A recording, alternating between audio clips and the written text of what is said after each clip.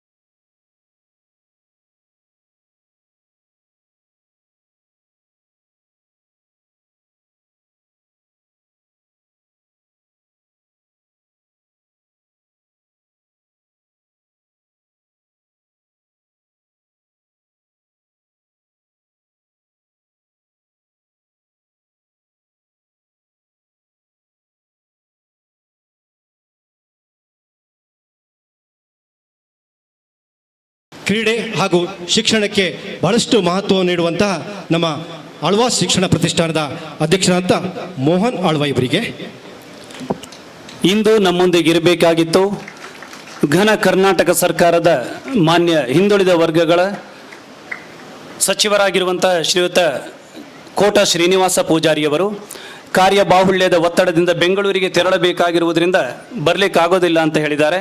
ಅವರಿಗೂ ಸಹ ಸ್ವಾಗತವನ್ನು ಕೋರ್ತಾ ಸರಳ ಸಜ್ಜನ ರಾಜಕಾರಣಿ ಎಂದೇ ಕರೆಸಿಕೊಂಡವರು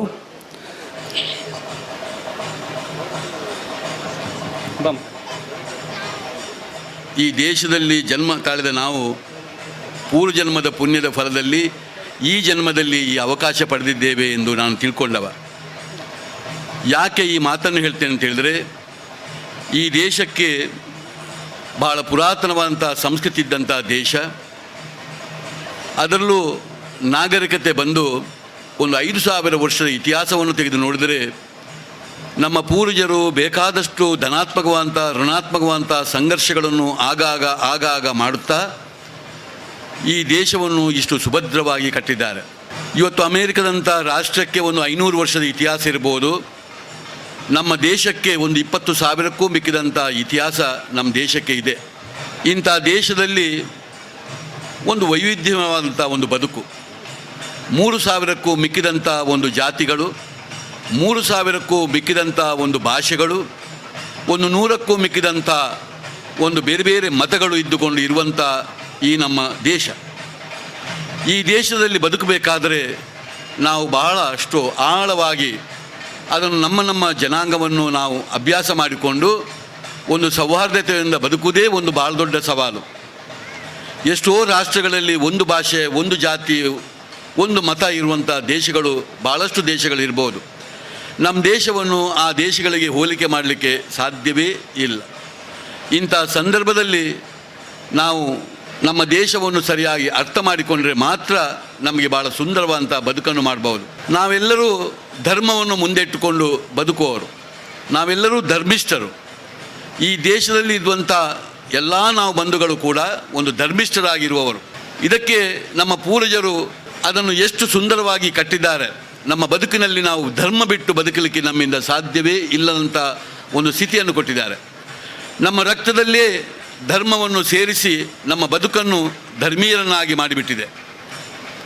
ನಮ್ಮ ಇಡೀ ಒಂದು ಅವಿಭಕ್ತ ಜಿಲ್ಲೆಯನ್ನೇ ತೆಗೆದು ಒಮ್ಮೆ ಅವಲೋಕನ ಮಾಡುವ.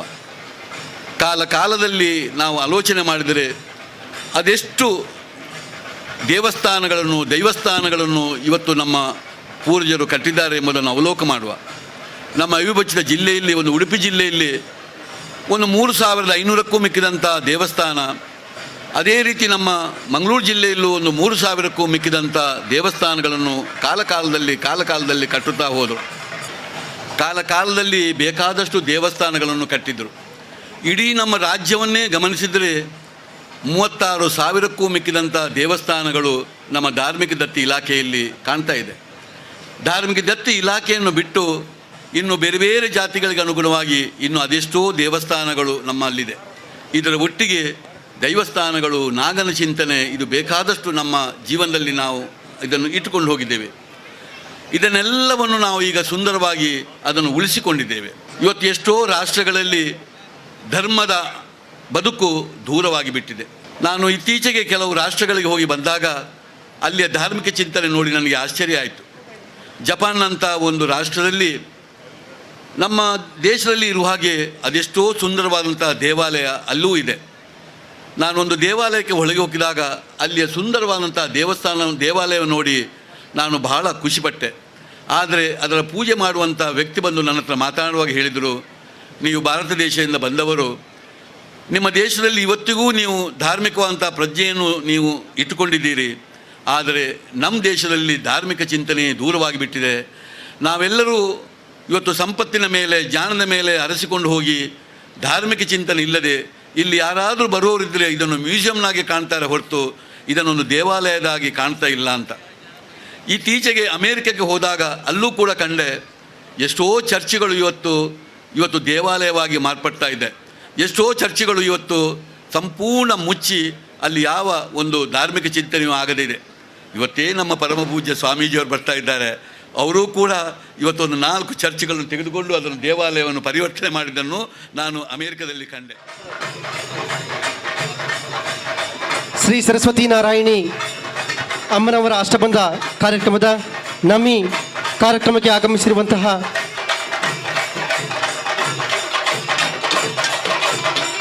ಶ್ರೀ ಶ್ರೀ ಸುಗುಣೇಂದ್ರ ತೀರ್ಥ ಸ್ವಾದಂಗಳವರ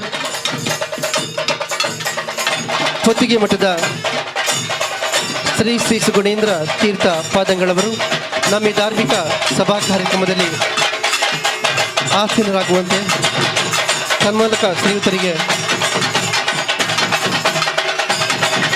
ನೆರೆದಂಥ ಎಲ್ಲ ಅತಿಥಿ ಗಣ್ಯರ ಸಮ್ಮುಖದಲ್ಲಿ ನಮ್ಮ ಸಮಾಜ ಬಾಂಧವರಿಗೆ ಭಕ್ತಾಭಿಮಾನಿಗಳಿಗೆ ಆಶೀರ್ವಚನ ನೀಡುವಂತೆ ನಮ್ಮ ಸರಸ್ವತಿ ನಾರಾಯಣಿ ಸಂಘ ಬಾರ್ಕೂರು ಹಾಗೂ ಬ್ರಹ್ಮಕಲಶೋತ್ಸವ ಸಮಿತಿಯ ಪರವಾಗಿ ಪ್ರೀತಿಪೂರ್ವಕವಾಗಿ ತಮ್ಮಲ್ಲಿ ವಿನಂತಿ ಮಾಡಿಕೊಂಡವರಿದ್ದೇವೆ. ಸಮಾಜದಲ್ಲಿ ಒಂದು ಕಂದಕ ಇದೆ ಅಂತ, ಕಂದಕವನ್ನು ಯಾವ ರೀತಿಯಲ್ಲಿ ತುಂಬಲಿಕ್ಕೆ ಸಾಧ್ಯ ಇದೆ ಅಂತ ಅಂದರೆ ಕೇವಲ ಶಿಕ್ಷಣದಿಂದ ಮಾತ್ರ ಬಿಟ್ಟು ಬೇರೆ ಯಾವುದರಿಂದ ಅಲ್ಲ. ಶಿಕ್ಷಣದಲ್ಲಿ ಈಗ ನಿಮ್ಮನ್ನು ಸಮಾಜ ಮೊದಲೇ ಯಾವ ರೀತಿಯಲ್ಲಿ ಗುರುಸ್ತಾ ಇತ್ತು, ಇವತ್ತು ಯಾವ ರೀತಿಯಲ್ಲಿ ಶಿಕ್ಷಣದಲ್ಲಿ ಮೇಲೆ ಬಂದು ಒಳ್ಳೊಳ್ಳೆ ಉದ್ಯೋಗದಲ್ಲಿದ್ದವರನ್ನು ಯಾವ ರೀತಿಯಲ್ಲಿ ಗುರುಸ್ತಾ ಇದ್ದಾರೆ. ಅದರೊಟ್ಟಿಗೆ ಇನ್ನೂ ಒಂದಿದೆ, ಆರ್ಥಿಕವಾಗಿ ಸಬಲರಾದಾಗ ನೀವು ಊರಿನಲ್ಲಿದ್ದಾಗ ಏಕವಚನದಲ್ಲಿ ದೂರದಿಂದ ಬಂದಾಗ ಬಹುವಚನದಲ್ಲಿ ಮಾತಾಡೋ ಬದಲಾವಣೆಯನ್ನು ಕಾಣಲಿಕ್ಕೆ ಸಾಧ್ಯ ಆಗ್ತದೆ. ಅದಕ್ಕೋಸ್ಕರ ನಾವು ಮಕ್ಕಳಿಗೆ ಮುಂದಿನ ದಾರಿಯನ್ನು ಹೇಳಿಕೊಡ್ಬೇಕಾಗ್ತದೆ, ನೀ ಏನನ್ನು ಮಾಡಬೇಕು ಅಂತ. ಅದರೊಟ್ಟಿಗೆ ಒಂದು ಕೇವಲ ಶಿಕ್ಷಣ ಅಂತೇಳಿದರೆ ಅಕ್ಷರಾಭ್ಯಾಸ ಮಾತ್ರ ಅಲ್ಲ. ಇವತ್ತಿನ ಸ್ಥಿತಿಯಲ್ಲಿ ಸಮಾಜದಲ್ಲಿ ಗೊಂದಲ, ದ್ವೇಷ, ಅಸೂಯೆ ಜಾಸ್ತಿ ಆಗ್ತಾ ಇರುವಂಥದ್ದು ಶಿಕ್ಷಣ ಜಾಸ್ತಿ ಆಗ್ತದೆ. ಆದರೆ ನಾವು ಸರಿಯಾದ ವಿದ್ಯೆಯನ್ನು ಕಲಿಸ್ಬೇಕು ಅನ್ನುವಂಥದ್ದು, ವಿದ್ಯೆಗೂ ಶಿಕ್ಷಣಕ್ಕೂ ಅಂತರ ಇದೆ. ಎಲ್ಲ ಅಕ್ಷರಾಭ್ಯಾಸ ಮಾಡಿದವರು ವಿದ್ಯಾವಂತರಲ್ಲ, ಎಲ್ಲ ವಿದ್ಯಾವಂತರು ಅಕ್ಷರಾಭ್ಯಾಸ ಮಾಡಿದವರಲ್ಲ ಅಂಥದ್ದು ನನ್ನ ಅಭಿಪ್ರಾಯ. ಸೌಮ್ಯಾಜಿಯವರು ತಲೆ ಅಲ್ಲಾಡ್ತಾರೆ, ಭಾಳ ಸಂತೋಷ ಆಯಿತು. ಅದನ್ನು ನಮ್ಮ ಅಭಿಪ್ರಾಯ ಅವರದ್ದು ಹೌದು. ಅದಕ್ಕೋಸ್ಕರ ನಾವು ಮಕ್ಕಳಿಗೆ ಹೇಳಬೇಕಾದ್ರೆ ಧರ್ಮದ ಬಗ್ಗೆ ಮಾಹಿತಿಯನ್ನು ಕೊಟ್ಟರೆ ಧರ್ಮ ರಕ್ಷಿತ, ಧರ್ಮ ರಕ್ಷಣೆಯನ್ನು ನಮ್ಮನ್ನು ಮಾಡ್ತದೆ. ಆದರೆ ನಾವು ಬೇರೆಯವರೊಂದಿಗೆ ಯಾವ ರೀತಿಯಲ್ಲಿ ನಡ್ಕೊಳ್ತೇವೆ ಅನ್ನುವಂಥದ್ದು, ಇನ್ನೊಬ್ಬರಿಗೆ ಗೌರವವನ್ನು ಕೊಟ್ಟರೆ ಹೆಚ್ಚಾಗಿ ಏನಾಗ್ತದೆ, ಸಮಾಜದಲ್ಲಿ ಏಕವಚನದಲ್ಲಿ ಮಾತಾಡುವಂಥದ್ದು ಅದು ಹೋಗ್ಲಾಡಿಸ್ಬೇಕಾದ್ರೆ ಇವೆಲ್ಲ ದ್ವೇಷ ಅಸೂಯೆಗಳು ಹೋಗಬೇಕು. ಕಳಬೇಡ, ಕೊಲಬೇಡ, ಹುಸಿಯ ನುಡಿಯಲು ಬೇಡ, ತನ್ನಂತೆ ಪರರ ಬಗ್ಗೆ ದೊಡ್ಡ ಕೈಲಾಸವಕ್ಕೂ ಪದವಕ್ಕೂ ಸರ್ವಜ್ಞ. ಅದಕ್ಕೋಸ್ಕರ ನಾವು ಎಲ್ಲರನ್ನೂ ತಮ್ಮಂತೆ ನೋಡಿಕೊಂಡಾಗ ಸಮಾಜದ ವ್ಯವಸ್ಥೆಯೇ ಬದಲಾಗ್ತದೆ.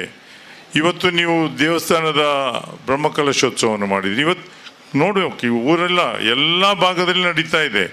ಅದರೊಂದಿಗೆ ಸಮಾಜ ಸ್ವಾಸ್ಥ್ಯವು ಸ್ವಲ್ಪ ಬದಲಾಗಬೇಕು ಅನ್ನುವಂಥದ್ದು ನನ್ನ ಅಭಿಪ್ರಾಯ. ಸ್ವಾಸ್ಥ್ಯ ಬದಲಾದಾಗ ಸಮಾಜದಲ್ಲಿ ಎಲ್ಲರಿಗೂ ಮೇಲೆ ಬರಲಿಕ್ಕೆ ಅವಕಾಶ ಇದೆ. ಆದರೆ ಇನ್ನೊಬ್ಬನ ಮೇಲೆ ಬಂದದ್ದನ್ನು ಅಸೂಯೆಯಿಂದ ನೋಡುವಂಥದ್ದೆಲ್ಲ ನಾವು ಸಂತೋಷ ಪಡಬೇಕಾಗ್ತದೆ.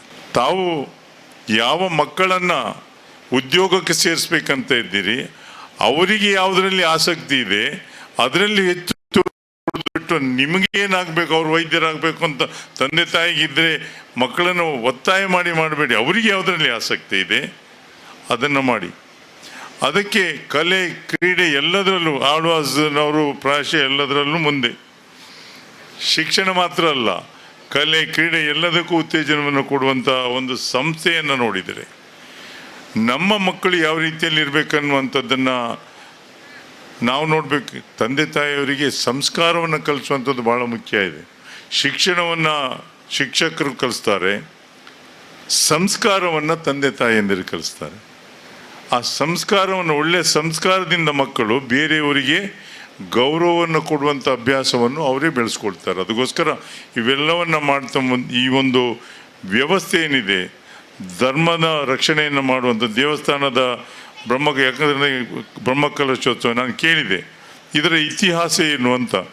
800 ವರ್ಷಗಳ ಇತಿಹಾಸ ಇದೆ ಅಂತ ಹೇಳಿದರು. ಆದರೆ ಸುಮಾರು 100 ವರ್ಷಗಳ ಹಿಂದೆ ಇದು ನಿಮ್ಮ ಜನಾಂಗದ್ದು ಅಂತ ಗೊತ್ತಾದದ್ದು ಅಂತ, ಅಲ್ಲಿವರೆಗೆ ಯಾರಿಗೂ ಗೊತ್ತಿರಲಿಲ್ಲ ಅಂತ. ಈ ಪ್ರಪಂಚದಲ್ಲಿ ಪ್ರಾಣ ಇರತಕ್ಕಂಥ ಎಲ್ಲ ವಸ್ತುಗಳಿಗೆ ಪ್ರಾಣಿ ಅಂತ ಹೆಸರು. 4 ಕಾಲಿನ ಪ್ರಾಣಿ ಮುಖ ಮುಂಭಾಗವಾಗಿದ್ದು ಅದು ಕೇವಲ ಚಲನಶೀಲವಾಗಿರ್ತದೆ.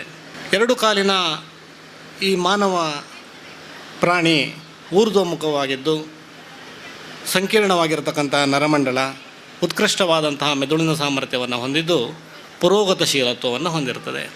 ಸೃಷ್ಟಿ, ಸ್ಥಿತಿ, ಲಯ ಈ ಮೂರು ಅವಸ್ಥೆಗಳಿಗೆ ಕಾರಣೀಭೂತವಾಗಿರತಕ್ಕಂಥ ನಾವು ದೈವಿ ಶಕ್ತಿಯನ್ನು ನಾವು ಕೃತಜ್ಞತೆ ಸಲ್ಲಿಸುವುದು ಅಂತ ಹೇಳಿದರೆ ನಾವು ಮಾಡ್ತಕ್ಕಂಥ ಪೂಜೆ, ಭಜನೆ ಇದರಿಂದ ಸಾಧ್ಯ ಎನ್ನತಕ್ಕಂಥದ್ದು ನಮ್ಮ ಹಿರಿಯರು ಕಂಡುಕೊಂಡಿರ್ತಕ್ಕಂಥ ಸತ್ಯ.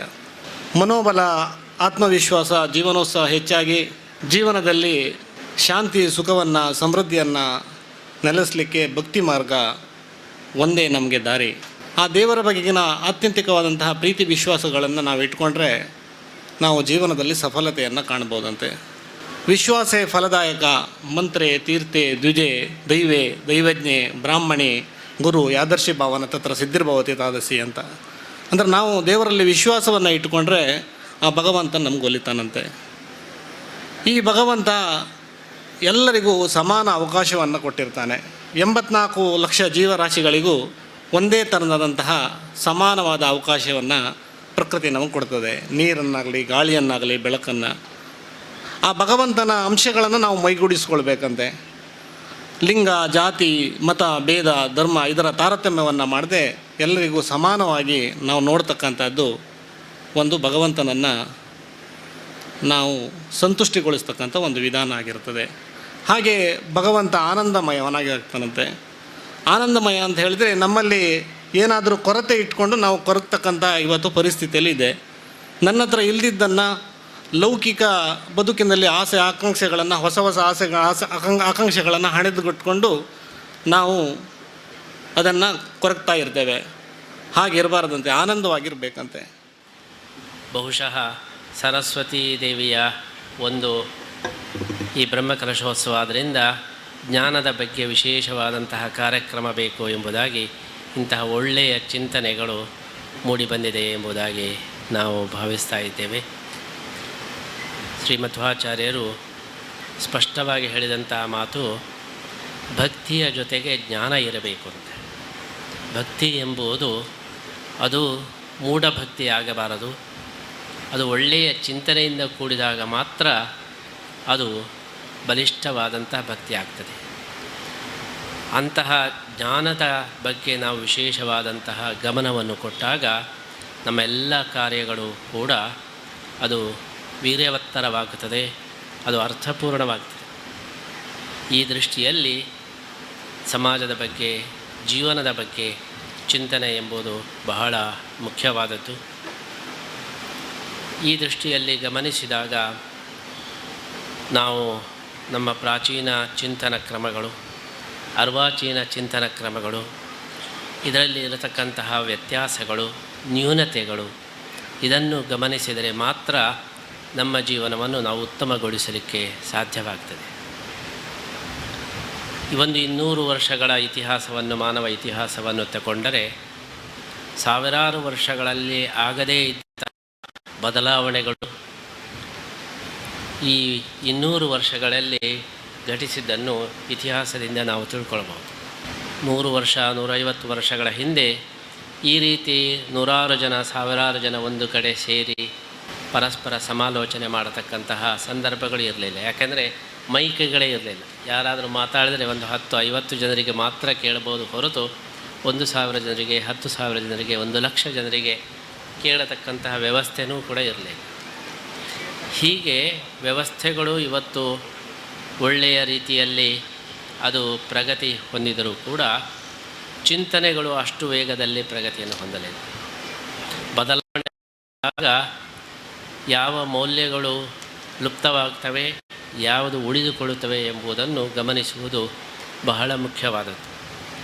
ಈ ದೃಷ್ಟಿಯಲ್ಲಿ ನಾವು ಪ್ರಾಚೀನ ಜೀವನ ಕ್ರಮಗಳು, ಅವರ ಜೀವನ ಮೌಲ್ಯಗಳು, ಚಿರಂತನ ಮೌಲ್ಯಗಳು ಇದನ್ನು ಗುರುತಿಸಿ ನಾವು ಮತ್ತೆ ಪುನಃ ಅದನ್ನು ನಮ್ಮ ಜೀವನದಲ್ಲಿ ಅಳವಡಿಸಿಕೊಳ್ಳುವುದು ಬಹಳ ಮುಖ್ಯವಾದದ್ದು. ಈ ದೃಷ್ಟಿಯಲ್ಲಿ ಈಗಾಗಲೇ ನಮ್ಮ ಜಯಪ್ರಕಾಶ್ ಹೆಗಡೆಯವರು ಹೇಳಿದಾಗೆ ಇವತ್ತು ನಾವು ಸಾಕ್ಷರತೆಗೆ ವಿಶೇಷವಾದ ಮಹತ್ವವನ್ನು ಕೊಡ್ತಾ ಇದ್ದೇವೆ, ಆದರೆ ಸಂಸ್ಕಾರಕ್ಕೆ ವಿಶೇಷವಾದ ಮಹತ್ವವನ್ನು ಕೊಡ್ತಾ ಇಲ್ಲ. ವಿದ್ಯಾವಂತರು ಅಂತೇಳಿ ಹೇಳಿದರೆ ಓದಲಿಕ್ಕೆ ಬರೆಯಲಿಕ್ಕೆ ಬರುವವರನ್ನು ವಿದ್ಯಾವಂತರು ಅಂತ ಕರೀತಾರೆ. ಆದರೆ ಓದಲಿಕ್ಕೆ ಬರೆಯಲಿಕ್ಕೆ ಬರದೇ ಇದ್ದವರು ಕೂಡ ಶ್ರೇಷ್ಠ ವಿದ್ವಾಂಸರು ಆಗಲಿಕ್ಕೆ, ವಿದ್ಯಾವಂತರಾಗಲಿಕ್ಕೆ ಸಾಧ್ಯ ಇದೆ. ನಮ್ಮ ಪ್ರಾಚೀನ ಚಿಂತನೆ ಏನಾಗಿತ್ತು ಅಂದರೆ, ವಿದ್ಯೆ ಅಂತೇಳಿ ಹೇಳಿದರೆ ನಾವು ಉದ್ಯೋಗಕ್ಕೆ ಪೂರಕವಾದದ್ದನ್ನು ವಿದ್ಯೆ ಅಂತ ಹೇಳಿ ಕರೀತಿರಲಿಲ್ಲ. ಮತ್ತು ಜೀವನದ ಸಾರ್ಥಕ್ಯಕ್ಕೆ ಏನು ಪೂರಕವಾಗಿರ್ತದೋ ಅದು ವಿದ್ಯೆ ಆಗಿರ್ತದೆ. ಜೀವನೋಪಾಯಕ್ಕಾಗಿ ಏನನ್ನು ನಾವು ಮಾಡ್ತೇವೋ ಅದನ್ನು ವಿದ್ಯೆ ಅಂತ ಕರೀತಾ ಇರಲಿಲ್ಲ. ಜೀವನದ ಆತ್ಯಂತಿಕವಾದಂತಹ ಸಾರ್ಥಕ್ಯಕ್ಕೆ ಯಾವುದು ಕಾರಣವಾಗ್ತದೋ ಅದನ್ನು ವಿದ್ಯೆ ಅಂತೇಳಿ. ಆದ್ದರಿಂದ ವಿದ್ಯೆಯ ಪರಿಧಿಯಲ್ಲಿ ಸಂಸ್ಕಾರಗಳನ್ನು ತಂದಿತು. ಅಂತಹ ಸಂಸ್ಕಾರಗಳಿಂದ ಜೀವನದ ಸಾರ್ಥಕ್ಯವಾಗ್ತದೆ. ಆದರೆ ಇವತ್ತು ವಿದ್ಯೆಯನ್ನು ಸಂಸ್ಕಾರ ರಹಿತವನ್ನಾಗಿ ನಾವು ಮಾಡ್ತಾಯಿದ್ದೀವಿ. ನಾವು ಮಾಡತಕ್ಕಂಥ ಬಹಳ ದೊಡ್ಡ ದೋಷ ಏನೆಂದರೆ, ವಿದ್ಯೆಗೆ ಸಂಸ್ಕಾರದ ಒಂದು ಸಂಬಂಧ ಇಲ್ಲ. ಕೇವಲ ಇವತ್ತು ಶಿಕ್ಷಣ ಅಂತೇಳಿ ಹೇಳಿದರೆ ಅಂಕ ಗಳಿಸುವುದು. ಯಾರು ಹೆಚ್ಚು ರ್ಯಾಂಕ್ ತೆಗೆದಿದ್ದಾರೆ, ಯಾರು ಎಷ್ಟು ಅಂಕಗಳನ್ನು ಸ್ಕೋರುಗಳನ್ನು ಕರೆದಿದ್ದಾರೆ ಅವನು ಶ್ರೇಷ್ಠ. ಆದರೆ ಹಿಂದಿನ ಕಾಲದಲ್ಲಿ ಯಾರು ಒಳ್ಳೆಯ ಗುಣಶಾಲಿಯಾಗಿದ್ದಾನೆ, ಯಾರು ಒಳ್ಳೆಯ ಸಮಾಜದ ಬಗ್ಗೆ ಚಿಂತನೆಯನ್ನು ಮಾಡ್ತಾನೆ, ಯಾರು ಪರೋಪಕಾರಿಯಾಗಿರ್ತಾನೆ ಅವನು ಒಳ್ಳೆಯ ವಿದ್ಯಾವಂತ ಅಂತ ಹೇಳಿ ಅವನಿಗೆ ಸನ್ಮಾನ ಮಾಡ್ತಾನೆ. ಆದರೆ ಇವತ್ತು ಅಂಕ ರ್ಯಾಂಕ್ ತೆಗೆದಿರಬಹುದು, ಆದರೆ ಸಮಾಜ ವಿರುದ್ಧವಾದಂಥ ಚಿಂತನೆಗಳು, ನಾಸ್ತಿಕ ಚಿಂತನೆಗಳು ಅಥವಾ ಸ್ವಾರ್ಥದ ಚಿಂತನೆಗಳು ಇದ್ದರೆ ನಾವು ಅವನನ್ನು ವಿದ್ಯಾವಂತ ಕರೀತೇವೆ. ಯಾಕೆಂದರೆ ಅವನ ಅಂಕ ಜಾಸ್ತಿ ಪಡೆದ. ಆದ್ದರಿಂದ ಇವತ್ತಿನ ಶಿಕ್ಷಣ ಕ್ರಮದಲ್ಲಿ ನಾವು ಪ್ರಾಚೀನ ಚಿಂತನೆಯನ್ನು ಅಳವಡಿಸಿಕೊಳ್ಬೇಕಾದರೆ ನಮ್ಮದೊಂದು ಸಲಹೆ ಇದೆ. ಇವತ್ತು ಏನು ನಮ್ಮ ಶಿಕ್ಷಣ ಕ್ರಮದಲ್ಲಿ ಏನು ಅಂಕಗಳನ್ನು ಕೊಡತಕ್ಕಂತಹ ಒಂದು ಪದ್ಧತಿ ಇದೆ, ಪ್ರತಿಯೊಬ್ಬ ವಿದ್ಯಾರ್ಥಿಗೂ ಕೂಡ ಅವನ ಗುಣನಡತೆಗೆ ಸರಿಯಾದಂಥ ಅಂಕವನ್ನು ಕೊಡಬೇಕು. ಆದ್ದರಿಂದ 600 ಮಾರ್ಕ್ ಇದೆ ಅಂತೇಳಿ ಹೇಳಿದರೆ ಗಣಿತಕ್ಕೆ, ಇಂಗ್ಲೀಷಿಗೆ, ಸಮಾಜಕ್ಕೆ 100 ಕೊಡ್ತಾಯಿದ್ದೆ. ಇನ್ನೊಂದು 100 ಅಂಕವನ್ನು ಅವನ ಗುಣನಡತೆಗೆ ಕೊಡಬೇಕು. ಅವನು ಗಣಿತದಲ್ಲಿ ಫೇಲ್ ಆಗಿರ್ಬೋದು, ಆದರೆ ಒಳ್ಳೆಯ ಗುಣನಡತೆ ಇರ್ಬೋದು, ಅವನಿಗೆ 100 ಅಂಕ ಬರಬೇಕು.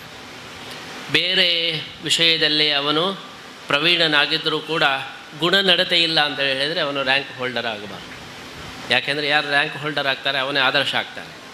ಆದ್ದರಿಂದ ನಮ್ಮ ಶಿಕ್ಷಣ ಕ್ರಮದಲ್ಲಿ ಪ್ರಾಚೀನ ಚಿಂತನೆಯನ್ನು ನಾವು ಅಳವಡಿಸಿಕೊಳ್ಳಬೇಕಾದರೆ ಶಿಕ್ಷಣ ಕ್ರಮದಲ್ಲಿ ಅವನ ಗುಣನಡತೆಗೆ ವಿಶೇಷವಾದಂತಹ ಒಂದು ಮಹತ್ವವನ್ನು ಕೊಡತಕ್ಕಂತಹ, ಅಧ್ಯಾಪಕರಿಗೆ, ಗುರುಗಳಿಗೆ ಗೌರವವನ್ನು ಕೊಡತಕ್ಕಂತಹ ಒಂದು ಪದ್ಧತಿಯನ್ನು ನಾವು ಅದಕ್ಕೆ ಅಳವಡಿಸಿಕೊಂಡರೆ ನಮ್ಮ ಶಿಕ್ಷಣ ಕ್ರಮ ಅದು ಅತ್ಯಂತ ಉದಾತ್ತವಾಗುವುದರಲ್ಲಿ ಸಂಶಯವಿಲ್ಲ. ಹಾಗಾಗಿ ಅನೇಕ ಪ್ರಾಚೀನ ಮೌಲ್ಯಗಳನ್ನು ನಾವು ಆಧುನಿಕ ಪದ್ಧತಿಯಲ್ಲಿ ಸೇರಿಸ್ತಕ್ಕದ್ದು ಬಹಳ ಮುಖ್ಯವಾದದ್ದು. ನಮ್ಮ ಎಲ್ಲ ಸಂಘಟನೆಗಳು ಕೂಡ ದೇವರನ್ನು ನಾವು ಮೂಲವಾಗಿ ಇಟ್ಟುಕೊಂಡು, ಧರ್ಮವನ್ನು ಮೂಲವಾಗಿ ಇಟ್ಟುಕೊಂಡು ಆ ಸಂಘಟನೆಗಳನ್ನು ನಾವೆಲ್ಲ ಒಂದು ಕಾರ್ಯಗಳನ್ನು ನಡೆಸಿದಾಗ ಅದು ಅರ್ಥಪೂರ್ಣವಾಗ್ತದೆ. ದೇವರನ್ನು ಬದಿಗಿಟ್ಟು, ಧರ್ಮವನ್ನು ಬದಿಗಿಟ್ಟು ನಾವು ಬೇರೆ ರೀತಿಯಲ್ಲಿ ನಾವು ಒಂದಾಗುತ್ತೇವೆ ಹೇಳಿದರೆ ಅದೆಲ್ಲವೂ ಕೂಡ ನಾಶಕ್ಕೆ ಕಾರಣವಾಗ್ತದೆ. ಆದ್ದರಿಂದ ಸಮಾಜದ ಸಂಘಟನೆ ಧರ್ಮದ ಆಧಾರದಲ್ಲಿ ಆಗಬೇಕು, ದೇವರ ಆಧಾರದಲ್ಲಿ ಆಗಬೇಕು. ಇಡೀ ಜೀವನವನ್ನು ಭಗವತ್ಕೇಂದ್ರಿತವಾದಂತಹ ಜೀವನವನ್ನಾಗಿ ನಾವು ಮಾಡಿದಾಗ ಆವಾಗ ನಮ್ಮ ಜೀವನ ಸಾರ್ಥಕವಾಗ್ತದೆ. ಈ ಕಲ್ಪನೆಯನ್ನು ನಮ್ಮ ಶಿಕ್ಷಣ ಪದ್ಧತಿಯಲ್ಲಿ ಅಳವಡಿಸಿಕೊಂಡಾಗ ಮಾತ್ರ ನಾವು ಶ್ರೇಷ್ಠ ಪದ್ಧತಿಯನ್ನು ಉಳಿಸಿಕೊಳ್ಳಲಿಕ್ಕೆ ಸಾಧ್ಯ. ಇವತ್ತು ಧರ್ಮ ನಿರಪೇಕ್ಷತೆಯ ಒಂದು ತಳಹದಿಯಲ್ಲಿ ಯಾವ ಧರ್ಮವೂ ಬೇಡ ಎಂಬಂತಹ ರೀತಿಯಲ್ಲಿ ನಾಸ್ತಿಕತೆಗೆ ಪ್ರೋತ್ಸಾಹ ಕೊಡತಕ್ಕಂತಹ ಒಂದು ಪ್ರವೃತ್ತಿ ಕಾಣ್ತಾ ಇದೆ. ನಮ್ಮ ಸಮಾಜ ಬಾಂಧವರಲ್ಲಿ ವಿನಂತಿ ಮಾಡಿಕೊಳ್ತಿದ್ದೇವೆ, 5 ದಿನಗಳ ಈ ಕಾರ್ಯಕ್ರಮದಲ್ಲಿ ತಾವು ಸುದೀರ್ಘವಾಗಿ ನಮ್ಮೊಂದಿಗೆ ಭಾಗವಹಿಸಿದಿರಿ. ದಯವಿಟ್ಟು ಇನ್ನು ಕೇವಲ 5-10 ನಿಮಿಷಗಳು ನಾವು ಸಭಾ ಕಾರ್ಯಕ್ರಮ ಮುಗಿಸ್ಲಿಕ್ಕಿದ್ದೇವೆ. ನಿಂತಿರುವಂಥ ಎಲ್ಲ ನಮ್ಮ ಸಮಾಜ ಬಾಂಧವರು ವೇದಿಕೆ ಮುಂಭಾಗದಲ್ಲಿ ಆಸೀನರಾಗಬೇಕು ತಮ್ಮಲ್ಲಿ ವಿನಂತಿ ಮಾಡಿಕೊಳ್ತಿದ್ದೇವೆ. ಈ ಒಂದು ಅಮ್ಮನ ಅಷ್ಟ ಬ್ರಹ್ಮಕಲಶೋತ್ಸವದಲ್ಲಿ 5-6 ಲಕ್ಷಕ್ಕೂ ಅಧಿಕ ಧನ ಸಹಾಯವನ್ನು ನೀಡಿ ಮಹಾಪೋಷಕರಾಗಿ ಮೂಡಿಬರುವುದರ ಮುಖೇನ 5 ದಿನಗಳ ಕಾರ್ಯಕ್ರಮವನ್ನು ಯಶಸ್ವಿಗೊಳಿಸಿದ ರವಿ KN ನಾಯಕ್ ಇಂಗ್ಲೆಂಡ್, ಬಜ್ಪೆ ಕುಟುಂಬ ಮತ್ತು ಸುರೇಶ್ ನಾಯಕ್ ಪರ್ಕಳ, KS ಪ್ರಭಾಕರ್ ನಾಯಕ್ ಮಂಗಳೂರು, ಕೃಷ್ಣ ನಾಯಕ್ ತೀರ್ಥಹಳ್ಳಿ, ಶಂಕರ್ ನಾಯಕ್ ಮತ್ತು ಚಂದ್ರಶೇಖರ್ ನಾಯಕ್ ಇವರುಗಳನ್ನು ನಮ್ಮ ಸಮಾಜ ಬಾಂಧವರ ಮುಖೇನ ನಮ್ಮ ಸರಸ್ವತಿ ನಾರಾಯಣಿ ಸಮಿತಿ ಬಾರ್ಕೂರು ಬ್ರಹ್ಮ ಕಳಶೋತ್ಸವ ಸಮಿತಿಯ ಪರವಾಗಿ ಸರಳವಾಗಿ ನಿಮ್ಮನ್ನು ಈ ಒಂದು ಸನ್ಮಾನ ಪೀಠದಲ್ಲಿ ಗೌರವಿಸಿ ಸನ್ಮಾನಿಸಿದ್ದೇವೆ. ಗೌರವದ ಶಾಲು, ಹಾರ, ಫಲಪುಷ್ಪ, ಸರಸ್ವತಿ ನಾರಾಯಣಿಯ ಸ್ಮರಣಿಕೆಯನ್ನು ನೀಡಿ ತುಂಬು ಹೃದಯದಿಂದ ಗೌರವಿಸಿ ಸನ್ಮಾನಿಸುತ್ತಿದ್ದೇವೆ. ನೀವು ನೀಡಿರುವಂತಹ ಅಪಹಾರ ಧನ ಸಹಾಯದಿಂದಾಗಿ ಇಂದು ನಮ್ಮ ದೇಗುಲ ವಿಜೃಂಭಣೆಗೊಂಡು ನೂತನಗೊಂಡು ಪ್ರತಿಷ್ಠಾಪನೆಗೊಂಡು ಅಮ್ಮನ ಬ್ರಹ್ಮ ಕಳಶೋತ್ಸವ ಯಶಸ್ವಿಯಾಗಿ ನೆರವೇರಿಸುವಲ್ಲಿ ಸಹಕರಿಸಿದಿರಿ.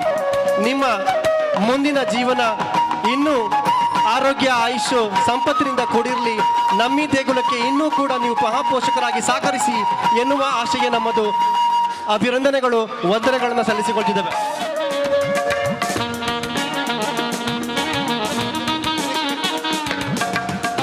ಮುಂದಿನ ಸನ್ಮಾನ ಕಾರ್ಯಕ್ರಮ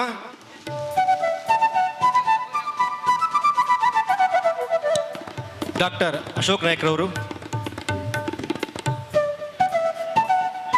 ಗರಿಷ್ಠ ಪ್ರಮಾಣದ ಧನ ಸಹಾಯವನ್ನು ನೀಡುವುದರ ಮೂಲಕ ದೇವಿಯ ಕೃಪೆಗೆ ಪಾತ್ರರಾಗಿದ್ದೀರಿ. ನಮ್ಮ ಸಮಾಜದ ಹೆಮ್ಮೆಯ ಪುತ್ರ ಶ್ರೀ ಡಾಕ್ಟರ್ ಅಶೋಕ್ ನಾಯ್ಕರವರು ವೈದ್ಯರಾಗಿ ಸೇವೆಯನ್ನು ಸಲ್ಲಿಸ್ತಾ ಇರಬಹುದು. ಇಂದಿನ ಮಹಾ ಅನ್ನ ಸಂತರ್ಪಣೆಯ ಅನ್ನದಾನವನ್ನು ನೀಡಿದವರು.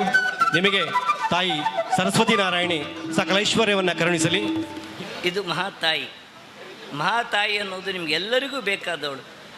ಎಲ್ಲ ಸಮಯದಲ್ಲೂ ಕೂಡ ಬಿದ್ದರೂ ಕೂಡ ಅಯ್ಯೋ ಅಮ್ಮ ಅನ್ನೋದಿನ ಅಯ್ಯೋ ಅಪ್ಪ ಅನ್ನೋದು ಯಾರೂ ಕೇಳಲಿಲ್ಲ ನಾನು. ಆ ರೀತಿಯಾದ ಭಾವವನ್ನು ಉದಿಸಬಹುದಾದಂತಹ ತಾಯಿಯ ಸನ್ನಿಧಿಗೆ ನೀವೆಲ್ಲ ಬಂದಿದ್ದೀರಿ. ಅದಕ್ಕೂ ಕೂಡ ಈ ವರ್ಷ ಬರೆಯುವಾಗಲೂ ಕೂಡ ಅಮ್ಮನೆಡೆಗೆ ನಡಿಗೆ, ಅಮ್ಮನ ಅಷ್ಟಬಂಧ ಹೀಗೆಲ್ಲ ಬರಿತಾ ಇದ್ದಾರೆ. ಅಮ್ಮ ಅನ್ನೋದನ್ನು ಹೈಲೈಟ್ ಮಾಡ್ತಾ ಇದ್ದಾರೆ. ಅದು ಕೂಡ ಈ ಕಾಲಕ್ಕೆ ತುಂಬ ತುಂಬ ಅಗತ್ಯ. ನಮ್ಮ ಅತಿಥಿಗಳು ಹೇಳಿದ ಹಾಗೆ ಸಂಸ್ಕಾರವನ್ನು ಬೆಳೆಸುವವಳು ತಾಯಿ.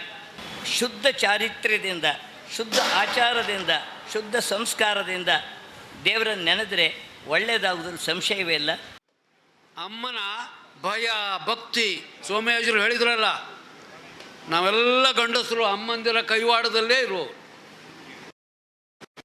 ನಾನು ಯಾವಾಗಲೂ ನಮ್ಮ ಮಾತು ಇಲ್ಲಿಗೆ ಬಂದೆ ಯಾಕಂತ ಹೇಳಿದ್ರೆ, ನನ್ನ ಒಬ್ಬ ಹುಡುಗ ಶಿಷ್ಯ, ನಾನು 98ರಲ್ಲಿ ರಿಟೈರ್ ಆಗಿದ್ದೆ, 96ರಲ್ಲಿ ನಮ್ಮ ಕಾಲೇಜ್ ಬಿಟ್ಟಿದ್ದ.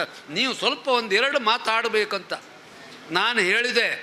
ಮಾತು ನಮ್ಮ ಸೀನಿಯರ್ ಸಿಟಿಸನ್ಸ್ ಮಾತು ಶುರು ಮಾಡಿದರೆ 60ಕ್ಕೆ ಸ್ವಲ್ಪ ಅರುಳು, 70ಕ್ಕೆ ಮರುಳು, 80 ನಂದು 80ಕ್ಕೆ ಅರುಳು ಮರುಳು ಹೆಚ್ಚು. ನೀವು ಮಾತು ಕಡಿಮೆ ಮಾಡಿ ಅಂತ ಹೇಳಿದ್ರೆ ಬರುವುದಿಲ್ಲ ನಮಗೆ. ಆದರೆ ಒಂದು ವಿಷಯ, ಯಾರು ಹೋಗಲೇಬೇಕಾದ್ರೆ ಎದುರು ನೋಡ್ತಾ ಇದ್ದಾನೆ ಮಣಿಪಾಲದ ರಘುರಾಮ್ ನಾಯಕರು, ಅಲ್ಲೇ ಆಚೆಗೆ ಶೀನ ನಾಯಕರು. ನಾವಿಬ್ಬರು ಇಲ್ಲಿ ಒಟ್ಟಿಗೆ ಬರೀ ಪಾಠ ಹೇಳಿದ್ದಲ್ಲ, ಆಟ ಆಡಿದ್ದು. ಅವ್ರ ಮಗ ನೋಡಿ ಕೈ ತಟ್ಟು. ನಾವಿಬ್ಬರು ಸರಿಯಾಗಿ ಇದ್ದೇವೆ ಅಂತ ಹೇಳಿದರೆ ಆಟ ಮತ್ತು ಪಾಠ ಅದಕ್ಕಿಂತ ಹೆಚ್ಚು ಊಟ ಮಾಡಿದ್ದೇವೆ. ನಾವು ಹೇಳೋದು ಆಟ, ಪಾಠ, ಊಟ. ನಾನು ಸೋಮ್ಯಾಜಿರಿಗೆ ನಾನೇ ಕೆಲವು ಸಲ ಹೇಳೋದು, ನೀವು ಎಷ್ಟೇ ಕಡಿಮೆ ತಕ್ಕೊಳ್ಳಿ, ಸರಿಯಾಗಿ ತಕ್ಕೊಳ್ಳಿ. ಹಾಗಾಗಿ ಬಂಧುಗಳೇ, ಅಮ್ಮನ ಆಶೀರ್ವಾದ ಸದಾ ನಿಮಗೆ ಇರ್ತದೆ. ಯಾಕಂತ ಹೇಳಿದ್ರೆ ಇಷ್ಟು ಕಡಿಮೆ ಸಂಖ್ಯೆಯಲ್ಲಿರುವಂಥ ಒಂದು ಪಂಗಡ ಇಷ್ಟು 3,500 ಜನ ಊಟ ಮಾಡಿ ಹೋದ್ರಂತೆ. ಬಹಳ ಮಹತ್ವವಾದಂಥ ಕೆಲಸ ಮಾಡಿದ್ದೀರಿ. ತಮ್ಮೆಲ್ಲರಿಗೂ ನಾನು ಹೇಳುವಂಥದ್ದು, ಒಳ್ಳೆಯ ಆರೋಗ್ಯದಿಂದಿರಿ. ಈಗ ನಮ್ಮ ಆರೋಗ್ಯ ಮತ್ತು ಶಿಕ್ಷಣ ಎರಡೂ ಕೂಡ ಒಂದು ರೀತಿಯ ವ್ಯವಹಾರ ಆಗಿ ಹೋಗಿದೆ. ಆದರೆ ನೀವು ಇದೆರಡನ್ನೂ ಕೂಡ ಸಾರ್ಥಕತೆಯಿಂದ ಮುಂದುವರಿಸಿ ಹೋಗಿ. ಅಮ್ಮನ ಕೃಪೆ ತಮ್ಮೆಲ್ಲರಿಗೂ ಇರ್ತದೆ. ನಾನು ಹಿರಿಯನಾಗಿ, ನನ್ನ ವಿದ್ಯಾರ್ಥಿಗಳಿದ್ದಾರೆ, ನನ್ನ ಸಹೋದ್ಯೋಗಿಗಳಿದ್ದಾರೆ ಮತ್ತು ನನ್ನ ಕೆಲವು ಮಿತ್ರರು ಕೂಡ ಇದ್ದಾರೆ. ಎಲ್ಲರಿಗೂ ನಮಸ್ಕರಿಸಿ ನನ್ನ ಮಾತನ್ನು. ಧರ್ಮ ಅಂತ ಹೇಳಿದರೆ 1893ರಲ್ಲಿ ಅಮೇರಿಕದಲ್ಲಿ ಸರ್ವಧರ್ಮ ಸಮ್ಮೇಳನ ಆಗ್ತದೆ. ಆಗ ಭಾರತದಿಂದ ಸ್ವಾಮಿ ವಿವೇಕಾನಂದರು ಹೋಗ್ತಾರೆ. ಅಲ್ಲಿ ಎಲ್ಲ ಧರ್ಮಗಳ ಗ್ರಂಥಗಳನ್ನು ಒಂದರ ಮೇಲೊಂದು ಇಟ್ಟಿದ್ದಾರಂತೆ. ನಮ್ಮ ಭಗವದ್ಗೀತೆ ಕೆಳಗಿಟ್ಟಿದ್ದಾರಂತೆ. ಆಗ ಯುರೋಪಿಯನ್ ಒಬ್ಬ ಪ್ರಜೆ ಇವರನ್ನು ಮೂದಲಿಸಿಗೋಸ್ಕರ ಸ್ವಾಮಿ ನಿಮ್ಮ ಭಗವದ್ಗೀತೆ ಕೆಳಗಿದೆ ಅಂತ ಹೇಳ್ತಾನಂತೆ. ಆಗ ಸ್ವಾಮಿ ವಿವೇಕಾನಂದರು ಎದೆಗುಂದಲಿಲ್ಲ. ಏನು ಮಾತಾಡಿದ್ರು ಅಂತ ಹೇಳಿದರೆ, ನಮ್ಮ ಧರ್ಮ ಅಲ್ಲಾಡಿದರೆ ಪ್ರಪಂಚದ ಇನ್ನು ಯಾವ ಧರ್ಮವೂ ನಿಲ್ಲಕ್ಕಿಲ್ಲ ಅಂತ ಒಂದು ಶ್ರೇಷ್ಠತೆಯನ್ನು ಹೊಂದಿದಂಥ ಈ ಸನಾತನ ಹಿಂದೂ ಧರ್ಮ ಬಂಧುಗಳೇ. ಅದೇ ರೀತಿಯಲ್ಲಿ ಸಂಸ್ಕೃತಿ ಅಂತ ಹೇಳಿದರೆ ಒಂದು ಲಕ್ಷಾಂತರ ವರ್ಷಗಳಿಂದ ಸಂಸ್ಕರಿಸಿದ ರೀತಿ ನೀತಿ ಬದುಕಿನ ದಾರಿ ಸಂಸ್ಕೃತಿ ಅಂತ ಹೇಳಿದರೆ. ಅದು ಬರೀ ವಿದ್ಯಾವಂತರಿಂದ ಬರುವುದಿಲ್ಲ. ನಮ್ಮ ಹಿರಿಯರು ಅವಿದ್ಯಾವಂತರಾಗಿರ್ಬೋದು, ನಮಗೆಲ್ಲರದು ಸಂಸ್ಕೃತಿಯನ್ನು ದಾರಿ ಎರೆದಿದ್ದಾರೆ. ಒಮ್ಮೆ ನಮ್ಮ ಹೀಗೆ ಹಳ್ಳಿಯ ಒಬ್ಬ ಯುವಕ ಸಾಫ್ಟ್ವೇರ್ ಇಂಜಿನಿಯರ್ ಆಗ್ತಾನಂತೆ. ಅಮೇರಿಕಾದಲ್ಲಿ ಒಂದು ಒಳ್ಳೆಯ ಕೆಲಸಕ್ಕೆ ಕಂಪನಿಯಲ್ಲಿ ಸೇರ್ತಾನೆ. ಆಗ ಹಳ್ಳಿಯಿಂದ ಬಂದ ಹುಡುಗ ಅವನಿಗೆ ನನ್ನ ತಂದೆ ತಾಯಿಯನ್ನು ಅಮೇರಿಕಾ ತೋರಿಸ್ಬೇಕನ್ನುವಂಥ ಆಸೆ ಆಗ್ತದೆ. ಆಗ ಟೂರಿಸ್ಟ್ ವೀಸಾ ಮಾಡಿಕೊಂಡು ಅವ ತನ್ನ ತಂದೆ ತಾಯಿಯನ್ನು ಅಮೇರಿಕ ಕರ್ಕೊಂಡು ಹೋಗ್ತಾನೆ. ಅಲ್ಲಿನ ಪದ್ಧತಿಯಂತೆ ಸಾಯಂಕಾಲ ವಾಕಿಂಗ್ ಹೋಗ್ತಾ ಇರ್ತಾರೆ. ವಾಕಿಂಗ್ ಹೋಗ್ತಾ ಇರುವಾಗ ತಂದೆ ತಾಯಿ ಮಗ ಹೋಗ್ತಾ ಇರ್ತಾರೆ. ಮಗ ಹಿಂತಿರುಗಿ ನೋಡ್ತಾನೆ. ನೋಡುವಾಗ ತಾಯಿ ತುಂಬ ದೂರದಲ್ಲಿರ್ತಾರೆ, ತಂದೆ ಸ್ವಲ್ಪ ಮುಂದಿರ್ತಾರೆ, ಮಗ ಮಧ್ಯದಲ್ಲಿರ್ತಾನೆ. ಆಗ ಮಗ ಅಪ್ಪನನ್ನು ಕರೆದು ಹೇಳ್ತಾನೆ, ಅಪ್ಪ ಇಲ್ಲೆಲ್ಲ ನೋಡಿ ಗಂಡ ಹೆಂಡತಿ ಒಬ್ಬರ ಕೈ ಒಬ್ಬರು ಹಿಡ್ಕೊಂಡು ಹೋಗ್ತಾ ಇದ್ದಾರೆ, ನೀವು ನೋಡಿ ಅಮ್ಮ ಅಲ್ಲಿದ್ದಾಳೆ ನೀವು ಇಲ್ಲಿದ್ದಾರೆ ಅನ್ನೋಂಥ ಮಾತನ್ನು ಹೇಳ್ತಾರೆ. ಆಗ ಅವಿದ್ಯಾವಂತ ತಂದೆ ಒಂದು ಮಾತು ಹೇಳ್ತಾನೆ, ಭಾರತದ ಸಂಸ್ಕೃತಿ ಅಂದರೆ ನೋಡು ಮಗ, ನೀನು ವಿದ್ಯಾವಂತನಾಗಿರ್ಬೋದು, ಭಾರತದ ಸಂಸ್ಕೃತಿ ಹಾಗಲ್ಲ. ಲಕ್ಷಗಟ್ಟಲೆ ಮೈಲು ದೂರ ಗಂಡ ಹೆಂಡ್ತಿದ್ರು ಅವರ ಬಾಂಧತ್ವ, ಅವರ ಬಂಧುತನ ಅವರದಷ್ಟು ಗಟ್ಟಿಯಾಗಿರ್ತದೆ, ಅದರಲ್ಲಿ ಯಾವ ಕಳಂಕ ಇಲ್ಲ. ಇವರದ್ದು ಹಾಗಲ್ಲ, ಇವನ ಕೈ ಬಿಟ್ಟರೆ ಅವಳು ಮತ್ತೊಬ್ಬನ ಕೈ ಹಿಡ್ಕೊಂಡು ಹೋಗ್ತಾಳೆ, ಇವಳು ಬಿಟ್ಟರೆ ಮತ್ತೊಬ್ಬಳ ಕೈ ಹಿಡ್ಕೊಂಡು ಹೋಗ್ತಾಳೆ. ನಮ್ಮ ಭಾರತೀಯ ಸಂಸ್ಕೃತಿ ಅಂಥದ್ದಲ್ಲ ಅನ್ನುವಂಥದ್ದನ್ನು ಆವತ್ತು ಆ ಅವಿದ್ಯಾವಂತ ತಂದೆ ಆ ವಿದ್ಯಾವಂತ ಮಗನಿಗೆ ಸಂಸ್ಕೃತಿಯನ್ನು ಕಲಿಸಿಕೊಟ್ಟಿದ್ದಾರೆ. ಆದ್ದರಿಂದ ಬಂಧುಗಳೇ, ನಾವು ಯಾವತ್ತು ಎಲ್ಲರೂ ಹೇಳಿದ್ದಾರೆ, ಖಂಡಿತ ಏನು ಉಳಿಲಿಲ್ಲ. ಆದರೆ ಇವತ್ತು ವಿದ್ಯಾವಂತ ಸಮಾಜ ಹೆಚ್ಚಾಗ್ತಾ ಇದೆ, ಹಣವಂತರು ಹೆಚ್ಚಾಗ್ತಾ ಇದ್ದಾರೆ. ಅದೇ ರೀತಿಯಲ್ಲಿ ವೃದ್ಧಾಶ್ರಮ ಅನಾಥಾಶ್ರಮಗಳು ಹೆಚ್ಚಾಗ್ತವೆ. ಇದಕ್ಕೆ ದಯವಿಟ್ಟು ಮುಂದಿನ ಜನಾಂಗ ಅಂಥದಕ್ಕೆ ಅವಕಾಶ ಕೊಡದೆ ಹಿರಿಯರನ್ನು, ತಂದೆ ತಾಯಿಯರನ್ನು, ಗುರುಗಳನ್ನು ಗೌರವಿಸಿ ಅವರ ಕೊನೆಯ ಕಾಲದಲ್ಲಿ ಅವರ ಸೇವೆಯನ್ನು ಮಾಡುವಂಥ ಆ ಸದ್ಬುದ್ಧಿಯನ್ನು ಆ ಅಮ್ಮ ನಿಮಗೆಲ್ಲರಿಗೂ ಕಲ್ಪಿಸಲಿ ಅಂತ ಹೇಳ್ತಾ, ತಾಯಿ ಸರಸ್ವತಿ ನಾರಾಯಣಿಯ ಆಶೀರ್ವಾದದೊಂದಿಗೆ ನಮ್ಮ ಪೂರ್ವಜರು ನಮಗೆ ಕೊಟ್ಟಂಥ ಒಂದು ಆಸ್ತಿ ಅಂತ ಹೇಳ್ಬೋದು ಈ ದೇವಸ್ಥಾನವನ್ನು. ಅದನ್ನು ಸರ್ವ ರೀತಿಯಲ್ಲಿ ನಡೆದುಕೊಂಡು ಹೋಗಲು ನಿಮ್ಮೊಟ್ಟಿಗೆ ನನ್ನ ಒಂದು ಸಣ್ಣ ಕಳಕಳಿಯ ಸಹಾಯವನ್ನು ಮಾಡೋದಕ್ಕೆ ಕಮಿಟಿ ಮೆಂಬರ್ಗಳು, ಕಮಿಟಿ ಅಧ್ಯಕ್ಷರು ನನಗೆ ಕೊಟ್ಟಿರುವಂಥ ಒಂದು ಆಪರ್ಚುನಿಟಿಗೆ ನಿಮ್ಮೆಲ್ಲರಿಗೂ ನನ್ನ ಧನ್ಯವಾದಗಳು. ನನಗೆ ಸಮಾಜ ಹಾಗೂ ಧಾರ್ಮಿಕದ ಸ್ಟೇಜಲ್ಲಿ ಅಷ್ಟು ಮಾತಾಡಿಕೊಂಡಷ್ಟು ಅಭ್ಯಾಸವಿಲ್ಲ. ಕಾರ್ಪೊರೇಟು ಅಥವಾ ಬಿಸ್ನೆಸ್ ಟ್ರೈನಿಂಗ್ಸ್ ಈ ಥರಗಳಲ್ಲೆಲ್ಲ ವಿದೇಶದಲ್ಲಿ ಇಲ್ಲೆಲ್ಲ ಮಾಡಿದ್ದೀನಿ.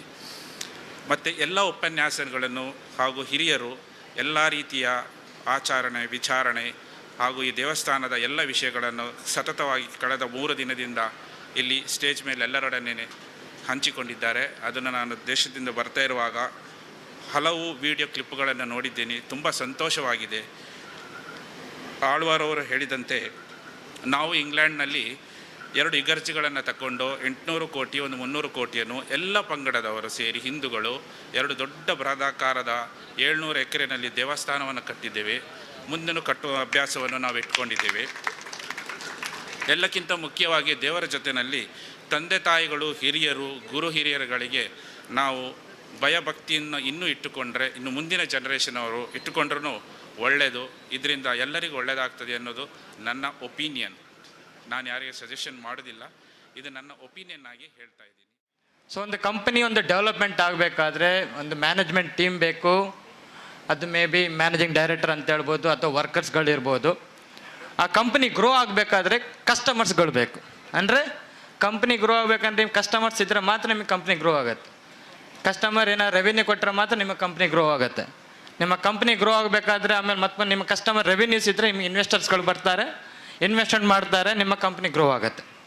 ಅದೇ ರೀತಿ ನಮ್ಮೊಂದು ದೇವಸ್ಥಾನ, ನಮ್ಮದೊಂದು ಸ್ಮಾಲ್ ಕಮ್ಯುನಿಟಿ ಜನಗಳು, ನಮ್ಮ ಪಾಪ್ಯುಲೇಷನ್ ಅನ್ನೋ ಪ್ರಕಾರ ಒಂದು 5 ರಿಂದ 6 ಸಾವಿರ ಫ್ಯಾಮಿಲಿ, ಒಂದು 10,000 ಫ್ಯಾಮಿಲಿ, 10,000 ಮೆಂಬರ್ಸ್ಗಳಿರ್ಬೋದು ಅಂತ ಹೇಳ್ಬೋದು. ಇವತ್ತಿನ ಒಂದು ನೋಡ್ಲಿಕ್ಕೆ ಹೋದ್ರೆ ಇವತ್ತು ಆಲ್ಮೋಸ್ಟ್ 3,500 ಫ್ಯಾಮಿಲಿ ಮೆಂಬರ್ಸ್ಗಳು ಬಂದಿದ್ದಾರೆ, ಊಟ ಮಾಡಿ ಹೋಗಿದ್ದಾರೆ. ಈಗಿದ ಒಂದು ಅಂಕ ನೋಡಿದರೆ ಆಲ್ಮೋಸ್ಟ್ ನನ್ನ ಪ್ರಕಾರ ಒಂದು 500 ಜನ 600 ಜನ ಬಂದರು. ಸಭಾ ಕಾರ್ಯಕ್ರಮದಲ್ಲಿ ಬಂದರು, ಊಟ ಮಾಡಿದರು, ಹೋದರು. ಯಾವುದೇ ಒಂದು ನಾನು ಹೇಳ್ತಿರೋದು ಯಾಕಂತ ಹೇಳಿದ್ರೆ, ಒಂದು ಸಣ್ಣ ಈಗ ಕಾರ್ಪೊರೇಟ್ ಕಂಪ್ನೀಸ್ ಅಂತ ಹೇಳಿದ್ರೆ ಸಣ್ಣ ಕಂಪ್ನಿ ಇರುತ್ತೆ, ದೊಡ್ಡ ದೊಡ್ಡ ಕಂಪ್ನಿಗಳಿರುತ್ತೆ. ನಾನು ಅದೇ ದೇವಸ್ಥಾನಕ್ಕೆ ಹೋಲಿಸೋದಾದ್ರೆ ನಮ್ದೊಂದು ಸಣ್ಣ ಇದು ದೇವಸ್ಥಾನ, ದೊಡ್ಡ ದೊಡ್ಡ ದೇವಸ್ಥಾನಗಳಿದ್ದಾವೆ. ಅದೇ ರೀತಿ ದೇಶದಲ್ಲಿ ಲಕ್ಷಾಂತರ ಕಂಪನಿಗಳಿದ್ದಾವೆ, ಲಕ್ಷಾಂತರ ದೇವಸ್ಥಾನಗಳಿದ್ದಾವೆ. ಜನರು ದೇವಸ್ಥಾನಕ್ಕೆ ಬಂದು ಸೇವೆ ಮಾಡ್ತಾರೆ. ಸೇವೆ ಮಾಡೋದು ಅಂತ ಹೇಳಿದ್ರೇನು, ನಮಗೆ ಕಂಪನಿಲಿ ಏನು ಹೇಳ್ತಾರೆ, ರೆವಿನ್ಯೂ ಅಂತ, ರೆವಿನ್ಯೂ ಜನರೇಟ್ ಮಾಡೋದು. ಜನಗಳು ದೇವಸ್ಥಾನಕ್ಕೆ ಬರಬೇಕು, ಸೇವೆಯನ್ನು ಕೊಡಬೇಕು. ಈ ಸೇವೆ ಕೊಟ್ಟದ್ದು ಎಲ್ಲಿ ಹೊರಗಡೆ ಹೋಗೋದಿಲ್ಲ, ಅದು ವಾಪಸ್ಸಾಗಿ ರಿಟರ್ನ್ ಆಗಿ ನಮಗೆ ಬರುತ್ತೆ. ದೇವಸ್ಥಾನದ ಗ್ರೋ ಆದ್ಗಳು ಏನಾಗುತ್ತೆ ಅಂತ ಹೇಳಿದ್ರೆ, ನಾನಾ ರೀತಿಯ ಸೇವೆಗಳು, ನಾನಾ ರೀತಿಯ ಯೋಜನೆಗಳನ್ನು ಮಾರ್ಪಡಿಸಿದಾಗ ಅದನ್ನು ಕಮ್ಯುನಿಟಿಯ ಮೆಂಬರ್ಸ್ಗಳಿಗೆ ಅಥವಾ ಅವರು ಇಲ್ಲ ಅಂತ ಹೇಳಿದ್ರೆ ಅವರ ಮಕ್ಕಳಿಗೆ, ಅವರ ಫ್ಯಾಮಿಲಿ ಮೆಂಬರ್ಸಿಗೆ ಬರೋದು, ರಿಟರ್ನ್ ಆಗಿ ಬರೋದು. ಸೊ ಒಂದು ದೇವಸ್ಥಾನ ಒಂದು ಗ್ರೋ ಆಗಬೇಕಾದ್ರೆ ಈ ಭಕ್ತಾದಿಗಳು ಬರಲೇಬೇಕು. ಭಕ್ತಾದಿಗಳು ಬರದೇ ಇಲ್ಲ ಅಂತ ಹೇಳಿದ್ರೆ ಆ ದೇವಸ್ಥಾನ ಗ್ರೋ ಆಗೋದಿಲ್ಲ, ಅದೇ ರೀತಿ ಕಂಪ್ನಿನೂ ಗ್ರೋ ಆಗೋದಿಲ್ಲ. ಇನ್ಕಮ್ ಇಲ್ಲ ಅಂತ ಹೇಳಿದ್ರೆ ನೆಕ್ಸ್ಟ್ ಏನು ಮಾಡೋದು? What is the source of income? ಅರ್ಥ ಮಾಡ್ಕೊಳ್ಬೇಕಂತ ಹೇಳಿದ್ರೆ, ಈಗ ನಮ್ಮ ಹಿರಿಯವರಿದ್ದಾರೆ, ಅವ್ರನ್ನ ಹಿರಿಯರು ನಾವು ಫಾಲೋ ಮಾಡ್ತೇವೆ. ನಮ್ಮ ಜನ್ರೇಷನ್, ಈ ಜನ್ರೇಷನ್ ಅಂತ ಇರುತ್ತಲ್ವ, ಎಲ್ಲ mobile Duniya, internet Duniya. But ಈ ಇಂಟರ್ನೆಟ್ ದುನಿಯಾದಲ್ಲಿ ನಾನು ಆ್ಯಕ್ಚುಲಿ ಇಂಡಸ್ಟ್ರಿಗೆ ಅಗೇನ್ಸ್ಟ್ ಆಗಿ ಹೋಗಿರೋನು. ನನ್ನ ಕಂಪನಿ ಯುವಪೇ ಅಂತೇಳಿ ಮೊಬೈಲ್ ಪೇಮೆಂಟ್ ಆ್ಯಪ್. ಎಲ್ರಿಗೂ ಪೇಮೆಂಟ್ ಗೂಗಲ್ ಪೇ ಗೊತ್ತಿರ್ಬೋದು, ಪೇಟಿಎಮ್ ಗೊತ್ತಿರ್ಬೋದು, ಫೋನ್ಪೇ ಗೊತ್ತಿರ್ಬೋದು. ಎಲ್ರಿಗೂ ಇಂಟರ್ನೆಟ್ ಬೇಕು, ಎಲ್ರಿಗೂ ಸ್ಮಾರ್ಟ್ಫೋನ್ ಬೇಕು. YuvaPay it works without internet, without smartphone. ರೀಸೆಂಟಾಗಿ RBI, central bank of India ಹೇಳಿದರು 400 ಕೋಟಿ ಜನ ಇಂಡಿಯಾದಲ್ಲಿ ಇನ್ನೂ ಸಹ ನಾನ್ ಸ್ಮಾರ್ಟ್ಫೋನ್ ಅಂತ ಹೇಳಿದ್ರೆ ಅವ್ರ ಹತ್ರ ಕೀಪ್ಯಾಡ್ ಫೋನ್ ಇರೋದು. ಇನ್ನೂ ಸಹ 200 ಕೋಟಿ ಜನರ ಹತ್ರ ಸ್ಮಾರ್ಟ್ಫೋನ್ ಇದೆ, ಅವ್ರ ಹತ್ರ ಇಂಟರ್ನೆಟ್ ಇಲ್ಲ. ಸೊ 400 + 200 ಅಂತ ಹೇಳಿದ್ರೆ 600 ಕೋಟಿ ಜನಗಳಾದರು. 600 ಕೋಟಿ ಜನಗಳು ಈಗಲೂ ಸಹ ಡಿಜಿಟಲ್ ಪೇಮೆಂಟ್ ಯೂಸ್ ಮಾಡ್ತಿಲ್ಲ. That is my target. So ನಾನು ಈಗ ಯಾಕೆ ಈ ವಿಷಯಕ್ಕೆ ಬಂದೆ ಅಂತ ಹೇಳಿದ್ರೆ, ಸಣ್ಣ ಸಮಾಜ ಡೆವಲಪ್ಮೆಂಟ್ ಆಗ್ತಿದೆ. ಯಾಕಂತೇಳಿ ಆಲ್ಮೋಸ್ಟ್ 80-90 ಲಕ್ಷದಲ್ಲಿ ದೇವಸ್ಥಾನ ಜೀರ್ಣೋದ್ಧಾರ ಆಗಿದೆ. ಇದನ್ನು ಈಗ ಏನು ಮಾಡಬೇಕು, ನೆಕ್ಸ್ಟ್ ಲೆವೆಲಿಗೆ ಹೋಗ್ಬೇಕಂತ ಹೇಳಿದ್ರೆ ಜನರ ಸಹಕಾರ ಬೇಕು. ಜನರ ಸಹಕಾರ, ಅದರಲ್ಲಿ ಎಸ್ಪೆಷಲಿ ಸಮಾಜ ಬಂದವರು ಬರಬೇಕು, ಸೇವಾ ದಣಿಗಳು ಕೊಡಬೇಕು. ಅದೇ ರೀತಿ ಯಾವ ರೀತಿಯ ಯೋಜನೆಗಳು ಮಾಡ್ಬೋದು ಅದನ್ನು ಪ್ಲ್ಯಾನ್ ಮಾಡಿ ನಮ್ಮ ಜನ್ರೇಷನ್ ಅಲ್ಲ ಅಂದರೆ ನೆಕ್ಸ್ಟ್ ಜನ್ರೇಷನಿಗೆ ಏನಾರು ಒಂದು ಮಾಡಿ ಹೋಗ್ಬೇಕು. ಒಂದು ವೇಳೆ ಇದು ಆಗಲಿಲ್ಲ ಅಂತ ಹೇಳಿದ್ರೆ ಏನಾಗುತ್ತೆ, ರೆವಿನ್ಯೂ ಇಲ್ಲ ಅಂತ ಹೇಳಿದ್ರೆ next who is take caring of the temple? ದೇವಸ್ಥಾನನ ಯಾರು ನೋಡ್ಕೊಳ್ತಾರೆ? ನಶಿಸಿ ಹೋಗ್ಬಿಡುತ್ತೆ. ಇದು ನಮ್ಮ ಹಿರಿಯವರಿಗೆ ಅದು ನೆಕ್ಸ್ಟ್ ನಮ್ಮ ಜನ್ರೇಷನ್ ಹೇಳಲಿಕ್ಕಾಗತ್ತೆ. ನಮ್ದೊಂದು ಟೆಂಪಲ್ ಇತ್ತು, ಅದನ್ನೇನು ಮಾಡಿದ್ರಿ ಹೇಳಲಿಕ್ಕಾಗತ್ತಾ? ಇಲ್ಲ. ನಾವು ಅದನ್ನು ದಾರಿಸಿ ತೋರಿಸಿಕೊಡ್ಬೇಕು. ಹಾಗಾಗಿ ನಾನೊಂದು ಕಳಕಳೊಂದು ವಿನಂತಿ, ನೆಕ್ಸ್ಟ್ ಟೈಮ್ ಇದೀಗ ನನಗೆ ಗೊತ್ತಿಲ್ಲ, ಈಗ ಬ್ರಹ್ಮಕಲಶೋತ್ಸವ 12 ವರ್ಷಕ್ಕೆ ಒಂದ್ಸತಿ ಆಗಿರೋದು. ವರ್ಷಕ್ಕೆ 3 ಪೂಜೆ ಆಗುತ್ತೆ. ಒಂದು ವರ್ಧೋತ್ಸವ, ಇದು ನವರಾತ್ರಿ, ಮತ್ತೊಂದು ವಾರ್ಷಿಕ ಪೂಜೆ ಅಂತೇಳಿ. ಅದು ಬಿಟ್ಟರೆ ಬೇರೆ ಏನೂ ಆಗೋದಿಲ್ಲ. ನಾನು ಹೇಳಿದ ಪ್ರಕಾರ ಇಲ್ಲಿ ಎವ್ರಿ ಡೇ 3 ಟೈಮ್, ಬೆಳಗ್ಗೆ, ಮಧ್ಯಾಹ್ನ, ಸಂಜೆ ಭಕ್ತಾದಿಗಳು ಬರಬೇಕು. ಭಕ್ತಾದಿಗಳು ಸಮಾಜದಲ್ಲಿ ಹೊರಗಿನವರಿಗಾದ್ರು ಬರಲಿ ಒಂದು ಆಶ್ವಾಸನೆ ಕೊಡಬೇಕು. ದೇವರಿಗೆ ಆಕಾರ ಇಲ್ಲ. ನಾನು ಮೊನ್ನೆ ಹೇಳಿದ್ದೆ, ಆಕಾರವೇ ಇಲ್ಲ. ದೇವರು ನಿರಾಕಾರ ಮತ್ತು ವಿಶ್ವವ್ಯಾಪಿಯಾದಂಥ ದೇವರಿಗೆ ಒಂದು ಆಲಯ ಕಟ್ಟಿಸಿಕೊಡುವುದು ಹೇಗೆ? ನನ್ನ ಪ್ರಶ್ನೆ ದೊಡ್ಡದು ಇದು. ಆಲಯ ಕಟ್ಟಿಸಿಕೊಡುವುದು ಸಾಧ್ಯವೇ? ಹಾಗೆ ಯೋಚಿಸುವುದಕ್ಕೆ ಸಾಧ್ಯವಿಲ್ಲ. ಯಾಕಂದರೆ ಅಷ್ಟು ದೊಡ್ಡ ಆಲಯ ನಾವೇ ಹೇಗೆ ಕಟ್ಟಿಕೊಡುವುದು? ಆದರೆ ನಾವು ದೇವರನ್ನು ಸೂಕ್ಷ್ಮ ರೂಪದಲ್ಲಿಯೂ ಕಾಣುವುದಕ್ಕೆ ಸಾಧ್ಯತೆ ಇದೆ. ನಮ್ಮ ಮನಸ್ಸಿನ ತೃಪ್ತಿಗಾಗಿ ದೇವ ಮಂದಿರವೊಂದನ್ನು ಕಟ್ಟಿಸಿಕೊಂಡು ಅಲ್ಲಿಯೇ ನಾವು ಭಜಿಸ್ತೇವೆ, ಪರಮಾತ್ಮನನ್ನು ಕಾಣ್ತೇವೆ ಅನ್ನುವ ನೆಲೆಬೇಲೆಯಲ್ಲಿ ಒಂದು ದೇವಸ್ಥಾನವನ್ನು ಅಲ್ಲಿ ಕಟ್ಟಿಕೊಂಡು ಆರಾಧಿಸುವಂಥ ಪರಿಪಾಠವನ್ನು ಹಮ್ಮಿಕೊಂಡಿದ್ದೇವೆ. ಬಿಟ್ಟರೆ ದೇವರಿಗೆ ಮನೆ ಕಟ್ಟಿಕೊಡಲಿಕ್ಕೆ ನಾವು ಯಾರೂ ಅಲ್ಲ. ನಮಗೆ ಮನೆ ಕಟ್ಟಿಕೊಳ್ಳೋದೇ ಕಷ್ಟ ಆಗಿದೆ. ದೇವರಿಗೆ ಅಷ್ಟು ದೊಡ್ಡ ಮನೆಯೂ ಬೇಕಾಗಿಲ್ಲ. ದೇವರು ಸರ್ವವ್ಯಾಪಿ ಆದಮೇಲೆ ಅವನಿಗೆ ಮನೆ ಯಾಕೆ? ಅದು ನಮ್ಮ ತೃಪ್ತಿಗಾಗಿ ಇರುವಂಥ ಒಂದು ವಿಷಯ. ಆಮೇಲೆ ಒಂದು ಮಾತುಗಳನ್ನ ಆಗಲೇ ಹೇಳಿದರು, ಇಬ್ಬರು ಭಾಷಣಕಾರರು ಹೇಳಿದರು, ಸಾಮಾಜಿಕವಾಗಿ ಒಂದು ಸ್ವಾಸ್ಥ್ಯ ಇಲ್ಲದಿದ್ದರೆ, ಸಾಮಾಜಿಕವಾಗಿ ಒಂದು ಸಂಘಟನೆ ಇಲ್ಲದಿದ್ದರೆ, ಸಾಮಾಜಿಕವಾಗಿ ಒಂದು ಒಗ್ಗಟ್ಟು ಇಲ್ಲದೆ ಹೋದರೆ ಯಾರು ಏನನ್ನು ಮಾಡಿದರೂ ವ್ಯರ್ಥವೇ. ನಮ್ಮಲ್ಲಿಯೇ ಒಂದು ವೈಮನಸ್ಸು, ನಮ್ಮಲ್ಲಿಯೇ ಭಿನ್ನಾಭಿಪ್ರಾಯ, ನಮ್ಮಲ್ಲಿಯೇ ಜಿಗುಪ್ಸೆಗಳು, ನಮ್ಮಲ್ಲಿಯೇ ತರ್ಕ ವಿತರ್ಕ, ವಾದ ವಿವಾದ, ಖಂಡನೆ ಮಂಡನೆ ಇತ್ಯಾದಿಗಳೆಲ್ಲ ಇದ್ದರೆ ಅದು ಸಂಘಟನೆ ಆಗುವುದು ಹೇಗೆ? ಆದ್ದರಿಂದ ಸಂಘಟನೆಯನ್ನು ಮಾಡಬೇಕು, ಚೆನ್ನಾಗಿ ಮಾಡಬೇಕು ಅಂತ ಹೇಳಿದರೆ ಈ ಮನೋಭೂಮಿಕೆಯನ್ನು ಮೊದಲು ರೂಢಿಸಿಕೊಳ್ಬೇಕು. ನಾವು ಸಂಘಟಿತರಾಗಬೇಕು, ಎಲ್ಲ ಭಾವನೆಗಳನ್ನು ಬಿಡಬೇಕು. ಯಾರು ಏನನ್ನು ಒಬ್ಬನಿಂದ ಮಾಡಲಿಕ್ಕೆ ಸಾಧ್ಯ ಆಗೋದಿಲ್ಲ, ಎಲ್ಲರಿಂದಲೂ ಮಾಡುವುದಕ್ಕೆ ಸಾಧ್ಯ ಆಗುತ್ತದೆ ಅನ್ನುವ ಮಾತನ್ನು ಈ ಸಂದರ್ಭ ನಾನು ಹೇಳ್ತಾ ಇದ್ದೀನಿ. ಮುಖ್ಯವಾಗಿ ಈ ಸಂದರ್ಭದಲ್ಲಿ ಕೆಲಸ ಮಾಡಿದ ಕೆಲವರಿಗಾದರೂ ಧನ್ಯವಾದವನ್ನು ಹೇಳಬೇಕಾದಂಥ ಅನಿವಾರ್ಯತೆ ಇದೆ. ಬಹುಶಃ ಶಂಕರ ನಾಯಕರು ಈ ಕಳೆದ 3-4 ತಿಂಗಳಿಂದ ಅವಿರತವಾಗಿ ಅಹೋರಾತ್ರಿ ಎಲ್ಲ ಹಗಲು ರಾತ್ರಿ ಎನ್ನದೇ ಕೆಲಸವನ್ನು ಮಾಡ್ತಾ ಬಂದವರು. ಅವರ ಕೆಲಸ ಕಾರ್ಯ ಕೈಂಕರ್ಯಗಳನ್ನು ಗುರುತಿಸಿಕೊಂಡು ನಿನ್ನೆ ಒಂದು ಸನ್ಮಾನ ಆಗಿದೆ. ಬೆಳ್ಳಿಯ ಕಡಗವನ್ನು ಅವರ ಕೈಗಳಿಗೆ ತೊಡಿಸಿ ಭಾಳ ಸುಂದರವಾಗಿ ಕಾಣ್ತಾ ಇದೆ ಇವತ್ತು. ಅದು ಮಾಡಿದ್ದಕ್ಕೆ ಸಾರ್ಥಕ ಆಯಿತು ಅನಿಸ್ತದೆ. ಹಾಗಾಗಬೇಕು. ಮನ್ಯಾನ ಮಾನಯೇತಿ, ಯಾನು ಮಾನಹಾರರಿದ್ದಾರೋ ಅವರನ್ನು ಮಾನಿಸಬೇಕಾದ್ದು, ಸಮ್ಮಾನಿಸಬೇಕಾದ್ದು ಸಾಮಾಜಿಕರ ಕರ್ತವ್ಯ. ನಿಮ್ಮನ್ನು ಮಾನಿಸಿದ್ದೇವೆ, ಸಮ್ಮಾನಿಸಿದ್ದೇವೆ. ಬಹುಶಃ ನಿಮ್ಮಿಂದ ಇನ್ನೂ ಹೆಚ್ಚು ಕೆಲಸ ಆಗಲಿ. ಈ ಸನ್ಮಾನ ಮಾಡುವುದರ ಉದ್ದೇಶವೇ ಅದು. ನೀವು ಇಷ್ಟು ಕೆಲಸ ಮಾಡಿದ್ದೀರಿ, ಸಾಗಾಗಲಿಲ್ಲ, ಮುಗಿಲಿಲ್ಲ, ನೀವು ಇನ್ನಷ್ಟು ಕೆಲಸ ಮಾಡಲಿಕ್ಕೆ ಉಂಟು. ಇದು ನಿಮಗೆ ನಮ್ಮದು ಸೂಚನೆ ಅನ್ನುವ ಕಾರಣಕ್ಕೆ ನಿಮಗೆ ಕೊಟ್ಟಿದ್ದೇವೆ. ಖಂಡಿತ ಮಾಡ್ತಾರೆ. ಅವ್ರು ಕೈ ಎತ್ತಾ ಇದ್ದಾರೆ, ಮಾಡ್ತಾರೆ. ಅದ್ರ ಜೊತೆಗೆ ಅಲ್ಲಿ ಇವ್ರ ಮಗನೂ ಇದ್ದಾರಲ್ಲ, ಅವ್ರಿಗೆ ಧೈರ್ಯ ಇದೆ. ಜೊತೆಯಲ್ಲಿ ಅಷ್ಟಬಂಧ ಬ್ರಹ್ಮಕಲಶೋತ್ಸವ ಸಮಿತಿಯ ಎಲ್ಲ ಸದಸ್ಯರು, ಒಬ್ಬರಲ್ಲ ಇಬ್ಬರಲ್ಲ, ಎಲ್ಲ ಸದಸ್ಯರು ಬಹಳ ಚೆನ್ನಾಗಿ ಕೆಲಸ ಮಾಡಿದ್ದಾರೆ. ನಾನು ಆಗಲೇ ಹೇಳಿದ್ನಲ್ಲ, ಆಡಳಿತ ಮಂಡಳಿ ಏನಿಲ್ಲ, ಕೈಗಟ್ಟಿ ಕೂತ್ಕೊಂಡು ಸರಿ, ನಮಗೆ ಸಲಹೆ ಸೂಚನೆಯನ್ನು ಕೊಡಲಿಕ್ಕೂ ಸಹ ಒಂದು ಅವಕಾಶ ಇಲ್ಲ. ಮೊನ್ನೆ ಹೀಗೆ ಮಾಡಿ ಅಂತ ಹೇಳಿ ಅವರ ಎಲ್ಲವನ್ನು ಮಾಡ್ಕೊಂಡು ಹೋಗಿದ್ದರು. ನಮಗೆ ಹತ್ತಿಯಷ್ಟು, ನಾನು ಅಧ್ಯಕ್ಷ ಸ್ಥಾನದಲ್ಲಿರುವಾಗ ಹೇಳಿದ್ದೆ, ನೀವೆಲ್ಲ ಕೈ ಜೋಡಿಸಿದರೆ ನನ್ನ ಕೆಲಸವನ್ನು ಹತ್ತಿಯಷ್ಟು ಹಗುರ ಮಾಡಿ ಅಂಥೇಳಿ.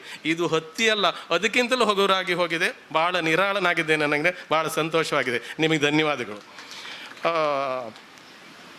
ಅಧ್ಯಕ್ಷರ ನೆಲೆ ಬೆಲೆಯಲ್ಲಿ ಒಂದು ಮಾತನ್ನು, ಕೆಲವೊಮ್ಮೆ ಅಧ್ಯಕ್ಷರಾದವರಿಗೆ ಅಷ್ಟೇ ಇರ್ತದೆ, ಕೆಲವೊಮ್ಮೆ ಬಾಗಬೇಕಾಗ್ತದೆ, ಕೆಲವೊಮ್ಮೆ ಸೋಲಬೇಕಾಗ್ತದೆ, ಕೆಲವೊಮ್ಮೆ ತಾನು ಸೋತು ಇನ್ನೊಬ್ಬರನ್ನು ಗೆಲ್ಲಿಸಬೇಕಾಗ್ತದೆ, ಕೆಲವೊಮ್ಮೆ ಸಹಿಸಬೇಕಾಗ್ತದೆ. ಬಹುಶಃ ನಾನು ನನ್ನ ಅಧಿಕಾರದ ಅವಧಿಯಲ್ಲಿ ಸಹಿಸಿದ್ದೇನೆ, ಬಾಗಿದ್ದೇನೆ, ಇನ್ನೊಬ್ಬರನ್ನು ಗೆಲ್ಲಿಸಿದ್ದೇನೆ, ನಾನು ಸೋತಿದ್ದೇನೆ. ಇಷ್ಟನ್ನು ನಾನು ನನ್ನ ಅಧ್ಯಕ್ಷೀಯ ನೆಲೆಯಲ್ಲಿ ಮಾಡಿದ್ದೇನೆ ಅನ್ನೋ ತೃಪ್ತಿ ಖಂಡಿತ ನನಗೆ ಇದೆ. ಒಂದು ಕೆಲಸ ಆಗುವಾಗ ತಪ್ಪಾಗುವುದು ಸಾಮಾನ್ಯ. ತಪ್ಪನ್ನು ಹೊರಿಸೋದು ಯಾರ ಮೇಲೆ?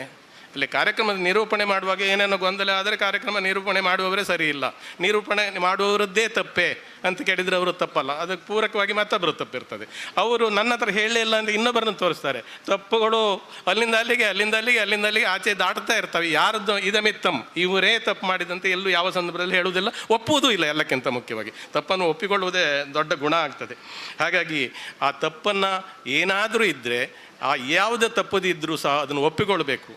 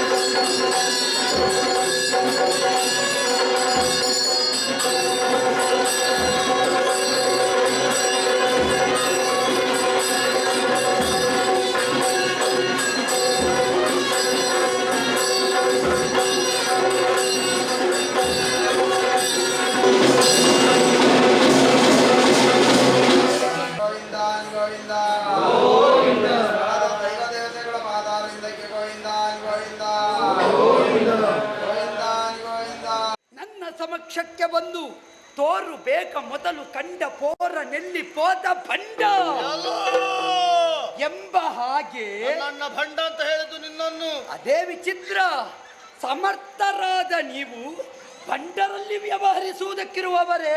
ನಾವು ಎಲ್ಲರಲ್ಲಿಯೂ ವ್ಯವಹರಿಸುತ್ತೇವೆ. ನಿಮ್ಮ ವ್ಯವಹಾರ ಏನು ಅಂತ ನಾ ಅರ್ಥ ಮಾಡಿ. ಭಂಡರೂ ಆಗುತ್ತದೆ, ಷಂಡರೂ ಆಗುತ್ತದೆ. ಆದ್ರೆ ನಾ ಮಾತ್ರ ದೆರಡು ಅಲ್ಲ, ನಾ ಪ್ರಚಂಡ. ಎಂತದ್ದು ನೀನೇ ಹೇಳಬೇಕಷ್ಟು. ನಾ ಹೇಳುವುದಕ್ಕೂ ಕಾರಣ ಉಂಟು. ನನಗೆ ಗೊತ್ತಾಗಿದೆ. ನಮ್ಮನ್ನು ನಾವು ಯಾವಾಗಲೂ ಹೊಗಳಬಾರದು, ಇನ್ನೊಬ್ಬರು ನಮ್ಮನ್ನು ಹೊಗಳಬೇಕು. ಅದು ನಮಗೂ ಗೊತ್ತಾಗಿದೆ. ನೀವೇ ಹೇಳಿದ್ದಲ್ವ ಮೊದಲು, ವೀರ ಧೀರ ಮಧುಕೈಟಪ ಅಂತ ಹೇಳುವಲ್ಲಿ ನಿಮ್ಮನ್ನೇ ಹೊಗಳಿಕೊಂಡದ್ದಲ್ವ. ನಾನು ಅಣ್ಣನನ್ನು ಹೇಳಿದ್ದು, ಅಣ್ಣ ನನ್ನನ್ನು ಹೇಳಿದ್ದು. ಅದೇ, ಅದು ನಿಮ್ಮನ್ನು ನೀವೇ ಹೇಳಿಕೊಳ್ಳುವುದಲ್ವ. ನನ್ನನ್ನು ಹೇಳಿದ್ದು, ನಿಮ್ಮನ್ನು ಹೇಳುವುದಾದ್ರೂ ನಿಮ್ಮದ್ದೇ ಅಲ್ಲ, ನಿಮ್ಮದ್ದೇ ಆಗುತ್ತದೆ. ಅದು ನಿಮ್ಮನ್ನು ಬಿಟ್ಟು ವ್ಯವಹಾರ ಅಲ್ವಲ್ಲ. ಆದ್ದರಿಂದ ಸ್ವಂತಿಕೆಯನ್ನು ಬಿಂಬಿಸುವಲ್ಲಿ ತನ್ನತನ ಬೇಕಾಗುತ್ತದೆ. ಒಬ್ಬನ ವ್ಯಾಪ್ತಿ ಅವನ ಒಳಗೆ ಉಂಟು ಅಂತಾದ್ರೆ ಅದು ಅವನದ್ದಾಗುತ್ತದೆ. ಇದು ನನ್ನದು ಅಂತ ಹೇಳುವಲ್ಲಿ ಯಾವ ತಪ್ಪು ಇಲ್ಲ. ಹೇಳುವವ ಯಾವ ಮಟ್ಟದಲ್ಲಿದ್ದಾನೆ ಎನ್ನುವುದು ಪ್ರಧಾನ. ಆ ಮಟ್ಟದಲ್ಲಿ ಜಲಮಟ್ಟದಲ್ಲಿದ್ದೀಯಾ? ಜಲಮಟ್ಟದಲ್ಲಿಯೂ ಇದ್ದೇನೆ. ಮುಂದೆ ಯಾವ ಮಟ್ಟವನ್ನು ತರಬಲ್ಲೆ. ಯಾಕೆ ಬಲ್ಲಿರಾ? ಈ ಜಲ ಮಟ್ಟದಲ್ಲಿ ಎಲೆಯ ಮೇಲೆ ಕುಳಿತಿರುವ ನಾನು ಸಾಮಾನ್ಯ ಅಂತ ಭಾವಿಸಬೇಡಿ. ಗೊತ್ತಾಯ್ತು, ಎಲೆಯ ಮೇಲೆ ಕುಳಿತಾಗಲೇ ಗೊತ್ತಾಯ್ತು ನೀನು ಸಾಮಾನ್ಯ ಅಲ್ಲ ಅಲ್ಲ. ಎಲ್ಲರೂ ಎಲೆಯ ಮುಂದೆ ಕುಳಿತುಕೊಳ್ಳುವುದು, ಇವ ಎಲೆಯ ಮೇಲೆ ಕುಳಿತು. ಆದ್ದರಿಂದಲೇ ಏನು ಎಲೆಯ ಮೇಲೆ ಕೂತಿದ್ದಾನೆ ಅಂತಾದ್ರೆ ಅನ್ನಬ್ರಹ್ಮ ಅಂತ ಅರ್ಥ. ಕುಕ್ಕಿದವನನ್ನು ಏವನ್ನು ಕಂಡಿರೋ ಅವನ ವಿಷಯದ ಬಗ್ಗೆ ನಾ ಅರಿಯೆ. ಹಾಗೆಂದು ನಾನು ಮಾತ್ರ ಅಖಂಡವಾದ ಈ ಅಬ್ದಿಯ ಅಧಿಕಾರಿ ಶ್ರೀಮನ್ನಾರಾಯಣ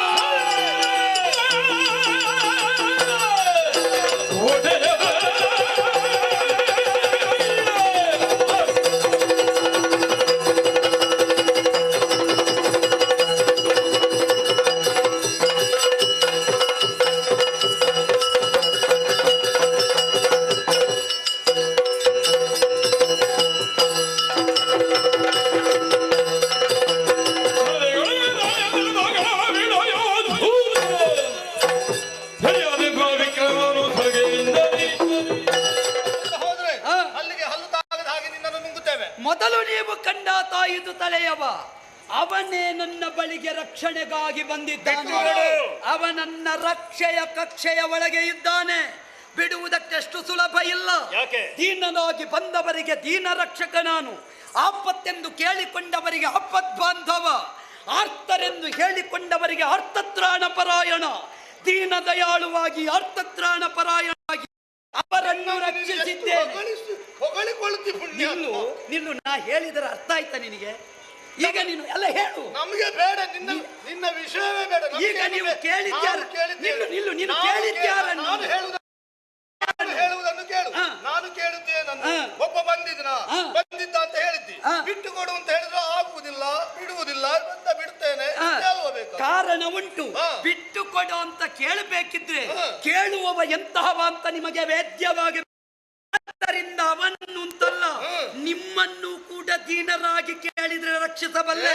ಆಯಮಾನವಾಗಿಯೂ ವರ್ಣ ರಂಜಿತವಾಗಿಯೂ ಶೋಭಿಸುತ್ತಾ ಇದೆ ಶೋಣಿತಾಪುರ. ರುದ್ರನ ಕೃಪೆಯಿಂದ ರುದ್ರ ರಮಣೀಯವಾಗಿ ಕಾಣುತ್ತಾ ಉಂಟು. ನಮಗೆಲ್ಲರಿಗೂ ಕೂಡ ಒಂದು ಬದುಕು ಬೇಕು. ನಾವೆಲ್ಲರೂ ಕೂಡ ಸುಕ್ಷೇಮವಾಗಿ ಬದುಕಬೇಕು. ಹಾಗಾಗಿ ನಾನು ಆಯ್ಕೆ ಮಾಡಿಕೊಂಡಂತಹ ಮಾರ್ಗ ಯಾವುದು ಕೇಳಿದ್ರೆ, ಬದುಕನ್ನ ಬಂದ ಹಾಗೆ ಸ್ವೀಕರಿಸಿಕೊಳ್ಳುವುದಲ್ಲ, ನನ್ನ ಬದುಕನ್ನು ನಾನು ಹೇಗೆ ರೂಪಿಸಿಕೊಳ್ತೇನೆ ಎನ್ನುವ ಹಾಗೆ ಒಂದು ನಿರ್ಧಾರವನ್ನು ಮಾಡಿಕೊಂಡಿದ್ದೇನೆ.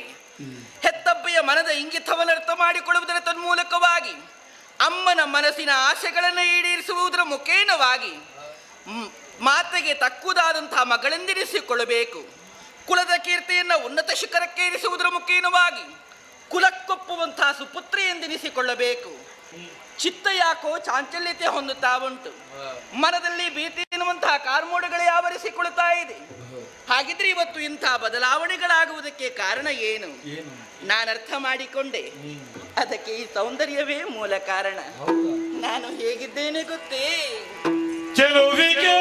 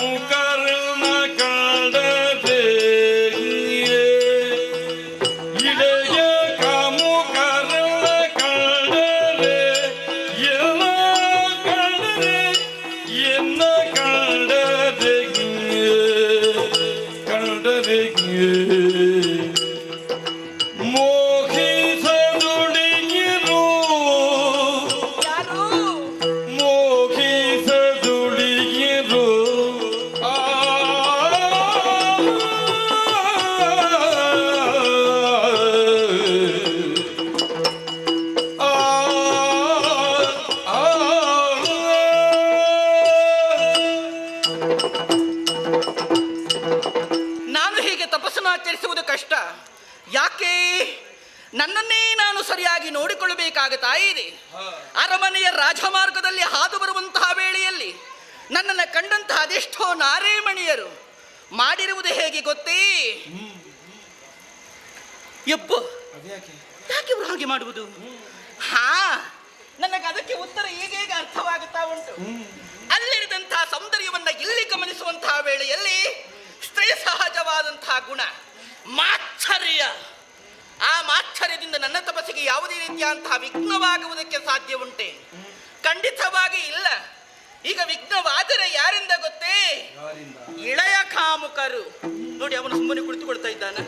ಇಲ್ಲಪ್ಪ, ಆವಾಗಲಿಂದ ನನ್ನನ್ನೇ ಕೇಂದ್ರೀಕರಿಸಿಕೊಂಡು ನೋಡ್ತಾ ಇದ್ದಾನೆ. ಯಾಕೆ?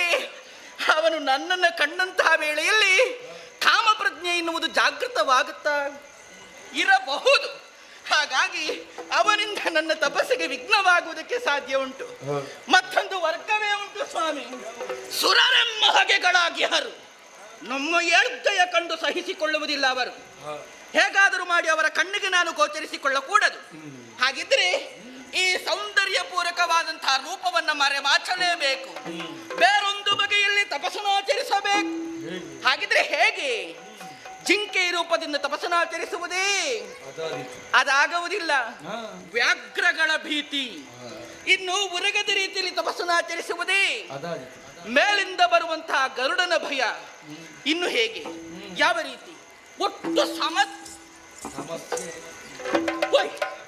ಅದು ಅಲ್ಲಿ ನೋಡಿಯುತ್ತೆ, ಯಾವುದೋ ಒಂದು ಗುಂಪು ಧೂಳನ್ನೇ ಬಿಸುತ್ತಾ ಇತ್ತ ಕಡೆಗಾಗಿ ಧಾವಿಸಿ ಬರ್ತಾ ಇದೆ. ಯಾವುದು? ಮಹಿಷಿಗಳ ಹಿಂಡಲುವೆ. ನನಗದುವೇ ಸರಿ. ಇವತ್ತಿಗೆ ಶೀಘ್ರವೇ ಮಹಿಷಿ ರೂಪವನ್ನ ತಪಸ್ಸನ್ನಾಚರಿಸುತ್ತೇನೆ.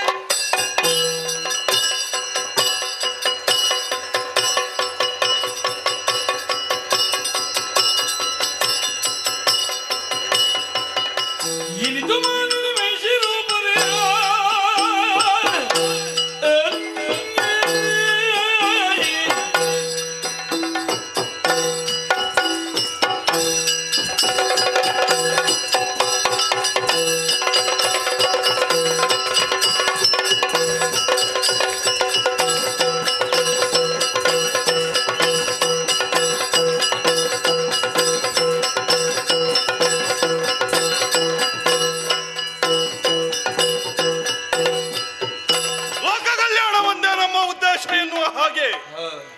ಘೋರವಾದಂತಹ ಈ ಕಾನನವನ್ನು ಪ್ರವೇಶಿಸಿ ತಪಸ್ಸನ್ನು ಆಚರಿಸುತ್ತಿರುವಂತಹ ಮುನೀಶೋಪಾಸಕನ ತಪಸ್ಸಿಗೆ ಹಿಂದೇಕೆ ಒರಿಯಿಂದಾಗಿ ಭಂಗವಾಯಿತಲ್ಲ.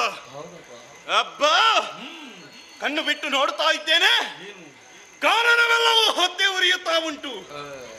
ಪ್ರಾಣಿಗಳೆಲ್ಲವೂ ಬೊಬ್ಬಿಡುತ್ತಾ ಬೆಂದು ಸಾಯುತ್ತಾ ಇದೆ. ಯಾಕೆ? ಯಾರಿಂದ ಎನ್ನುವ ಹಾಗೆ ನಮ್ಮಲ್ಲಿ ತರ್ಕವಲ್ಲ. ಭಗವಂತನ ಅನುಗ್ರಹದಿಂದ ಸಂಪಾದಿಸಿದ್ದೇನೆ ದಿವ್ಯ ದೃಷ್ಟಿ.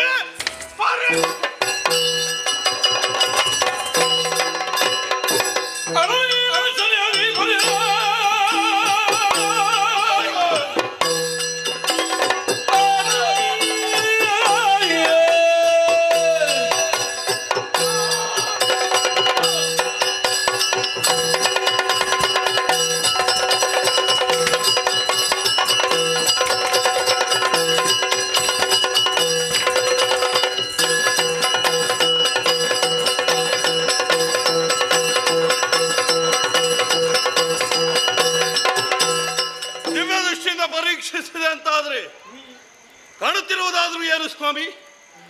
ಅಲ್ಲದೆ ಹೋದರೆ ದ್ವಿತೀಯ ಮಗಳಾದಂತಹ ಮಾಲಿನಿ ತನ್ನ ದೇಹವನ್ನೇ ಮರೆಸಿಕೊಂಡಿದ್ದಾಳೆ, ಮಹಿಷಿ ರೂಪವನ್ನು ಧರಿಸಿಕೊಂಡಿದ್ದಾಳೆ.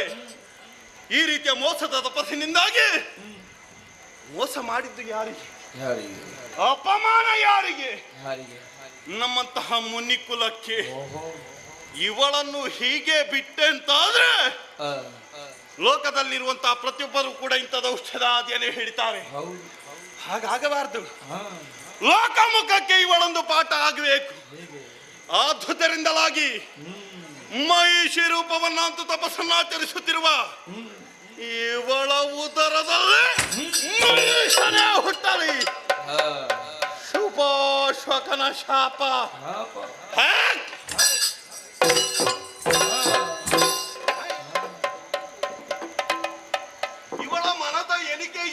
ಎನ್ನುವ ಹಾಗೆ ನಾನು ಬಲ್ಲೆ. ಶುಭಾಶ್ವಾಗತ ಶಾಪ ಕೊಟ್ಟರೆ ಏನಂತೆ, ಬರುವವನಿದ್ದಾನೆ ಬ್ರಹ್ಮ, ಒಲಿಸಿಕೊಂಡೇನು ಎನ್ನುವಂತ ಅಚಲವಾದಂತಹ ವಿಶ್ವಾಸ. ಕರೆದಾಗ ಬಂದು ಕೇಳಿದ ವರವನ್ನು ನೀಡುವ ಬ್ರಹ್ಮ. ಹಾಗಾಗುವುದಿಲ್ಲ.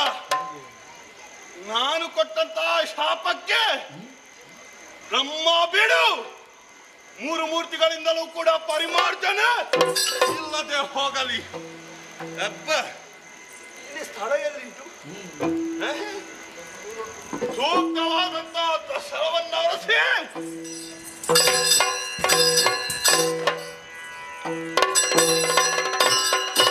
ಏನಿದು ಏನಿದು ಘನತರ ತಪವೋ, ಮಣಿನಿ ಮಣಿಯೇನಿ ಬಾರಿ ಹೆದಿತವೋ, ಏನಿದು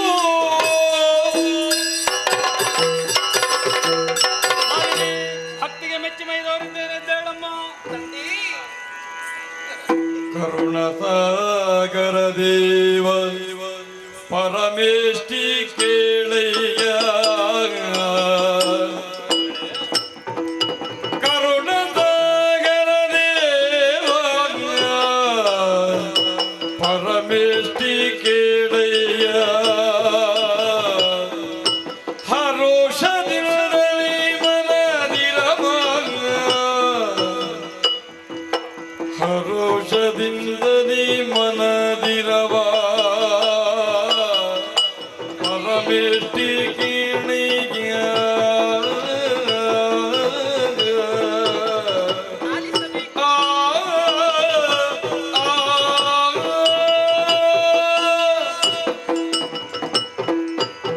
ಕರುಣಾಸಾಗರ ದೇವ, ಮೊದಲಾಗಿ ಪವಿತ್ರವಾದಂತಹ ಪದಯುಗ್ಮಗಳಿಗೆ ಅಭಿವಂದಿಸಿಕೊಳ್ತಾ ಇದ್ದೇನೆ. ನಾನು ಹೀಗೆ ತಪಸ್ಸನ್ನಾಚರಿಸುವುದನ್ನು ಕಂಡಂತಹ ವೇಳೆಯಲ್ಲಿ ಅಭಯವನ್ನ ನೀಡುವರೆ ಬಂದಿರಾ ಸ್ವಾಮಿ. ನಾನು ಹೀಗೆ ತಪಸ್ಸನ್ನಾಚರಿಸುವರೆ ಬಲವಾದಂತಹ ಒಂದು ಕಾರಣ ಇದೆ.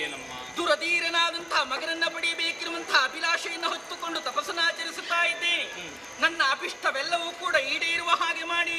ನಿನ್ನ ಇಚ್ಛೆಯಂತೆ ಜಗಮೂರನ್ನು ಗೆದ್ದಾಡುವಂತಹ ಮಗನೇ ನಿನ್ನ ಉದರದಲ್ಲಿ ಹುಟ್ಟುತ್ತಾನೆ. ಆದರೆ ಹುಟ್ಟುವಂತಹ ಮಗ ಮಾತ್ರ ಮಹಿಷನಾಕೃತಿಯಲ್ಲಿರ್ತಾನಮ್ಮ. ನಾನೇನು ಅಪರಾಧವನ್ನ ಮಾಡಿದ್ದೇನೆ? ವಿವಾಹ ಪೂರ್ವದಲ್ಲಿ ಪುತ್ರಾಪೇಕ್ಷೆಯನ್ನು ಹೊಂದಿದೆ. ನಿನ್ನ ತಪದ ಜ್ವಾಲೆಯಿಂದ ಹತ್ತಿರದಲ್ಲೇ ತಪಸ್ಸಿನಲ್ಲಿ ನಿರತನಾಗಿದ್ದ ಸುಪಾರ್ಶ್ವಕ ಮಹಾಮುನಿ ಕುಪಿತನಾಗಿ ನಿನ್ನನ್ನು ಶಪಿಸಿದ್ದಾನೆ. ನಿನ್ನ ಉದರದಲ್ಲಿ ಕೋಣನೇ ಹುಟ್ಟಲಿ. ಮುನಿಯಿತ್ತಂತಹ ಶಾಪ ಅಲ್ಲವೇ? ನಿಮ್ಮಿಂದಾದಕ್ಕೊಂದು ಪರಿಮಾರ್ಜನೆ ಸಿಕ್ಕೀತು. 3 ಮೂರ್ತಿಗಳಿಂದಲೂ ಪರಿಹಾರ ದೊರೆಯದೆ ಹೋಗಲಿ ಎನ್ನುವ ವಚನವನ್ನು ಸೇರಿಸಿದ್ದಾನಮ್ಮ. ನನ್ನ ಗತಿ ಹೇಗೆ? ನೀನು ಬಯಸಿರುವುದು ಪರಾಕ್ರಮವನ್ನು ರೂಪವನ್ನಲ್ಲ. ಕೋಣನಾದ್ರೆ ಏನಂತೆ, ಜಾಣನಾಗುತ್ತಾನೆ, ಜಗಮೂರನ್ನು ಗೆದ್ದೋಡುತ್ತಾನೆ. ಧನ್ಯಳಾಗಿ. ಕನಕ ಗರ್ಭನ ನೇಮನುಗೊಂಡು ಮಾಲಿನಿ ಕನಕ ವೃಷಭನೆ ತಡಿ.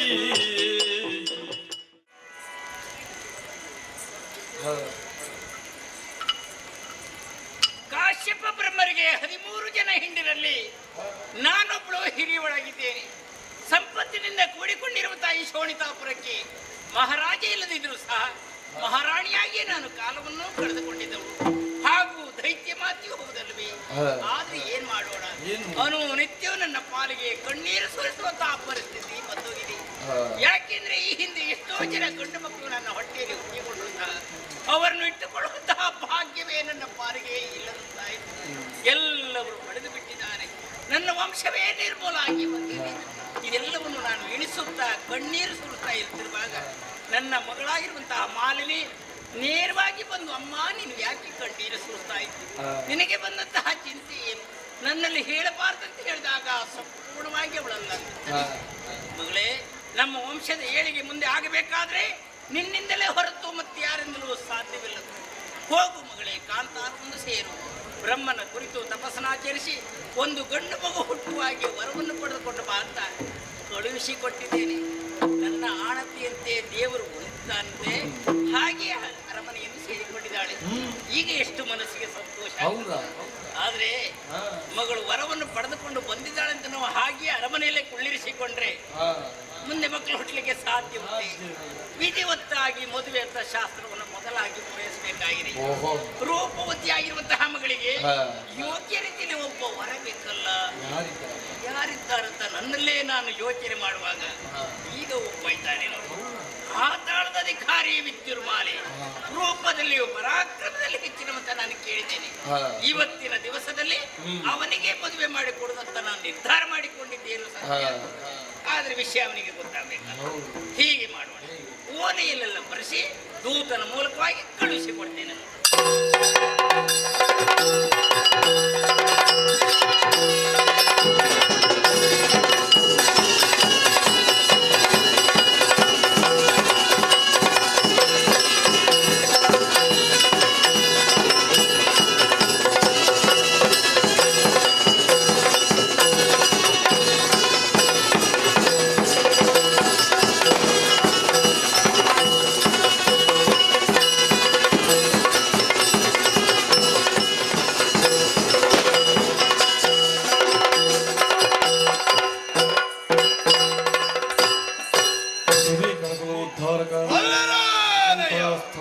ಮಧುವನಕ್ಕೆ ಯಾರೆಂದು ಬಲ್ಲಿರಿ? ಹೊರಟು ಬಂದ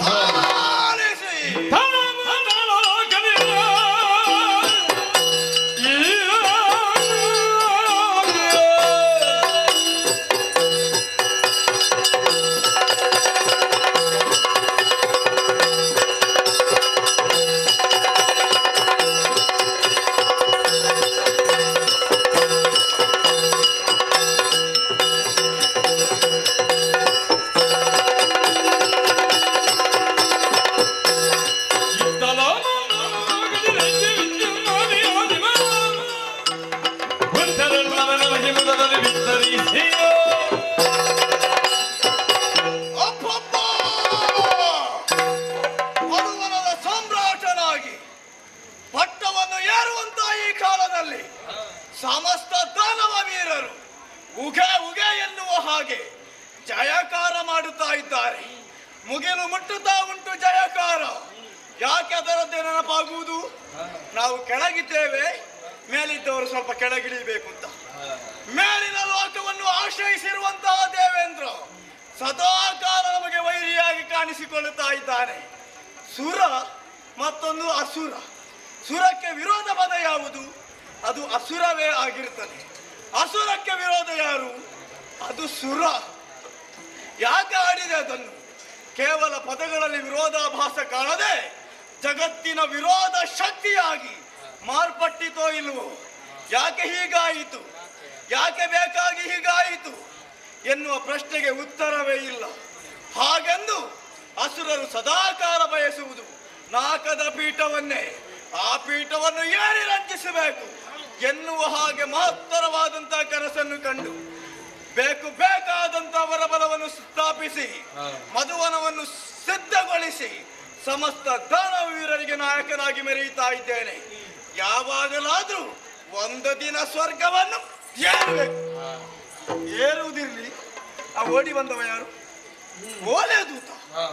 ಎಲ್ಲಿಂದಂತೆ ಓಲೆ ಬಿಡಿಸಿ ವಾಚಿಸಿದೆ ಅಂತ ಆದ್ರೆ ಬೇರೆ ಯಾರು ಅಲ್ಲ, ತಿಥಿಯಮ್ಮ ಕಳುಹಿಸಿದ ಓಲೆ. ಯಾಕೆ ಬೇಕಾಗಿ ತನ್ನ ತರಳೆಯಾದಂತಹ ಮಾಲಿನಿಗೆ ಅನುರೂಪನಾದಂತಹ ವರ ವಿದ್ಯುನ್ಮಾಲಿಯಾದಂತಹ ನೀನು ಬರುವ ಸಪ್ತಮಿಯಂದು ವಿವಾಹಕ್ಕೆ ಸಿದ್ಧನಾಗಿ ಬರಬೇಕು ಎನ್ನುವ ಓಲೆಗೆ ಒಪ್ಪಗೆಯನ್ನು ಸೂಚಿಸಿ ಬದಲು ಪತ್ರವನ್ನಿತ್ತು ಕಳುಹಿಸಿಕೊಟ್ಟದ್ದಾಗಿದೆ. ಮದುಮಗನಾಗಿ ಸಿಂಗರಿಸಿಕೊಂಡು ಸಾಗುತ್ತೇನೆ.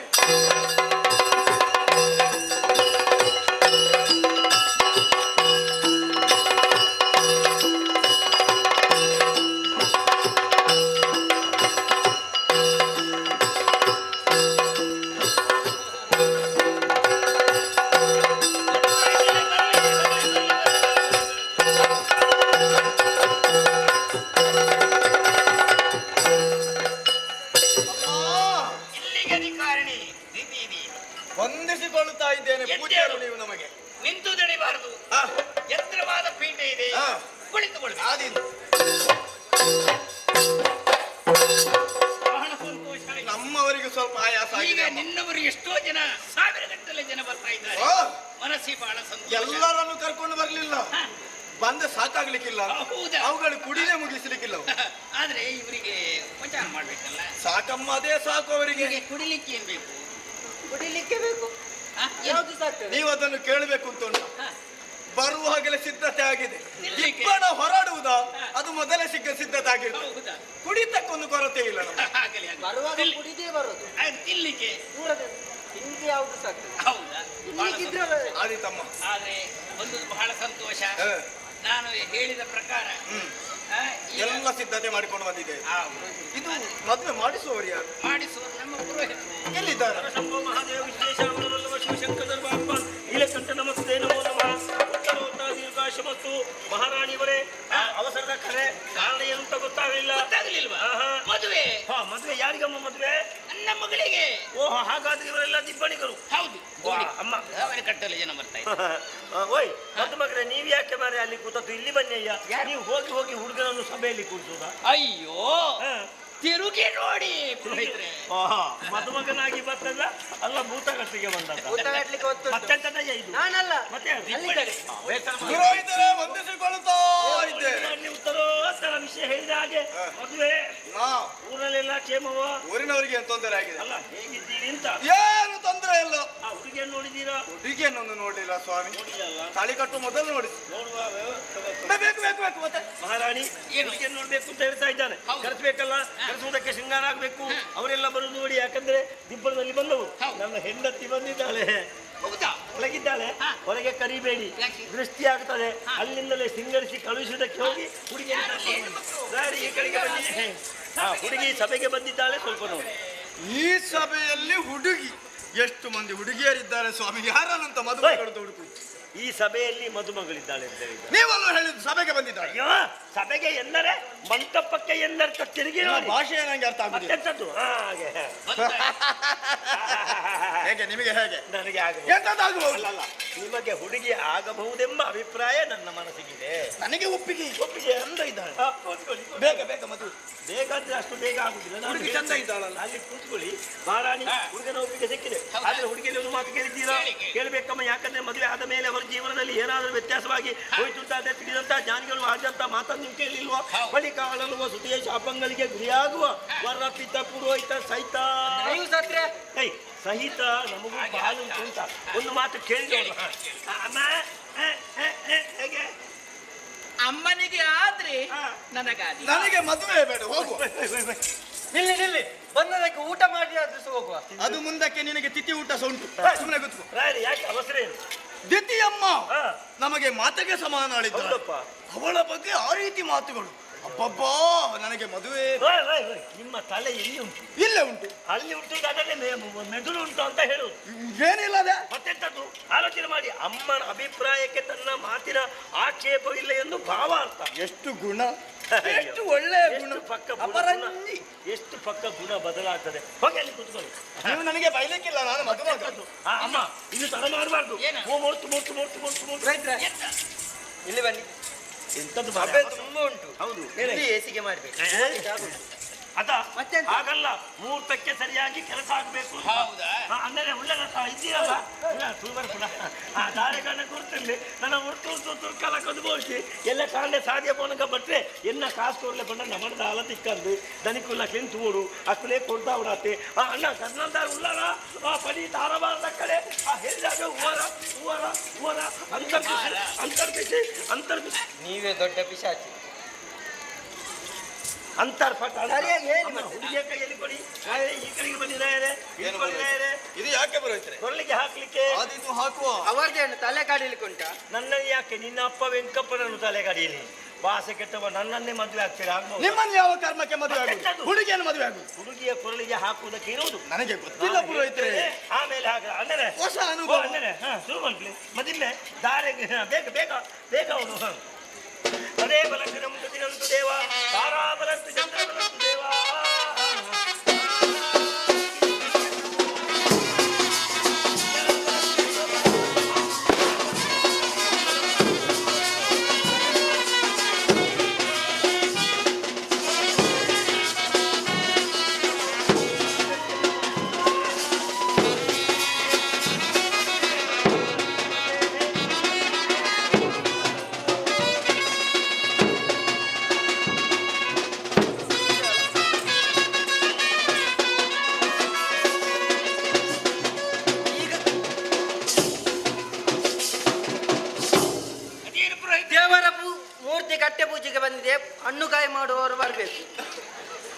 ಬಟ್ಟೆ ಪೂಜೆಗೆ ಅಲ್ಲ, ನಿನ್ನ ಅಪ್ಪ ವೆಂಕಪ್ಪನ ಮನೆಗೆ ಬಾಸೆಗೆಟ್ಟವ. ಹೋಗ್ತೀರಾ? ಇದೆಂತದ್ದು? ಎಂತ? ನಾನು ಹೋಗುದಿಲ್ಲ, ನಿನ್ನನ್ನು ಕಳಿಸ್ತೇನೆ ಮೊದಲು. ಇದೆಂತದ್ದು? ಎಂತ ಬರೀ? ದಾರ ಕಲಶ. ಒಂದು ಹಿರಿಯವರಿಂದ ಮುಟ್ಟಿಸುವ ಕ್ರಮ ಉಂಟು. ಮುಟ್ಟಿಸಬೇಕು ಅಂತ ಹೊರಡುವಾಗ ಪಕ್ಕ ನೆನಪಾಯ್ತು, ಎಷ್ಟು ದೊಡ್ಡ ಸಭೆ, ಆ ತಲೆಗೆ ಹೋಗಿ ಬರುವಾಗ ಇಲ್ಲಿ ಮುಹೂರ್ತ ಮೀರಿ ಹೋಗ್ತದೆ.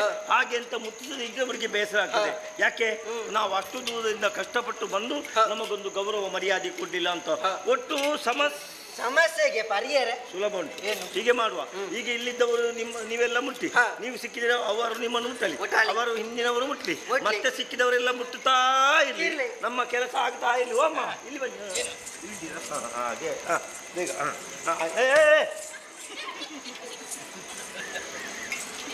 ಬೇಕಾ ಬೇಕಾ ಬರಿಸಿ ಒಳಗೆ ಬರಿಸಿ.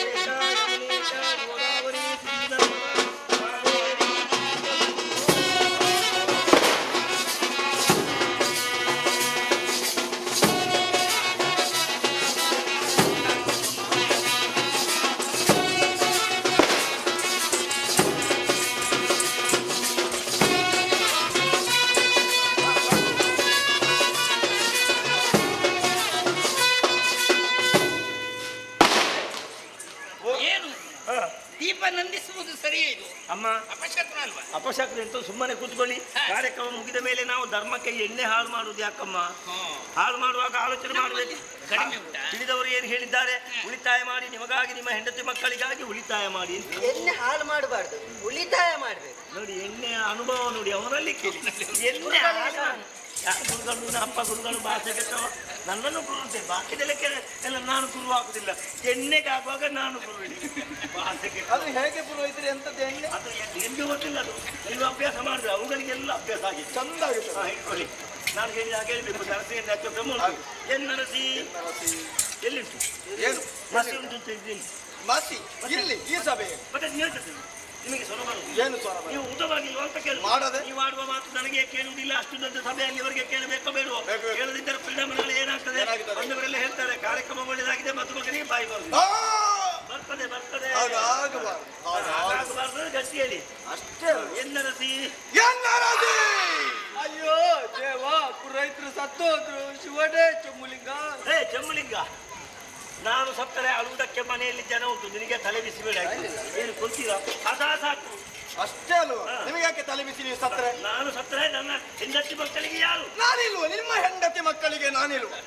ಮತ್ತೆ ನಾನು ಯಾಕೆ ಇರುವುದು? ನಿಮ್ಮ ಹೆಂಡತಿ ಇದ್ದೀನಿ ಅಂತ ನಾನು ಹೆಂಡತಿ ಮಕ್ಕಳಿಗೆ ಪರಿಹಾರ ಕೊಡ್ತೇನೆ. ಪರಿಹಾರ ಕೊಡ್ತೀನಿ ಅಂತ ನಾನು ಸಾಯ್ಬೇಕಲ್ವಾ? ತೊಂದರೆ ಇಲ್ಲ, ಪ್ರಾಯ ಆಗಿದೆ, ಹೋಗುದಾದ್ರೂ ಹೋಗಿ, ಮೋಕ್ಷ ಸಿಗುತ್ತದೆ ನಿಮಗೆ. ನಾನು ಸಾಯುವುದಕ್ಕೆ ಕಾಯುವುದು ನನ್ನ ಪರಿಹಾರದಿಂದ. ನಾನು ಹೇಳಿದಾಗ ಹೇಳಿ. ಎನ್ನರಸ, ಎನ್ನರಸಿ, ಎನ್ನರಸಿ, ಹೊನ್ನರಸಿ, ಹೊನ್ನರಸಿ, ಪ್ರಾಣರಸಿ, ಪ್ರಾಣದರಸಿ, ಪಟ್ಟದರಸಿ, ಪಟ್ಟದರಸಿ. ನಿಮ್ಮ ಯಾವುದು? ನಿನ್ನ ಪುರೋಹಿತರೆ ಹುಡುಗಿ ಅಲ್ವಾ? ಮದುವೆಯಾಗಿ ಅಭ್ಯಾಸ ಇಲ್ಲ, ಬಾಕಿದ್ದೆಲ್ಲ ಮೊದಲೇ ಅಭ್ಯಾಸ ಆಗಿದೆ. ನಿಮ್ಮ ಸಹವಾಸ ಉಂಟು, ಸಹವಾಸ ದೋಷ. ನನ್ನ ಸಹವಾಸ ಅಲ್ಲ, ನಿಮ್ಮ ಬಾಕಿದವರ ಸಹವಾಸ. ನಿನ್ನ ಕಮಲದಂತಹ ಮುಖಕ್ಕೆ ಇಷ್ಟು ಚಂದ ಮುಖ ಉಂಟು, ಕಮಲದಂತಹ ಮುಖಕ್ಕೆ ಹಸಿರು ಎಣ್ಣೆ ಹಚ್ಚುತ್ತೇನೆ, ಹಸಿರು ಎಣ್ಣೆ ಹಚ್ಚುತ್ತೇನೆ. ಎಂತದ್ದು ನೀವು ಗೋಲಿಗೆ ಸುಳ್ಳು ಹಚ್ಚುದಾ? ಹಚ್ಚುವುದಕ್ಕೆ ಹೇಳಿದ್ರಿ ಮತ್ತೆ ಎಷ್ಟು ಅಂತ ನೀವು ಹಾಕಿದ್ರೆ ನನ್ನ ಹೆಂಡತಿ ಮುಖ. ಮದುವೆ ಮನೆಯಲ್ಲಿ ಬೈಲಿಕ್ಕಿಲ್ಲ. ಹೆಂಡತಿಗೆ ಭಯ ಆಗುತ್ತದೆ, ನನ್ನ ಹೆಂಡತಿಗೆ. ನಾನು ಹೇಳಿದಾಗ ಹೇಳು. ಎನ್ನರಸ, ಎನ್ನರಸ, ಹೊನ್ನರಸ, ಹೊನ್ನರಸ, ಪ್ರಾಣದರಸ, ಪ್ರಾಣದರಸ, ಬಟ್ಟದರಸ. ನಿನ್ನ ಅದು ನಿಮ್ಮ ಅಲ್ವಾ ಪುರೋಹಿತರೆ? ಈಗ ನಮಗೆ ಕಲಿಸಿಕೊಳ್ತಾ ಇದ್ದಾರೆ. ನಿನ್ನ ಮುಚ್ಚಿದಂತಹ ಮುಖಕ್ಕೆ ಅಲ್ಲಿ ಎಂತದ್ದು ಇದು?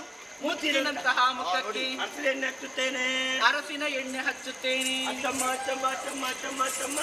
ಅಷ್ಟೇ ಅಮ್ಮ. ಕಾರ್ಯಕ್ರಮ ಬಹಳ ಒಳ್ಳೆ, ಎಂತದ್ದು ಒಳ್ಳೇದಾಗುದು.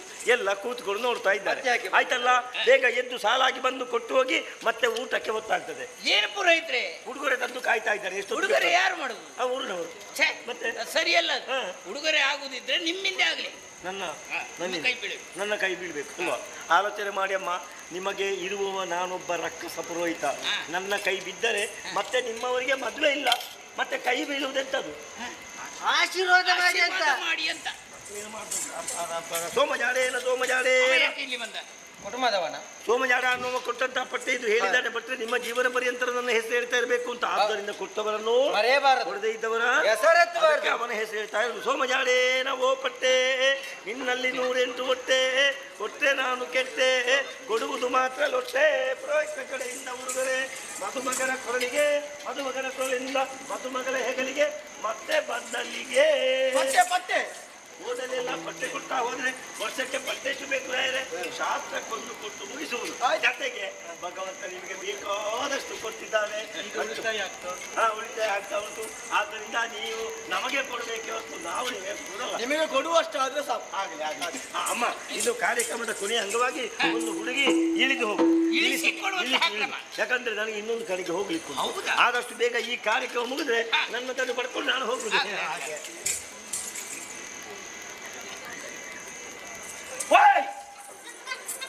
ನಿಮಗೆ ಏನಾಗುತ್ತದೆ? ಹೆಂಡತಿಯ ಜೊತೆ ನಾನು ಮಾತಾಡಿ ನಿಮಗೇನು ಸಂಕಟ? ನಿಮಗೆ ಸಮಯ ಮದುವೆ ಚಪ್ಪರ ಬೇರೆ ಪುರುಸೊತ್ತಿಲ್ಲ. ಮುದ್ದು ಮುದ್ದು ಮುದ್ದು ಇಲ್ವಾ? ಬೇಗ ಬೇಗ ಬೇಗ ಆಗ್ಬೇಕು, ಗೊತ್ತಾಗಿದೆ. ನೀವೆಂತದೆ? ನನಗೆ ತಾಗಲಿಕ್ಕೆ ಜನ ಸಿದ್ಧ ಆಗಿದೆ. ನೀವೆಂತದ್ದು ಬಸವನ ಹಿಂದೆ ಬಾಲ ಅಂತ? ನನ್ನ ಹೆಂಡತಿಯ ಜೊತೆ ನಾನು ಬರದು ನಿಮಗೆ ಎಂತ ಆಗುದು? ಮತ್ಸರ ಆಗುದಾ? ಉರಿಯುವುದ ನಿಮಗೆ? ಮೇಯಲೆಲ್ಲ ಬರ್ಲಿಕ್ಕಿಲ್ಲ. ಅಲ್ಲಿ ಕೂತ್ಕೊಳ್ಳಿ ಅಂತ, ಅಲ್ಲಿ ಕೂತ್ಕೊಳ್ಳಿ ಬೇಗ ಬೈಲಿಕ್ಕಿಲ್ಲ. ಎಂತ ಒಂದು ಹುಡುಗಿ ಹುಚ್ಚ ಅದು ಬೇರೆ ವಿಷಯ, ನಿಮ್ಮ ವಿಷಯ. ಹೌದೌದು. ನೋಡಮ್ಮ, ಇವರೆಲ್ಲ ನಿನ್ನ ಜೊತೆಯಲ್ಲಿದ್ದವರು ಇವತ್ತು ಮದುವೆಯಾಗಿ ಗಂಡನ ಮನೆಗೆ ಹೋಗುವಾಗ ಅವರಿಂದ ಒಂದು ಆಶೀರ್ವಾದ ಪಡೆಯುವ ಕ್ರಮ ಕೈ ಮುಗಿ ನಾನು ಹೇಳಿದ ಹಾಗೆ ಹೇಳಬೇಕಾಯ್ತಾ? ಅಣ್ಣಂದಿರಿ ಅಕ್ಕಂದಿರಿ ತಮ್ಮ ತಂಗಿಯಂದಿರಿ ಗುರು ಹಿರಿಯರೇ ನಾನು ಇಷ್ಟರವರೆಗೆ ನಿಮ್ಮ ಜೊತೆಯಲ್ಲಿ ಆಟವಾಡುತ್ತಾ ಇದ್ದೆ. ಬಾಲೆ ಮೀಸೆದ ಕೊಂಬುದು ಕೈ ದೆಪ್ಪ ನಾವು ಆಟ ಆಡ್ತಾ ಇದ್ದವನ್ನಾಗ ಅದೇಗೆ ರದ್ದು ಕೈತ ಕೊಂಬು ತಿರ್ಗ ಒಂದು ಓಡಿ ಆಟ ಆಡ್ತೀನಿ ನಿನ್ನ ಒಟ್ಟಿಗೆ ಹತ್ತು ಪುಂಜೇನ ಒಟ್ಟಿಗೆ ನರಮಾಣಿ ಇವತ್ತು ನನ್ನ ಪತಿದೇವರ ಜೊತೆಯಲ್ಲಿ ಹೋಗ್ತಾ ಇದ್ದೇನೆ. ಹಿರಿಯವರಾದ ನೀವು ಆಶೀರ್ವದಿಸಿ. ಹಿರಿಯವರಾದಂತಹ ನೀವೆಲ್ಲರೂ ಆಶೀರ್ವದಿಸಿ.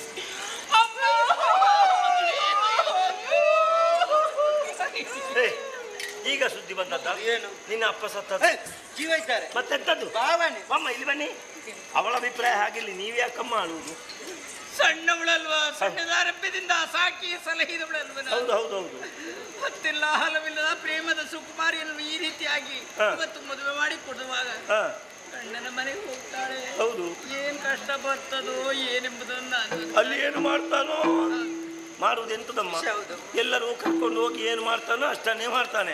ಮನೆಯ ಕೆಲಸ ಅಲ್ಲಿ ಹೇಳಿಕೊಡುವುದಕ್ಕೆ ಜನ ಉಂಟು, ಅದಕ್ಕೆ ನೀವು ಅಜ್ಜಮ್ಮ ನೀವು ಯಾಕೆ ಆಳುವುದು? ಅಳಬೇಡಿ ಅಜ್ಜಮ್ಮ, ಯಾಕಂದರೆ ನೋಡಿ ಹೆತ್ತ ಕರುಳು ಕಣ್ಣೀರು ಬರ್ತದೆ, ನಾವು ಯಾಕೆ ಆಳುವುದು? 4 ಸಲ ಆಚೆ ಈಚೆ ಹೋದರೆ ಎಲ್ಲ ಸರಿಯಾಗ್ತದೆ. ನಮ್ಮ ಊರಿನ ಹೊಸ ಜಾತ್ರೆಗೆ ಬರಲಿಕ್ಕೆ ಹೇಳು ಆಯ್ತಾ? ಬನ್ನಿ ಅಯ್ಯ, ಒಂದು ಆಶೀರ್ವಾದ ಕೇಳುವ ಕ್ರಮ ಕೈ ಮುಗಿರಿ ನಾನು ಹೇಳಿದ ಹಾಗೆ ಹೇಳಿ. ಅಣ್ಣಂದಿರಿ ನೆರೆದಿರುವಂತಹ ಬಂಧು ಬಾಂಧವರೇ, ಹೆಣ್ಣು ಮಕ್ಕಳೇ ಗಂಡು ಮಕ್ಕಳೇ ಮುಂದುವರಿಸಿ. ನಿಮ್ಮ ಅಮೂಲ್ಯವಾದ ಮತವನ್ನು ನನಗೇ ಕೊಟ್ಟು. ಇದಂತದ್ದು ಮತಯಾಚನೆ ನನ್ನದು ಅಲ್ಲ, ಆಶೀರ್ವಾದ ಕೇಳಿ ಅಂತ ನಾನು ಹೇಳ್ತೇನೆ. ಗಂಡು ಮಕ್ಕಳೇ ಹೆಣ್ಣು ಮಕ್ಕಳೇ ಹಿರಿಯವರೇ ರಾಜ ಗಾಂಭೀರ್ಯ ನಿಮ್ಮ ಗಾಂಭೀರ್ಯ ಇಲ್ಲ. ನೀವು ಗಾಂಭೀರ್ಯವನ್ನು ಮನೆಯಲ್ಲಿ ಇಡಬೇಕು, ಇಲ್ಲಿಗೆ ತರಬೇಡಿ, ಗೊತ್ತಾಯ್ತಲ್ಲ? ಇನ್ನು ಮದುವೆ ಆಗಿ ಆಯ್ತು, ಇನ್ನೆಲ್ಲಿಗೆ ಗಾಂಭೀರ್ಯ? ನಾನು ಹೇಳಿದ ಹಾಗೆ ಸಾಕು. ಅಣ್ಣಂದಿರೇ ಅಕ್ಕಂದಿರೇ ಗುರು ಹಿರಿಯರೇ ನಾನು ನನ್ನ ಹೆಂಡತಿಯನ್ನು ಕರೆದುಕೊಂಡು ಹೋಗುತ್ತೇನೆ. ಯಾವ ಗ್ರಾಚಾರಕ್ಕೆ ನಿಮ್ಮ ಹೆಂಡತಿಯನ್ನು ಕರ್ಕೊಂಡು ಹೋಗುದು? ಒಳ್ಳೆ ಚಂದದ ಹುಡುಗಿ ಮದುವೆ ಆಗಿದೆ, ಧರ್ಮಕ್ಕೆ ಸಿಗುದು ಯಾಕೆ ಬಿಡುದು? ಎಲ್ಲದು ನಿನ್ನದು ಧರ್ಮಕ್ಕೆ ನೀನು ಕರ್ಕೊಂಡು ಧರ್ಮಕ್ಕೆ. ಓಯ್ ನನ್ನ ಅದಲ್ಲ, ಅವನಲ್ಲಿ ಧರ್ಮಕ್ಕೆ ಸಿಕ್ಕುವುದುಂಟು, ಬೇಕಾದಷ್ಟು ಕರ್ಕೊಂಡು ಹೋಗಿ ಅಂತ ಅವ ಹೇಳುದು. ಓಯ್ ನನ್ನ ಅಂದರೆ ನಿಮ್ಮ ಆಗ ನಾನು ನನ್ನ ಹೆಂಡತಿಯನ್ನು ಕರ್ಕೊಂಡು ಹೋಗುತ್ತೇನೆ. ಹಿರಿಯವರಾದ ನೀವು ಆಶೀರ್ವಾದಿಸಿ. ಪುರೋಹಿತರ ದೊಡ್ಡ ಆಶೀರ್ವಾದ ಮಾಡಿ ದೀರ್ಘಾಯುಷ ಬಂತು. 100 ಮಂದಿ ಹೆಣ್ಣು ಮಕ್ಕಳೇ ಆಗಲಿ. ಓ ದೇವರೇ, ನೀವು ವರ ಕೊಟ್ಟದ್ದ ಶಾಪ ಕೊಟ್ಟದ್ದು? 100 ಮಂದಿ ಹೆಣ್ಣು ಮಕ್ಕಳು, ಒಂದು ಗಂಡು ಸಂತಾನ. ಗಂಡು ಯಾಕೆ ರಾಯರೇ? ಹೆಣ್ಣು ಅಂತ ತಾತ್ಸಾರ ಮಾಡಬೇಡಿ. ಸಂತಾನ ಅಭಿವೃದ್ಧಿಯಾಗುವುದು ಹೆಣ್ಣು ಮಕ್ಕಳಿಂದ. ಭಗವಂತ ನಿಮಗೆ ಬೇಕಾದಷ್ಟು ಸಂಪತ್ತು ಕೊಟ್ಟಿದ್ದಾನೆ, ಖರ್ಚು ಮಾಡ್ಲಿಕ್ಕೆ ಒಂದು ದಾರಿ ಆಯ್ತು. ಹೋಗಿ ಹೆಣ್ಣು ಲೋಕದ ಕಣ್ಣು, ಸಂಸಾರದ ಕಣ್ಣು. ಬರ್ತೇನೆ ರೈತ್ರೆ, ನನ್ನಿಂದ ಆಶೀರ್ವಾದ ಮಾಡಿ. ಏನಂತ? ಬೇಗ ಮದುವೆ ಆಗ್ಲಿ ಅಂತ. ನಿನ್ನ ಜೀವನದಲ್ಲಿ ಅದೊಂದು ಆಗದೇ ಹೋಗಲಿ.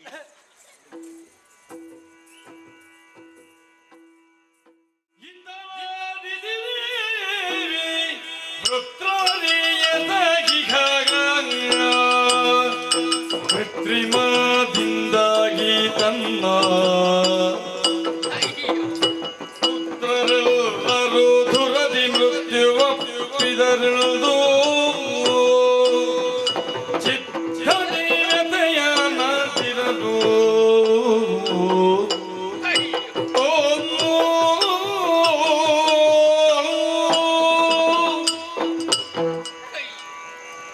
ಮಗಳನ್ನು ಮದುವೆ ಮಾಡಿಕೊಟ್ಟಿದ್ದೇನೆ. ಕೆಲವು ಸಮಯದೀಚೆಗೆ ಒಂದು ಗಂಡು ಮಗುವಿಗೆ ತಾಯಿದ್ದಾಳೆ. ಆ ಮಗುವಿನ ಬಾಲಲೀಲೆ ನೋಡಿ ನಾನು ಸಂತೋಷದಲ್ಲೇ ಇರಬಹುದಿತ್ತು. ಗತಿಸಿ ಹೋದ ವಿಚಾರವನ್ನು ಎಣಿಕೆ ತಂದಾಗ ನನ್ನ ಪಾಲಿಗೆ ಕಣ್ಣೀರಲ್ವೇ? ನಾನೊಬ್ಬಳು ಹಿರಿಯ ಸ್ಥಾನದಲ್ಲಿದ್ದು ಬಿಡಲ್ವೇ? ಹಿರಿಯವಳಾಗಿರುವಂತಹ ನನ್ನ ಪಾಲಿಗೆ ಸಿಗಬೇಕಾದಂತ ವಸ್ತು ಅನ್ನ ಹಕ್ಕದ ಸಂಪತ್ತು. ಅಂತ ಸಂಪತ್ತನ್ನು ಕೊಡಿಸುವಂತಹ ಮಹಾಶಕ್ತಿಶಾಲಿಗಳು ನಮ್ಮಲ್ಲಿ ಯಾರೂ ಇಲ್ಲದೆ ಹೋಯ್ತೆ.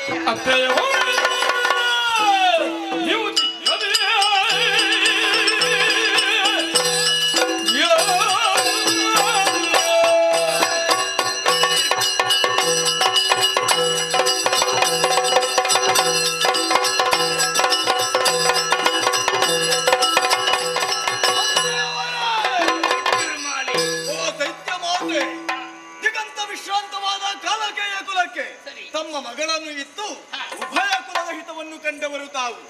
ಈಗ ಏಕಾಂಗಿಯಾಗಿ ಕಣ್ಣೀರನ್ನು ಸುರಿಸುತ್ತಾ ಇದ್ದೀರಿ. ಏನಮ್ಮ ಚಿಂತೆ? ನಮ್ಮ ಜೀವನದಲ್ಲಿ ಸಂತೋಷ ಎನ್ನುವುದೇ ಇಲ್ಲ. ಅನುನಿತ್ಯ ನಾನು ಕಣ್ಣೀರು ಸುರಲಿಕ್ಕೂ ಕಾರಣ ಹೀಗೆ. ಏನಾಯ್ತು? ಈ ಹಿಂದೆ ಎಷ್ಟೋ ಜನ ಗಂಡು ಮಕ್ಕಳು ನನ್ನ ಹೊಟ್ಟೆಯಲ್ಲಿ ಹುಟ್ಟಿಕೊಂಡಿದ್ದಾರೆ. ಸಾಮಂತರು ಧರ್ಮದ ಸಾಧ್ಯವಿಲ್ಲ. ಅಂತಹ ಮಕ್ಕಳು ಪರಾಕ್ರಮದಿಂದ ಆ ದೇವಲೋಕವನ್ನು ಪಡಿಬೇಕೆಂಬ ಉದ್ದೇಶದಿಂದಾಗಿ ಹಿಂದೆ ದೇವನಗರಿಗೆ ತಿಳಿದ್ದಾರೆ. ಆದ್ರೆ ಏನ್ ಮಾಡೋಣ, ಅಲ್ಲಿಗೆ ಅಧಿಕಾರಿಯಾಗಿರುವಂತಹ ದೇವೇಂದ್ರ ಮೋಸದಿಂದ ಕೃತ್ರಿಮದಿಂದ ನನ್ನ ಮಕ್ಕಳೆಲ್ಲವನ್ನ ಮಗ ಸಮಾನಾದಂತ ಅಳಿಯ ನಾನಿದ್ದೇನೆ. ಎಲಗೊಂದು ಆಶೀರ್ವಾದವನ್ನು ಮಾಡಿ.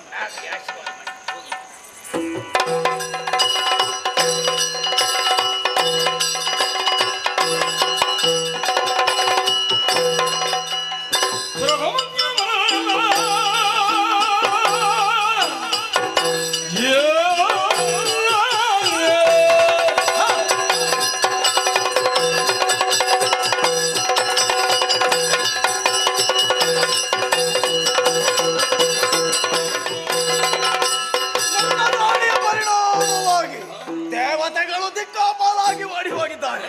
ನಾಕಪೀಠ ಬರಿದಾಗಿದೆ, ಯಾರಿಕೊಳ್ಳುತ್ತೇವೆ.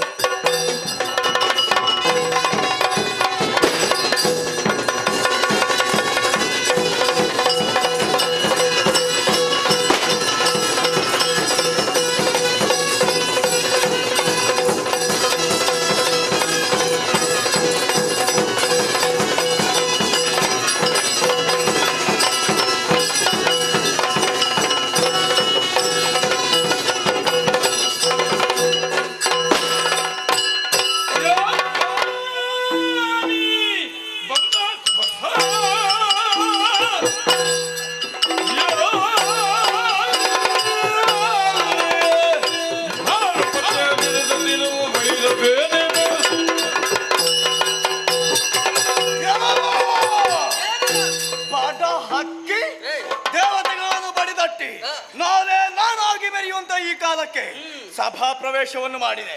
ಯುದ್ಧಕ್ಕೆ ಆಹ್ವಾನವನ್ನು ಕೊಟ್ಟೆ. ಬಾಂಧವ ಯಾರು?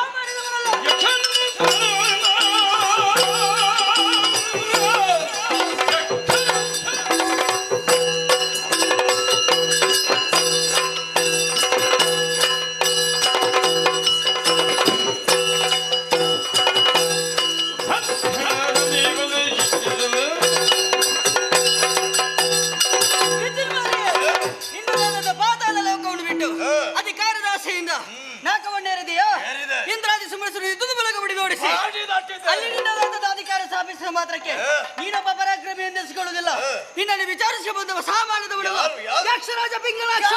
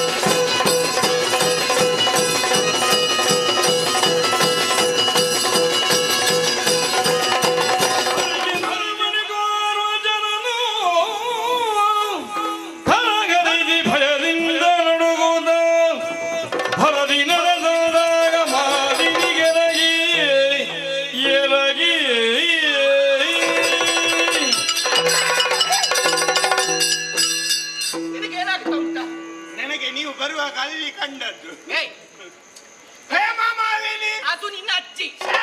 ಹೇ ಮಾಲಿನಿ ಅಮ್ಮ ಎನ್ನುವ ಹಾಗಾಡು. ಓ ಮಾಲಿನಿ ಅಮ್ಮ. ನಿನಗೇನಾಯ್ತು, ಸೊಂಟ ನೋವಾ? ಮತ್ತೆ ಏನು? ಯಾರ ನೀನು? ನಿಮ್ಮ ಗಂಡ. ನಿನ್ನ ಹಲ್ಲು ನಿಮ್ಮ ಗಂಡ ಪೂರ್ಣೇಶ. ಪ್ರಾಣೇಶ. ಪ್ರಾಣೇಶ. ವೈಳಬಾಯಿ. ಬಾಯಿ ಅಲ್ಲ, ವಲ್ಲಭ. ವೈಳಭ. ಇಬ್ಬರು ಒಟ್ಟಿಗೆ ನಾವು ಸುರಪುರಕ್ಕೆ ಹೋದದ್ದು. ಸುರಪುರಕ್ಕೆ ದಿಗ್ವಿಜಯ ಮಾರುವ. ದಿಗ್ವಿಜಯವನ್ನ ಮಾಡುವ. ದಿಗ್ವಿಜಯ ಮಾರುವ ಎನ್ನುವ ಹಾಗೆ. ನೀನು ಅಲ್ಲಿಂದ ಬರುವುದಾ? ಅಲ್ಲಿಂದ ನೇರ ಇಲ್ಲಿಗೆ. ಹೌದಾ? ವಿಷಯ ಏನಿದೆ?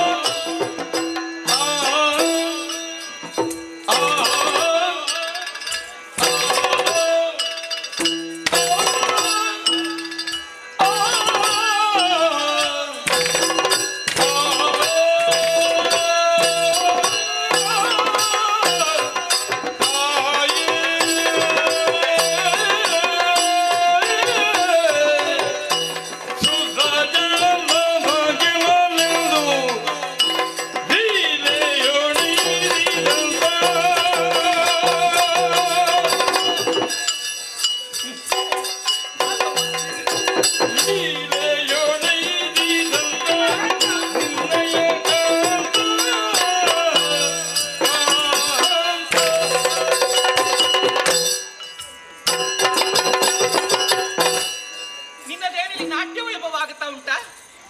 ಅಲ್ಲಪ್ಪ, ಮತ್ತೆ ಸ್ವರ್ಗದಿಂದ ಬಂದದಲ್ಲ, ಅದಕ್ಕೆ ಅಲ್ಲಿಂದ ಬಂದ ಅಲ್ಲ, ಅಲ್ಲಿಯದಾದಂತಹ ಉತ್ಸಾಹ ಉಲ್ಲಾಸ. ಅಮ್ಮ, ಏನಪ್ಪ? ನಾವಿಬ್ಬರು ಸ್ವರ್ಗವನ್ನು ಸೇರಿದ್ದೇ ತಡ. ಸೇರಿ ನಿಮ್ಮ ಗಂಡ ನೇರವಾಗಿ ಸ್ವರ್ಗವನ್ನು ಪ್ರವೇಶಿಸಿದ್ದೇ ತಡ. ಹೋಗಿ ಮುಟ್ಟುವುದಕ್ಕೆ ಅವಕಾಶ ಇಲ್ಲ. ನಿಮ್ಮ ಗಂಡನಿಗೆ ಜೋರ್ ಬಂದದ್ದು. ಅದು ಸಿಟ್ಟು ಬಂದದ್ದು. ಸಿಟ್ಟು ಬಂದದ್ದು. ಇನ್ನು ಬಂದ ಮೇಲೆ ಅಲ್ಲಿ ಮಾಡದಿರ್ಲಿಕ್ಕೆ ಆಗ್ತದ? ಯುದ್ಧ. ಯುದ್ಧ ಎಲ್ಲಿಟ್ಟು ಜಾಗ ಎನ್ನುವ ಹಾಗೆ ಹುಡುಕಿದ್ರು. ರಣಾಂಗಣ, ಯುದ್ಧರಂಗ ಇಳಿದ್ರು.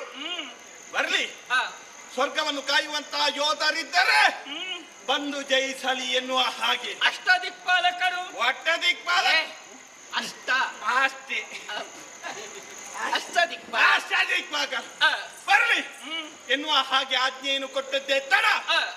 ಒಬ್ಬೊಬ್ಬರಾಗಿ ಬಂದ್ರ. ಹೌದು, ಮೊದಲಾಗಿ ಅವ ಬಂದ. ಯಾರು? ತಕ ತಕ ತಕ ತಕ ಅಂತ ಉರಿಯುತ್ತಾ ಬಂದದ್ದು ಅಗ್ನಿ. ಅಗ್ನಿ. ನಿಮ್ಮ ಗಂಡನ ಎದುರು ನಿಂತನ. ಏನಾಯ್ತು ನಿನಗೆ? ನಾನು ಅಗ್ನಿ ಮುಟ್ಟಿದ್ರೆ ಸುಟ್ಟೋಗ್ತೀಯ. ಇವ ಇಷ್ಟು ಹೊತ್ತು ಸರಿ ಇದ್ದ, ಈಗ ಏನಾಯ್ತು ನಿನಗೆ? ಅವ ಹೇಳುದು ಆ ಅಗ್ನಿಯ ಮಾತ. ಗೊತ್ತಾಯ್ತು. ನೀನು ಸಾಯ್ತೀಯ ಅಂತ. ಸಾಯ್ಬೇಡ. ನಿಮ್ಮ ಗಂಡ ಬಿಟ್ರ? ಬಿಡ್ಲಿಲ್ಲ. ಬಿಡುವುದಿಲ್ಲ. ನೀನು ಅಗ್ನಿ ಆದ್ರೆ ನಾನು ಇಸ್ಮಾಲಿ. ವಿದ್ಯುನ್ಮಾಲಿ. ಕೊಟ್ಟರೆ ವರ, ಇಟ್ಟರೆ ಶಾಪ. ಬಾ ಯುದ್ಧ ರಂಗಕ್ಕೆ. ಯುದ್ಧ ಮಾಡಿದ್ರು. ಅಮ್ಮ, ನಡೆದಂತ ಯುದ್ಧದಲ್ಲಿ ಅಗ್ನಿ ತ್ವಿಂಕ. ನಂದಿ ಹೋದ. ಓಡಿ ಹೋದ. ಹೋಗ್ಲಿ ಆಚೆ. ಆಮೇಲೆ ಬಂದ ಯಾರು? ಕುಮ್ರದ. ಯಾರು? ಕುಬೇರ. ಅವ ಬಂದ, ಪೆಟ್ಟು ತಿಂದ, ಓಡಿ. ಯಮ ಬಂದ.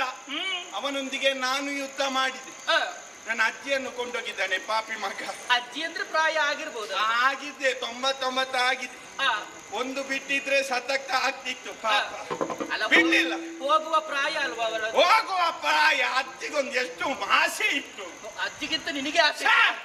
ಸಾಯುವಕ್ಕಿಂತ ಮೊದಲೊಂದು ಪುಟ್ಟ ಗೌರಿ ಮದುವೆ. ಅಜ್ಜಿಯ ಮೊಮ್ಮಗಳು. ಅವಳಿಗೊಂದು ಮದುವೆಯನ್ನು ಅವಳ ಮದುವೆ ಮಾಡಿ ಎಷ್ಟು ಸಮಯ ಆಯ್ತು? ಮದುವೆ ಆಗ್ಲಿಕ್ಕೆ ಕೇಳುತ್ತಿಲ್ಲ. ನಿನ್ನ ಬಾಯಲ್ಲಿ ಏನೆಲ್ಲ ಬರ್ತದೋ ಪುಣ್ಯಾತ್ಮ. ಮದುವೆ ಮಾಡಿ ಸಾಯ್ಬೇಕು ಅಂತ ಇತ್ತು. ಪಾಪಿ ಮಗ ಅರ್ಥದಲ್ಲೇ ಕೊಂಡೋದ. ಅದಕ್ಕಿಂತ ಮೊದಲೇ ಸತ್ತು. ಸಾಯ್ಲಿ ಬಿಡಿ, ಹೋಗ್ಲಿ. ನಾವನನ್ನು ನಾನೇ ಓಡಿಸಿದೆ. ಅಮ್ಮ, ಏನು? ಇವರೆಲ್ಲ ಹೋಗುವಾಗ ಕೊನೆಗೆ ಒಬ್ಬ ಬಂದ. ಯಾರದು? ನಮ್ಮ ಸುರತ್ಕಲ್ನ ಕಡೆಯಿಂದ. ಅಲ್ಲಿಂದ 56ರಲ್ಲಿ ಇಲ್ಲಿಗ. ಅದು ಹೇಗೆ? ಅಲ್ಲಿಂದ ನೇರ ದಾರಿ ಉಂಟಲ್ಲ. ಸುರಲೋಕದ ಕಡೆಯಿಂದ ಐರಾವತವನ್ನು ಏರಿಕೊಂಡು ಇಲ್ಲಿಗೆ ಬಂದದ್ದು. ಪುರಂದರ ಬಂದ. ಪುರಂದರನ? ಹೌದಪ್ಪ.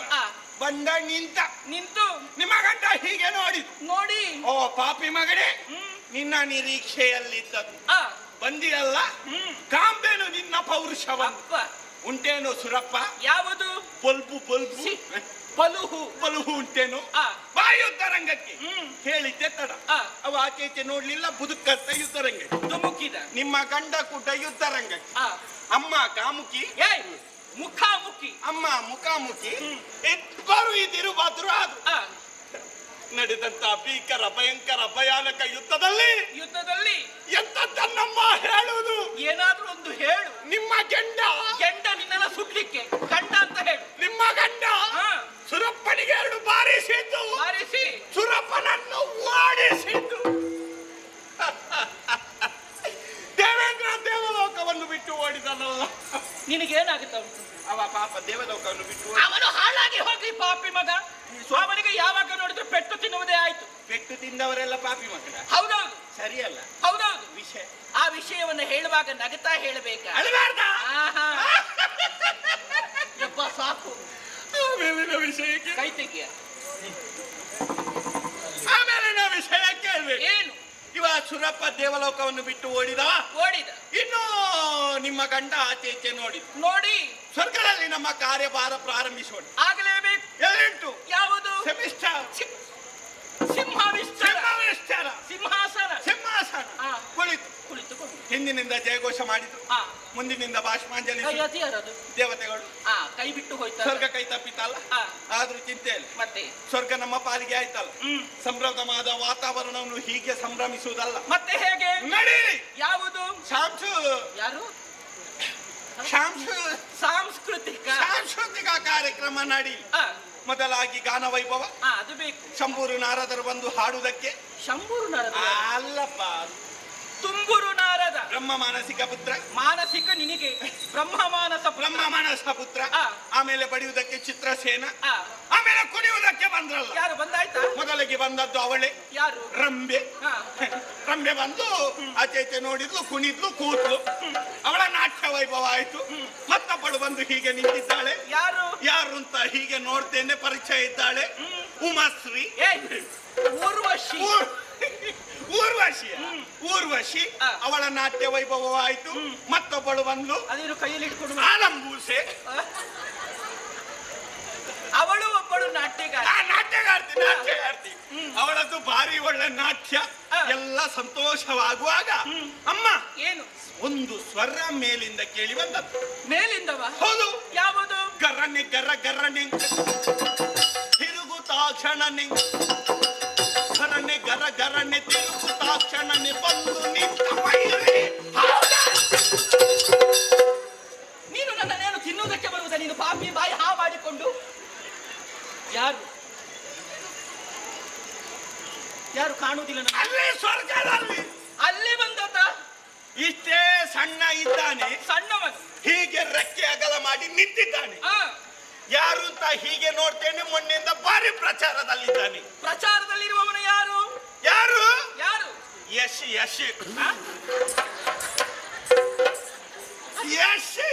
ಗೊತ್ತಿಲ್ವಾ?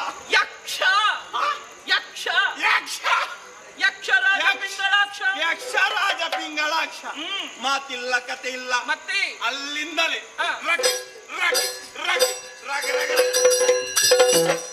ಒಂದು ನಿಮ್ಮ ಗಂಡನ ಮುಖಕ್ಕೆ ಬಾರಿಸಿ. ನನ್ನೊಬ್ಬರಿಗೆ ಹೊಡ್ತಾನ ಅವನು? ಆವಾಗ ಅವರೇನು ಮಾಡಿದ್ರು? ಪೆಟ್ಟು ತಿಂದ ಪಾಪಿ ಮಗ, ಹಣೆ ಬರ ಕೆಟ್ಟ ನಿಮ್ಮ ಗಂಡ. ನನ್ನ ಗಂಡನಿಗೆ ಹೇಳುವುದಕ್ಕಿಲ್ಲ, ಅದು ದೇವೇಂದ್ರನಿಗೆ ಮಾತ್ರ. ಮತ್ತೆ ಆಗ ಹೇಳಿದ್ರೆ ಪೆಟ್ಟು ತಿಂದವರೆಲ್ಲ ಪುರಂದರ ಮಾತ್ರ. ಪುರಂದರಿಗೆ ಮಾತ್ರ. ಹೌದು. ನಮಗೆಲ್ವಾ? ನನ್ನವರು ಸುಮ್ಮನೆ ಬಿಡ್ಲಿಕ್ಕಿಲ್ಲಪ್ಪ. ಬಿಡ್ಲಿಲ್ಲ. ಅವರು ಹಾಗೆಲ್ಲ ಬಿಡುವವರೇ ಅಲ್ಲ. ಬಿಟ್ರೆ ಏಸಿಗೆ. ಅವನನ್ನೇ ಬಿಟ್ರೆ ಹೇಸಿಗೆ. ಯಾಕೆ? ನನ್ನವರು ಶಕ್ತಿಗಾರರ.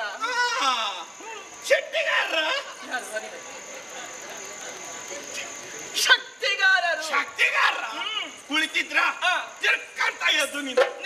ಇವ ಅಲ್ಲಿ ತನಕ ಹೋದ ಯಕ್ಷ. ಮತ್ತೊಮ್ಮೆ ರಗ ಅಂತ ಬಂದದ್ದು. ಮತ್ತು ಪುನಃ ಬಾರಿಸಿ ಆವಾಗ ನಿಂತಿದ್ರ. ಅಲ್ಲಿಗೆ ಮಲಗಿದ್ರು. ಅವರು ಮಲಗಿಕೊಂಡು ಯುದ್ಧ ಮಾಡ್ತಾರಪ್ಪ. ಅಮ್ಮ ನಿಮ್ಮಷ್ಟು ಅನುಭವ ಇಲ್ಲಪ್ಪ. ಯುದ್ಧದ ವೈಖರಿಯನ್ನ ಗಮನಿಸಿದ್ದೇನೆ. ಇರಬಹುದು, ನಾನು ಪ್ರಥಮ ಬಾರಿಗೆ ಹೋದದಲ್ಲ. ಮಲಗಿಕೊಂಡು ಯುದ್ಧ ಮಾಡ್ತಾರೆ ಅಂತ ನಾನು ಕೂಡ ನಿರೀಕ್ಷೆಯಲ್ಲಿದ್ದೆ. ಇಲ್ಲ, ಹೇಳುವುದು ಕಾಣುದಿಲ್ಲ. ಅಂದ್ರೆ ಸರಿಯಾಗಿ ನೋಡಿದೆ, ಹತ್ತಿರ ಹೋಗಿ ನೋಡಿ ಏನಾಗಿ ಮುಟ್ಟಿದೆ ಎಂತರಾಗ್ಲಿಲ್ಲ. ಮುಟ್ಟಿದೆ, ತಟ್ಟಿದೆ, ಎಬ್ಬಿಸುವುದಕ್ಕೆ ಪ್ರಯತ್ನ ಮಾಡಿದೆ, ಎಲ್ಲ ಪ್ರತಿಕ್ರಿಯೆ ಇಲ್ಲ. ಏನಾಗಿದೆ? ಸರಿಯಾಗಿ ನೋಡುವಾಗ ನೋಡಿದೆತ್ತ ತನ್ನಮ್ಮ ಏನು? ಎಷ್ಟೊತ್ತ ನಾಲಗೆ ಹೊರಗೆ ಹಾಕಿ ನಿಮ್ಮ ಗಂಡ, ನನ್ನ ಗಂಡ ಸತ್ತ.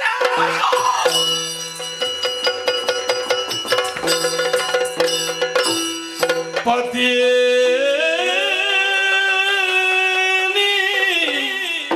ಮಡಿದೆಯಲ್ಲ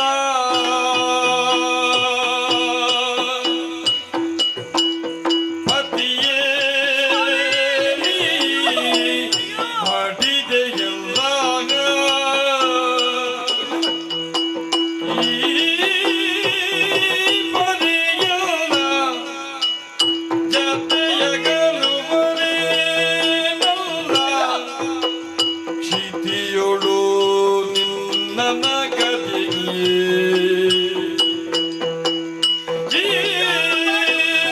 ಜೀವಿಸಮತಿ ವ್ಯಥೆಯ ಆರೊಡನಿನ ನೀ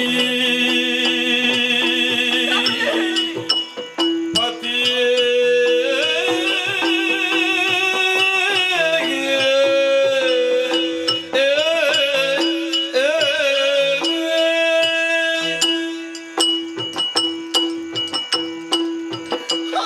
ಶಿವನೇ, ಎಂಥ ಒಂದು ಕರ್ಣ ಕಠೋರವಾದಂತಹ ಮಾತುಗಳನ್ನು ಕೇಳಿದೆ ನಾನು. ಸ್ವಾಮಿ, ಯುದ್ಧಕ್ಕೆ ಹೋಗುವಂತಹ ವೇಳೆಯಲ್ಲಿ ನನ್ನಲ್ಲಿ ಆಡಿ ಹೋದಂತಹ ಮಾತುಗಳು ಹೇಗೆ ಸ್ವಾಮಿ? ಬಾಲಿನಿ, ಮಂಗಳಾರತಿನ ಹಿಡಿದುಕೊಂಡು ನಿಂತುಕೋ. ನಾನು ಬರುವಂತಹ ವೇಳೆಯಲ್ಲಿ ನಗುಮುಖದಿಂದ ಮುಖಕ್ಕೆ ಮಂಗಳಾರತಿನ ಬೆಳಕು ಎನ್ನುವ ಹಾಗೆ ಆಡಿ ಹೋದಿರಲ್ಲ ಸ್ವಾಮಿ. ಆ ಮಾತುಗಳೆಲ್ಲವೂ ಇದು ಕನಸಾಗಿ ಉಳಿದು ಹೋಯಿತು, ಕನಸಾಗಿ ಉಳಿದು ಹೋಯಿತು. ಹಾಗಿದ್ರೆ ನನಗಿಂತ ಸ್ಥಿತಿ ಬರುವುದಕ್ಕೆ ಕಾರಣ ಯಾರು? ನನಗಿಂತ ವೈದ್ಯ ದೀಕ್ಷೆ ಬರುವುದಕ್ಕೆ ಕಾರಣ ಯಾರು? ಯಾರು? ಎಲ್ಲ ದೇವತೆಗಳಿಗೆ, ಎಲ್ಲ ದೇವತೆಗಳೇ,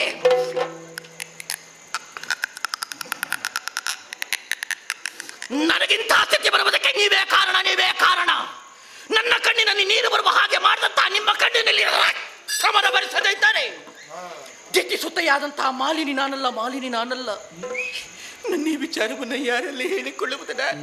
ಯಾರಿದ್ದಾರೆ ನನಗೆ? ನನಗೊಬ್ಬ ಮಗನಿದ್ದಾನೆ, ಸಮರ್ಥನಾದಂತಹ ಮಗ ಮಹಿಷನಿದ್ದಾನೆ. ಅವನೇ ಸಾಕು. ಅವನನ್ನೇ ಕರೆದು ಸಮಸ್ತ ವಿಚಾರಗಳನ್ನು ನಿಮಗೊಂದು ಗತಿಯನ್ನು ಕಾಣಿಸ್ತೇನೆ. ನನ್ನ ಮಗನನ್ನು ನಾನು ಕರೀತೇನೆ, ನನ್ನ ಮಗನನ್ನು ನಾನು ಕರೀತೇನೆ.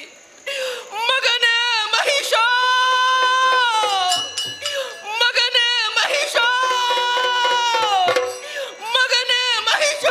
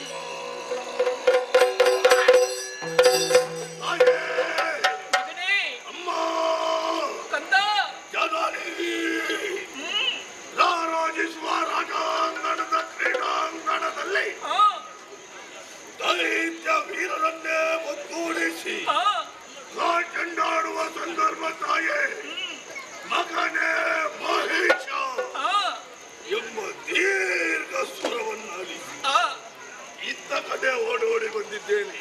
ಅಮ್ಮ ಮಗನೇ, ಎಂದಿನ ಹಾಗೆ ನೀನಿಲ್ಲ ತಾಯೇ. ಇಲ್ಲ ಕಂದ. ದೂರದಲ್ಲಿ ಕಂಡಂತಹ ನೀನು ಎತ್ತೆ ಮುದ್ದಾಡಿಸಬೇಕಿತ್ತು. ಹೌದು. ಆದರೆ ಇಂದು ನೆಲ ನಾಟಕಗಳಾಗಿದ್ದೀಯ. ಕಣ್ಣಲ್ಲಿ ಧಾರಾಕಾರವಾಗಿ ಕಬ್ಬಳಿ ಹರಿಯುತ್ತಾ ಇದೆ. ಅಮ್ಮ ಮಗನೇ, ಹಾಯೇ ಓ ಏನಾಯ್ತಮ್ಮ? ಕಷ್ಟ ಬಂತು ಮಗನೇ.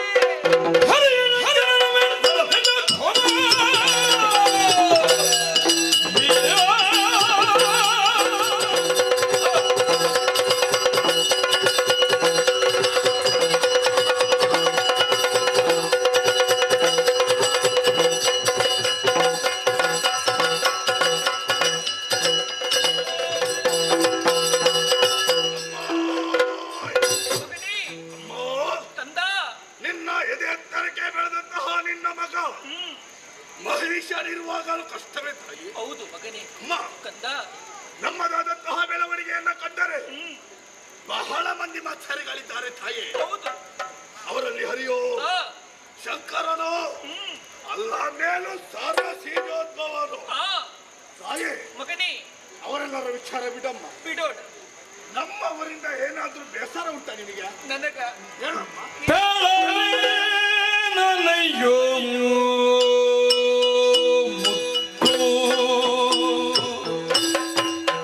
ಕಂದ ಕಂದ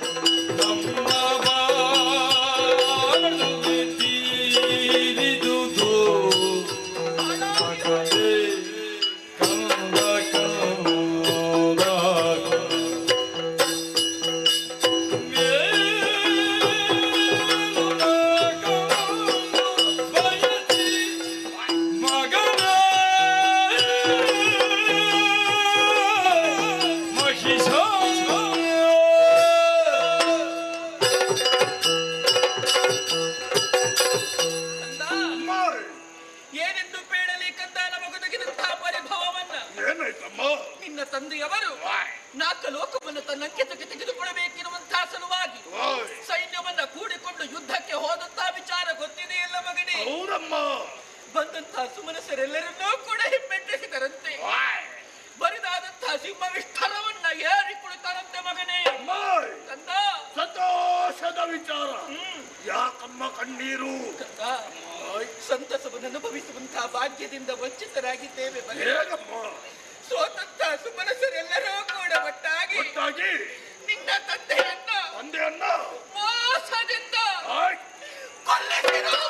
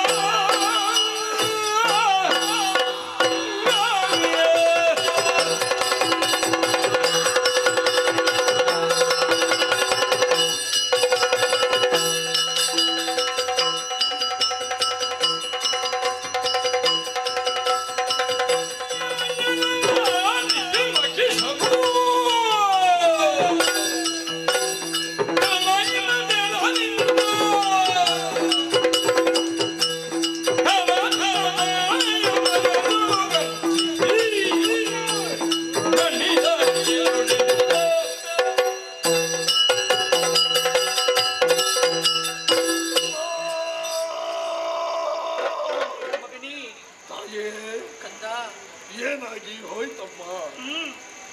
ಲೋಕವನ್ನ ಹೇರುತ್ತೇನೆ ಎಂಬ ಹಾಗೆ ಹೇಳಿ ಹೋದ ತಂದೆಯವರು ಲೋಕವನ್ನೇ ಸೇರಿದರೆ ತಾಯಿ. ಹೌದು ಕಂದ. ಅಮ್ಮ ಮಗನೇ, ನಮ್ಮದಾದಂತಹ ಕಷ್ಟದ ಪರಿಸ್ಥಿತಿಯನ್ನ ಕಂಡಂತಹ ದೇವತೆಗಳು ದಹಗೈಸಿ ನಗಾಡುವುದಕ್ಕೆ ಮುಂದಾದರೆ ತಾಯಿ ಎಲ್ಲ ಹೇಗೆ ಸಂಭ್ರಮಿಸುತ್ತಾ ಇದ್ದಾರೆ ನೋಡು ಮಗನೇ. ಕಂದ, ನನ್ನ ತಂದೆಯ ಸಾವಿಗೆ ಕಾರಣರಾದ ದೇವತೆಗಳನ್ನ ಯಾರು ತಾಯಿ? ನಿನ್ನ ತಂದೆ ಸಾವಿಗೆ ಕಾರಣ ಯಕ್ಷ.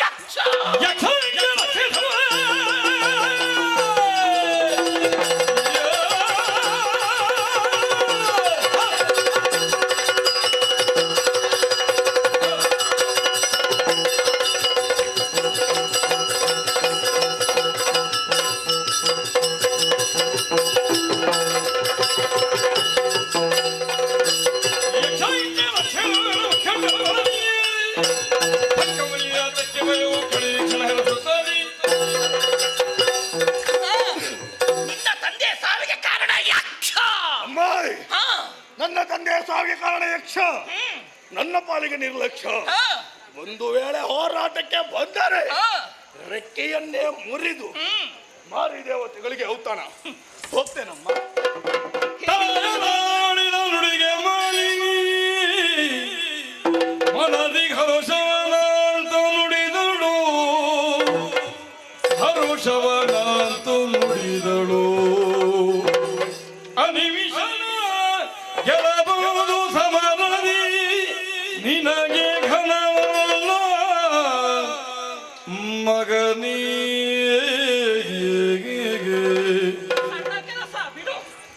ವನಜನಾಭನು ಬರುವ ಕೃತಕದೇ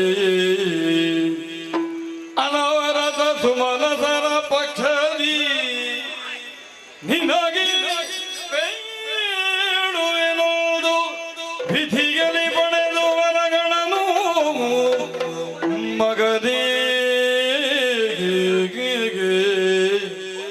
ಮಗನೇ.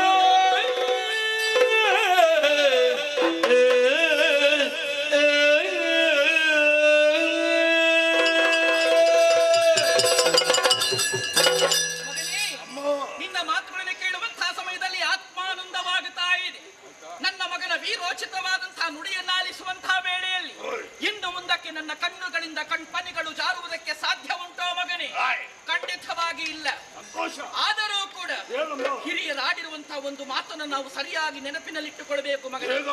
ಕಾಲಿಡುವುದಕ್ಕಿಂತ ಮೊದಲಾಗಿ ಕಣ್ಣಿಟ್ಟು ವ್ಯವಹರಿಸಬೇಕು ಎನ್ನುವಂತಹ ಹಿತ ನುಡಿ. ನಮಗೆ ಹೇಗಾದರೂ ವಂಚಿಸಬೇಕು ಎನ್ನುವ ಹಾಗೆ ಹಪ್ಪ ಹಪ್ಪಿಸುತ್ತಾ ಇದ್ದಾರೆ ಸುರರು.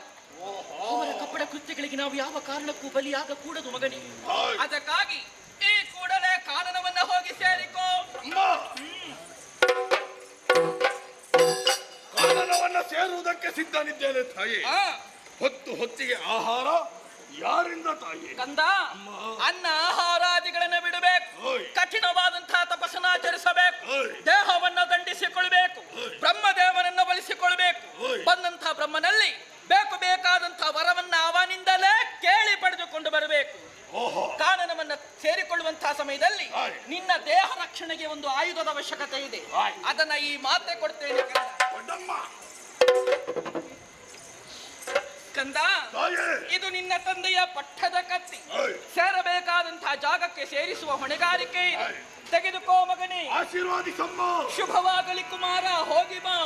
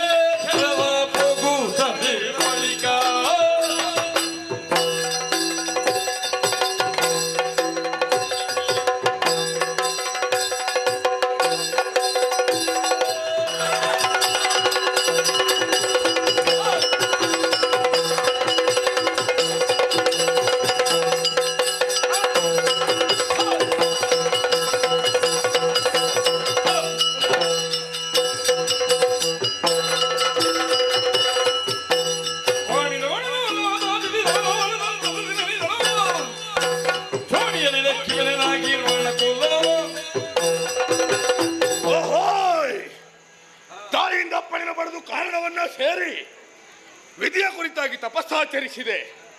ಒಲಿದ ವಿಧಾತರಿಂದ ಬೇಕಾದ ವರ ಸಂಗ್ರಹವಾಯಿತು. ವಿಚಾರವನ್ನು ಅರಿತಂತಹ ತಾಯಿ ಶೋಣಿತದ ಅಧಿಕಾರವನ್ನು ನನ್ನ ಬಾಲಿಗೊಪ್ಪಿಸಿದ್ದಾಳೆ. ಬಾಲಮಹಿಷನಾದ ನಾನು ರಾಜಮಹಿಷನಾಗಿ ಮೆರೆಯುತ್ತಾ ಇದ್ದೇನೆ. ವಿಚಾರವನ್ನು ಕೇಳಿ ಶಂಕದುರ್ಗರು ಸೇರಿದ್ದಾರೆ. ನಾಕವನ್ನ ಏರುವುದ ಕೊಟ್ಟು ನಿರೀಕ್ಷಿಸಿ.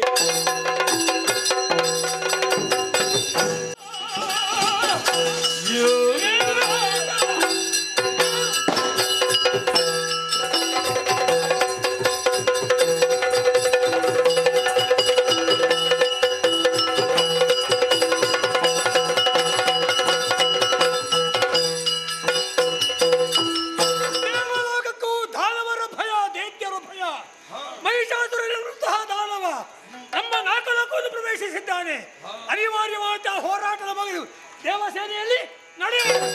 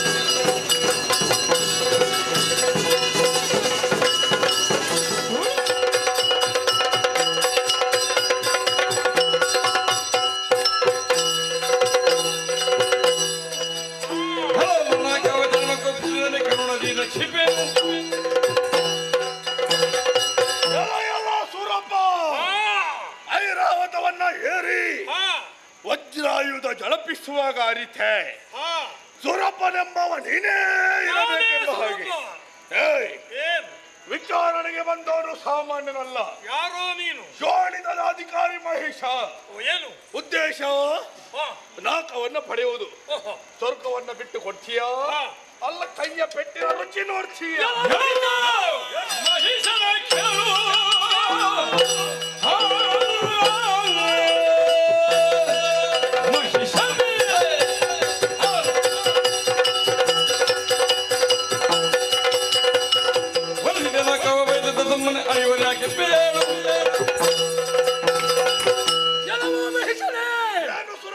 ಶತಕೃತವನ್ನು ಮಾಡುವ ಮೂಲಕವಾಗಿ ಮೂರಮೂರ್ತಿಗಳನ್ನು ಮೆಚ್ಚಿಸಿ ಪಡೆದಂತಹ ಸ್ವರ್ಗ ಈ ಅಧಿಕಾರವನ್ನು ಆಜ್ಞೆಯನ್ನು ಕೊಡುವ ಹಾಗಿಲ್ಲ. ನೀನು ಬಂದು ಕೇಳ್ತಾ ಇದ್ದೀಯಲ್ಲ, ಕೊಡ್ತೇನೆ ವಜ್ರದ ವೇಟು ಬೆನ್ನಿಗೆ ನೋಡೋಣ.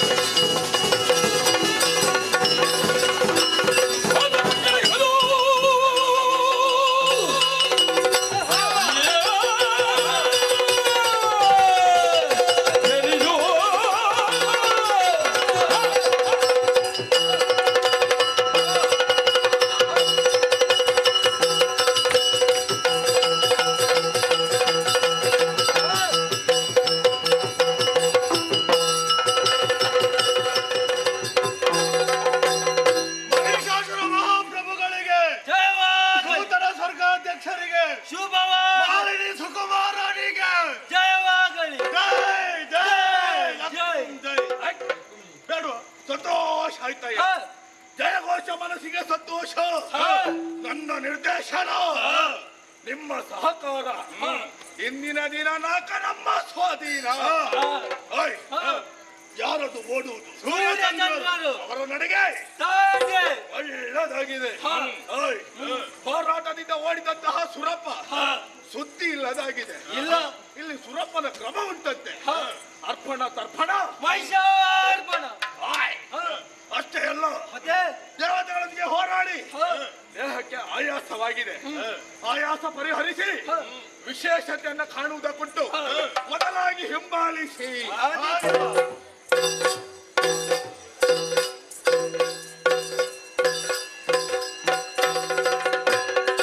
ಸುರದ ವೈಶರು ಕೇಳಿ ದುರುಳರಿ ಪರಿಯಲಿ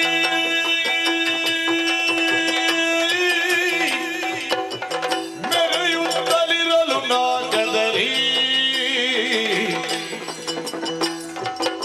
ಸುರರಥ ನುಣಗುಂಡು ಪುರುಹೂತನ ಕ್ಷಣ ಚರಿಸುತ್ತಾಗಿರಿ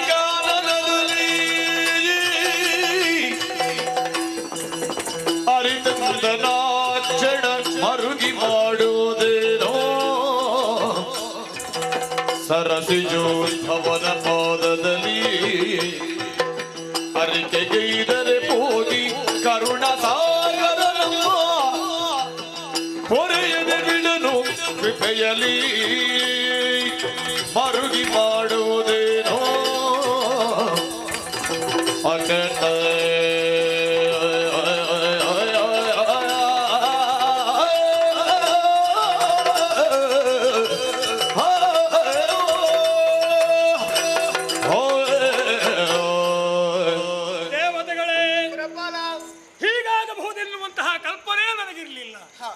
ಅಮಿತವಾದಂತಹ ಸಂತೋಷದಲ್ಲಿ ಸ್ವರ್ಗದಲ್ಲಿ ನಾವು ಸ್ಥಿರ ಎನ್ನುವಂತಹ ಯೋಚನೆಯಲ್ಲಿ ನಾವಿದ್ದೆವು.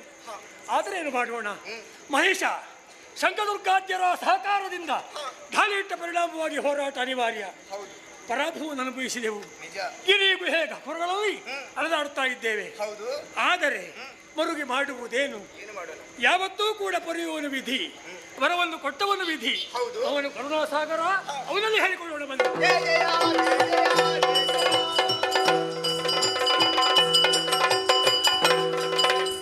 ಪೊರೆಯಬೇಕಿಲಿ ವಾಣಿನಾಥ ಅಪದರಿತ ವಾಣಿನಾಥ ದುರುಳರ ತುಳಿಗೆ ಒರೆಯುವುದೇನು ಧರೆಯ ಗುರುಗಳು ವಿಧಿ ನೀನೆ ಬಲ್ಲೆಗೆ ಒರೆಯಬೇಕಲೆ ವಾಣಿನಾಥ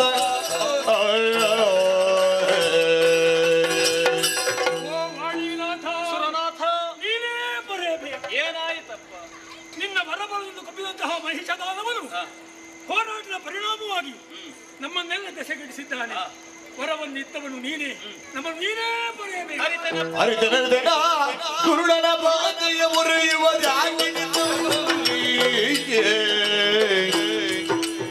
ಮರೆಯೆಲ್ಲವನ ವರಗಳ ನಿತ್ತಿಗೆ ವಿರಚಿಸಿ ತಪವನು ಮೊದಲಲ್ಲಿ ಆದರೆ ನೋರುವೆ ಹಾರಿಯ ಮಾನವನಲ್ಲಿಗೆ ಹೋಗುವ ಆದುದನ ಮಧುಸೂದನ ನಡಿ ಜಲಿಸಾದರದಲ್ಲಿ ಭಿನ್ನಯಿಸುವ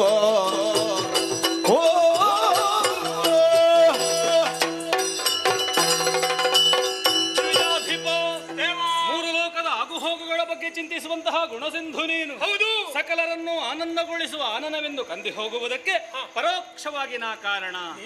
ಎಲ್ಲದಕ್ಕೂ ಪರಿಹಾರವನ್ನು ಒದಗಿಸುವ ವೈಕುಂಠಪತಿ ಆದಂತಹ ನಾರಾಯಣ ಆ ಕಡೆ.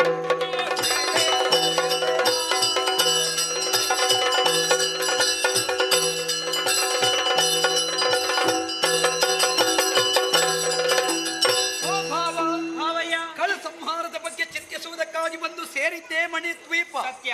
ಚಂದ್ರಕಾಂತ ಶಿಲೆಯಲ್ಲಿ ಕುಳಿತು ಯೋಚಿಸುವ ಕುಳಿತವರು ಚಂದ್ರಕಾಂತ ಶಿಲೆಯುಳುದಾಗಿ ಖಳನ ವಾದಿಸುವ ಯತ್ನಯೋ ವಂದಿಸುತ್ತಿರಲಿದ್ದ ನಳಿನ ಭವ ಸುರರ ನೊಡಗುಂಡು ನಡೆಸೋದು ವೈಕುಂಠನಂ ಕಾಣದಿರಲು ಹರಿ ವೈಕುಂಠದಲ್ಲಿ ಕಾಣುತ್ತಾ ಬಳಿಕ ಕೈಲಾಸ ತರಲಾಗ ಪುರಗರನು ನಿಲಯದೊಳಗಿಲ್ಲದಿರೆ ಕಳವಳಿಸಿ ಬಳಿಕವರು ತಿಳುಗಿದ ಶರೀರ ನುಡಿ ಹರಿಗರರು ತುಗಿಲಾದ್ರಿಯೊಳಗಿರುವ ಹದನವನು ಹರಿಗರರ ಪದಕ್ಕಿರಗಿ ಸಕಲರು ಜಯ ಜಯ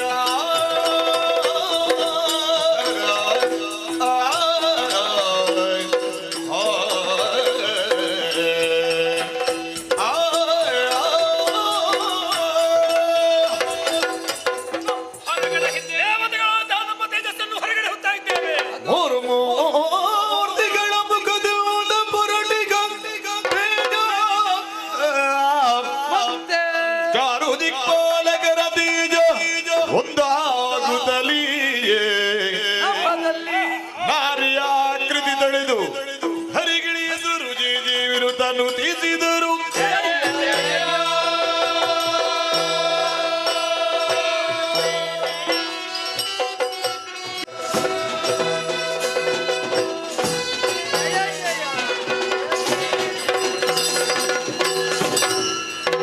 ದೇವಿ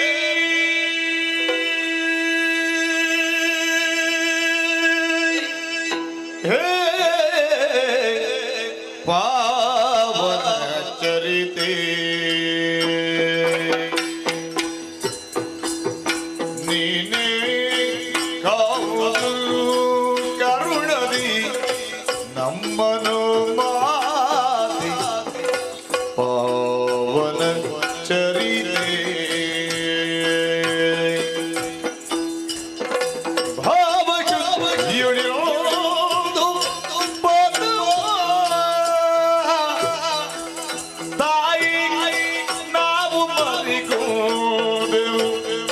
ಪಾಲಿಸ ಭಯವ ದೇವಿಗೆ ಪಾವನ ಚರಿತೆ ಅಮ್ಮ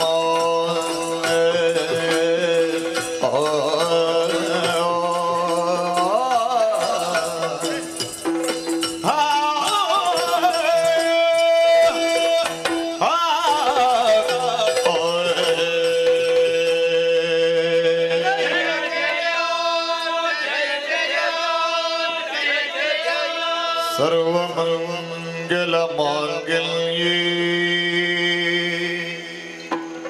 ಶಿವೇ ಸರ್ವಾರ್ಥ ಸಾಧಿಕೆ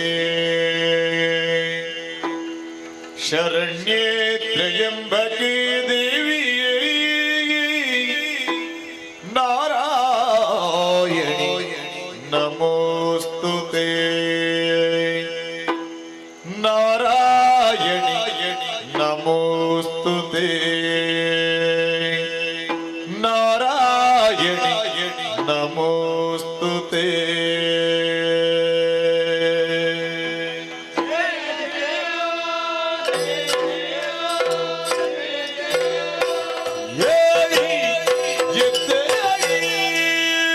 ನಾರಾಯಣ ಬ್ರಹ್ಮ ಮಹೇಶ್ವರ ಇಂದ್ರಾದಿ ಸುಮನಸರಿ ಎಲ್ಲರಿಗೂ ಅಭಯ ನೀಡಿದ್ದೇನೆ. ಏಳಿರಿ, ಎದ್ದೇಳಿರಿ, ಧೈರ್ಯ ತಾಳಿರಿ ಮಕ್ಕಳೇ. ಓಂಕಾರ ಸ್ವರೂಪಿಣಿಯು ಆದಿ ಮಧ್ಯಾಂತರಹಿತಳು ಇಚ್ಛಾಶಕ್ತಿ ಸಂಯುಕ್ತಳು ಆದಂತಹ ನನ್ನನ್ನು ಒಂದೇ ಮನಸ್ಸಿನಿಂದ ಧ್ಯಾನಿಸಿ ಪ್ರಸನ್ನೀಕರಿಸಿಕೊಂಡಿದ್ದೀರೋ. ವಿಷಾಕಮಲದಂತಾಗಿದ್ದ ನಿಮ್ಮ ವದನ, ಯಾರಿಂದ ಬಂದಂತಹ ಬವಣೆ, ಯಾಕೆ ನನ್ನನ್ನು ಸ್ಮರಿಸಿದಿರಿ? ನಿರ್ಭೀತಿಯಿಂದ ತಿಳಿಸಿ ಮಕ್ಕಳೇ. ಮಾತಿಲಾಲಿಸು ಕಳ್ಳಬಗಿಶನು ವಿಧಾತ ನಿತ್ಯ ವರದ ಬರದಿಯೇ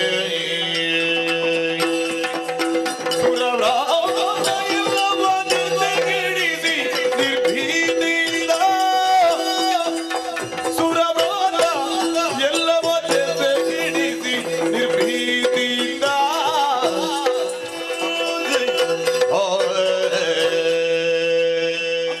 ಪರಾತ್ಪರ ಶಕ್ತಿ ನಾರಾಯಣ ಮೂರು ಮೂರ್ತಿಗಳ ತೇಜಸ್ಸು ಮುಕ್ಕೋಟಿ ದೇವತೆಗಳ ಓಜಸ್ಸು ನಭೋ ಮಂಡಲದಲ್ಲಿ ಓಂಕಾರದಲ್ಲಿ ಲೀನವಾಗುವ ದ್ವಾರ ಆದಿಮಾಯೆಯೇ ಅಷ್ಟಭುಜೆಯಾಗಿ ಅಭಿವ್ಯಕ್ತಳಾದೆಯ ತಾಯಿ ತವ ಸನ್ನಿಧಿಯಲ್ಲಿ ನಮ್ಮ ಕಷ್ಟವನ್ನು ಏನೆಂದು ಹೇಳಲಮ್ಮ.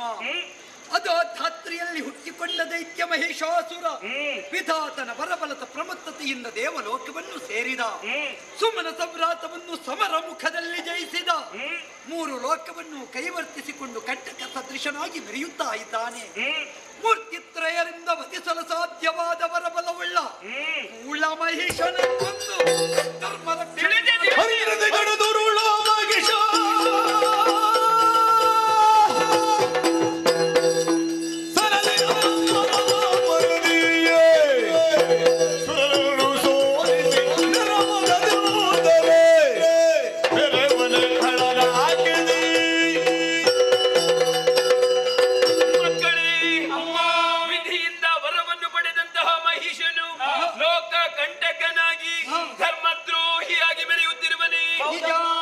ಯಜ್ಞಾದಿಗಳನ್ನು ಕೆಡಿಸಿದನೆ, ದೇವತೆಗಳನ್ನೇ ಸ್ಥಾನಭ್ರಷ್ಟರನ್ನಾಗಿ ಮಾಡಿದನೆ.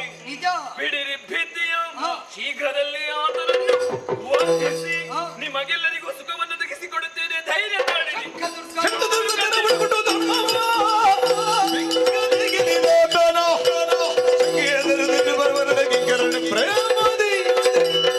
ಮೂರ್ತಿಗಳೇ, ಇಂದ್ರಾದಿ ಸುಮನಸರೇ, ಶಂಕಾಸುರ ದುರ್ಗಾಸುರ ಬಿಡಲಾಸುರ ಎಷ್ಟೇ ಬಲಿಷ್ಠರಾಗಿದ್ದರೂ ಕೂಡ ಅಂತಹ ಕೆಟ್ಟ ರಕ್ಕಸರನ್ನೆಲ್ಲ ಮಾಡಿ ಅವರ ನೆತ್ತರಿನಿಂದ ಈ ಪೃಥ್ವಿಯನ್ನೇ ತೃಪ್ತಿಗೊಳಿಸುತ್ತೇನೆ. ಧೈರ್ಯಸ್ಥರಾಗಿರಿ, ನಿಶ್ಚಿತರಾಗಿರಿ, ಭಯಗೊಳ್ಳದಿರಿ. ಎನಲು ಜಯ ಜಯವಿನುತ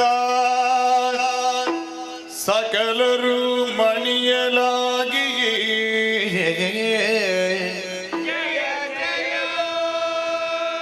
ಜಯ ಜಯ ಜಯ ಜಯ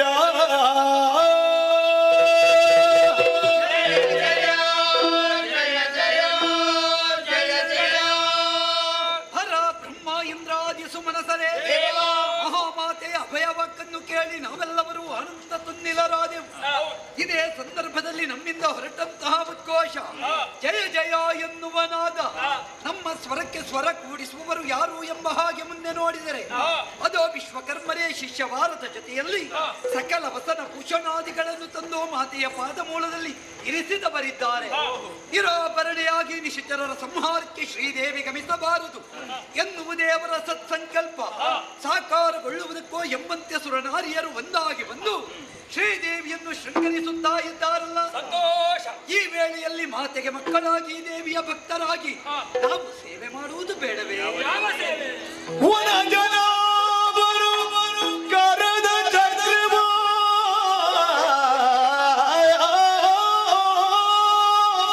ಕಳ ಸಂಹಾರಕ್ಕಾಗಿ ವರ ಸುದರ್ಶನ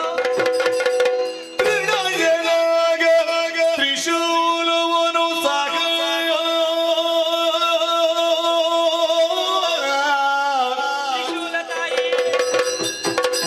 ಕನಕ ಬ್ರಹ್ಮದ ಇತ್ತು ಬಳಿಕ ಸುಮನಸರು ಜಯ ಜಯ ಪದಕೆರೆಗೆ ಜಯ ಜಯ ಜಯ ಜಯ ಜಯ ಜಯ ಜಗದಂಬ ಜಯ ಜಯ ಜಯ ಜಯ ಜಯ ಜಯ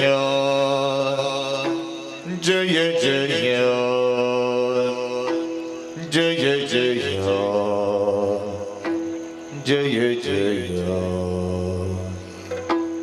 ಜಯ ಜಯ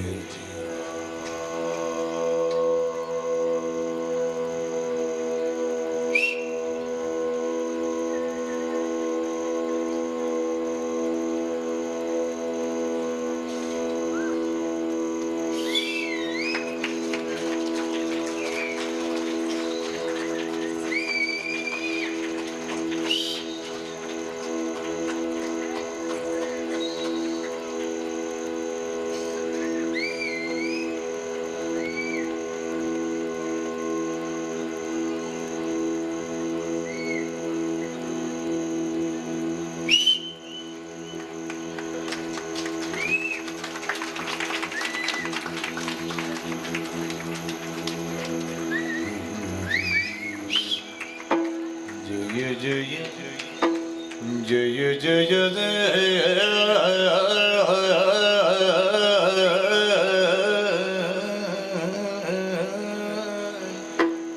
ಜಗದಂಬ ಎನ್ನುತ್ತ ಸಕಲರು ಪದಕಿರಗೆ ಅಮ್ಮ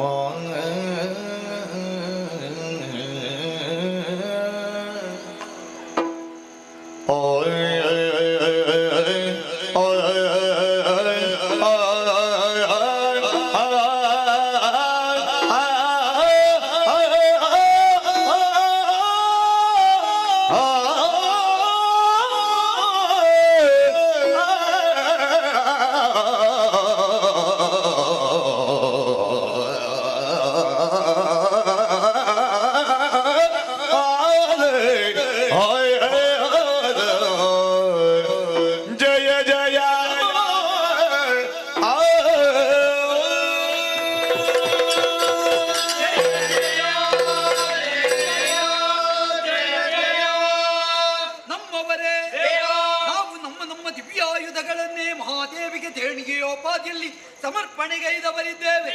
ಅವಶ್ಯಕತೆ ಎಷ್ಟು ಅದು ದೇವಿ ಚಿತ್ತಕ್ಕೆ ವೇದ್ಯ. ಕಳರ ನಾಶಕ ಇವರೇ ಮಹಾದೇವಿ ಕಾಲ್ನಡಿಗೆಯಿಂದ ಗಮಿಸುವುದೇ ಯುಕ್ತವಲ್ಲ ಎನ್ನುವುದನ್ನು ಅರ್ಥ ಮಾಡಿಕೊಂಡ ಪರ್ವತರಾಯ ತಾನೇ ವಾಹನವಾಗಿ ಪಂಚಾಸ್ಯನಾಗಿ ಬರುತ್ತೇನೆ.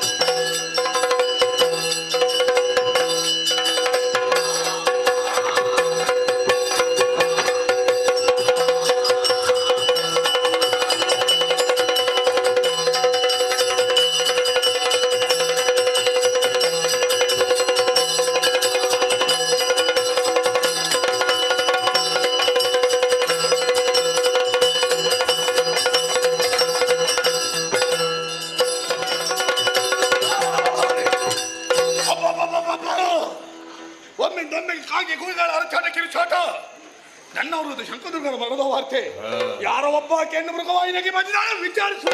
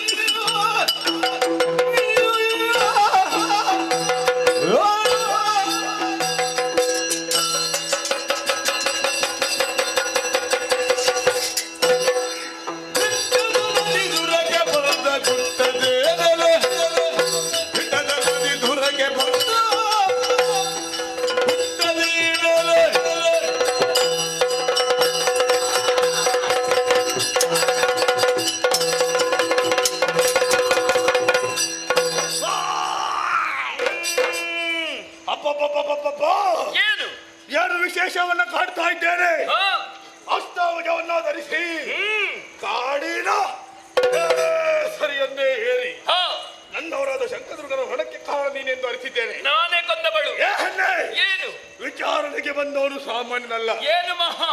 3 ಲೋಕದ ಅಧಿಕಾರಿ ಮಹೇಶ.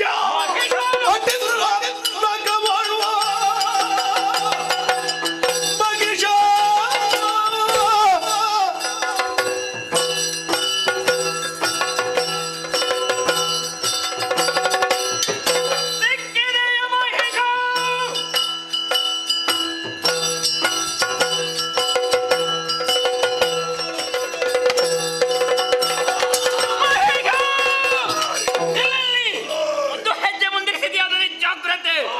ವಿಧಿಯಿಂದ ವರವನ್ನು ಪಡೆದೆಯೋ? ಗೋಬ್ರಾಹ್ಮಣರಿಗೆ ಕಷ್ಟವನ್ನು ಕೊಟ್ಟೆಯೋ? ಋಷಿ ಮುನಿಗಳನ್ನು ಪೀಡಿಸಿದೆಯೋ?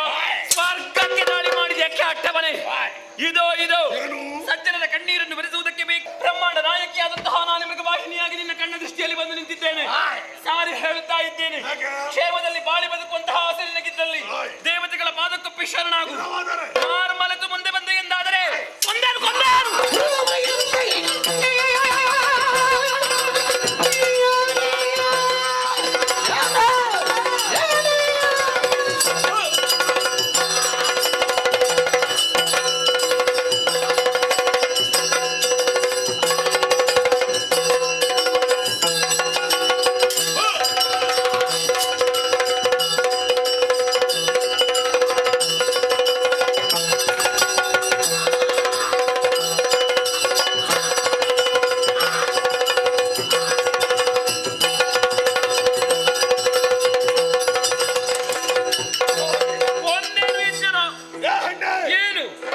ಪಕ್ಷಪಾತಿಯಾಗಿ ಬಂದವಳ ನೀನು. ನಿಜ ನಿಜ. ಒಂದು ಕಿವಿ ಮಾತು ಹೇಳ್ತೇನೆ ಕೇಳು. ಏನದು? ಅಷ್ಟಭುಜವನ್ನ ಕಳಚು. ಕಳಚಿ ಕೇಸರಿಯನ್ನು ಕಾಲನ ಕಟ್ಟು. ಕಳುಹಿಸಿ. ನನ್ನ ತೊರೆ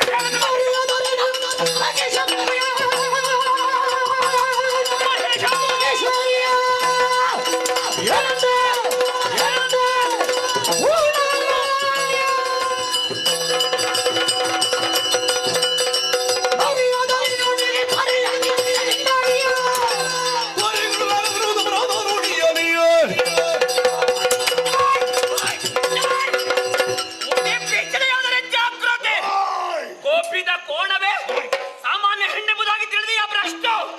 3 ಮೂರ್ತಿಗಳ ಶಕ್ತಿ ಅಷ್ಟಭುಜ. ಅಯ್ಯೋ ನಿಜ ಮಹಾವಾಹಿನಿನ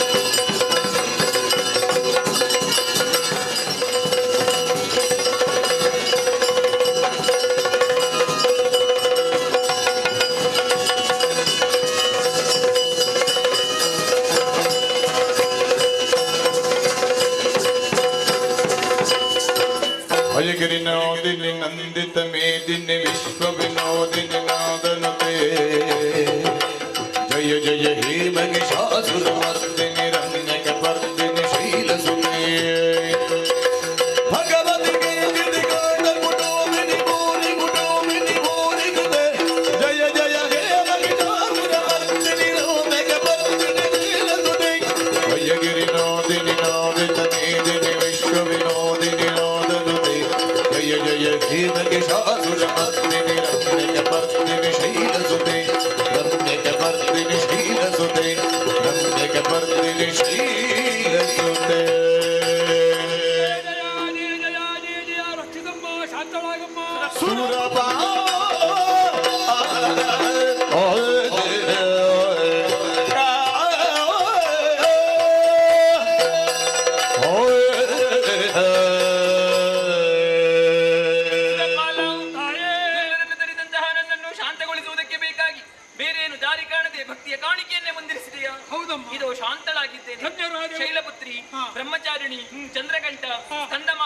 ಕೂಷ್ಮಾಂಡಿನಿ, ಕಾತ್ಯಾಯಿನಿ, ಕಾಳರಾತ್ರಿ, ಸಿದ್ಧಿರಾತ್ರಿ, ಮಹಾಗೌರಿ ಹೀಗೆ 9 ರೂಪಗಳಿಂದ 9 ದಿವಸಗಳ ಪರ್ಯಂತರ ದುರುಳನಾದಂತಹ ಮಹಿಷಾಸುರ ಮತ್ತವರ ಸಂಕಟವನ್ನೇ ತಾಳಿದ ಬಳಿದರೆ 10ನೆಯ ದಿವಸವಾದಂತಹ ಇಂದ್ರವಿಜಯ ನಮ್ಮ ಪಾಲಿಗಾಗಿದೆ.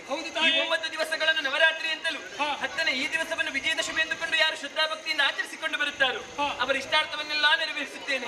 ಸುರಪಾಲ, ನಾಕದ ಪೀಠ ಬರಿದಾಗಿದೆ, ಹೋಗಿ ಧೈರ್ಯದಿಂದ ನಾಕವನ್ನಾಡು. ಎಲ್ಲವೂ ನಿನ್ನ ಆಜ್ಞೆ ತಾಯಿ. ಆದರೆ ಇನ್ನು ಮುಂದೆ ಕಳೆದ ಕಷ್ಟ ಬಂದರೆ ಕಷ್ಟವೇ, ಚಿಂತಿಸುವಂತಹ ಪ್ರಮೇಯವಿಲ್ಲ. ಕಷ್ಟ ಬಂತು ಎಂದಾದಲ್ಲಿ ನೇರವಾಗಿ ತುಹಿನಗಿರಿಯನ್ನೇ ಏರಿಕೋ. ಅವಿಚ್ಛಿನ್ನವಾದಂತಹ ಭಕ್ತಿಯಿಂದ ನನ್ನನ್ನು ಪ್ರಾರ್ಥಿಸಿಕೊಂಡೇ ಎಂದಾದಲ್ಲಿ ನಿನ್ನ ಪಾಲಿಗೆ ಬಂದು ನಿನ್ನ ಇಷ್ಟಾರ್ಥವನ್ನೆಲ್ಲ ನೆರವೇರಿಸುತ್ತೇನೆ. ನಿನಗೆ ಶುಭವಾಗಲಿ.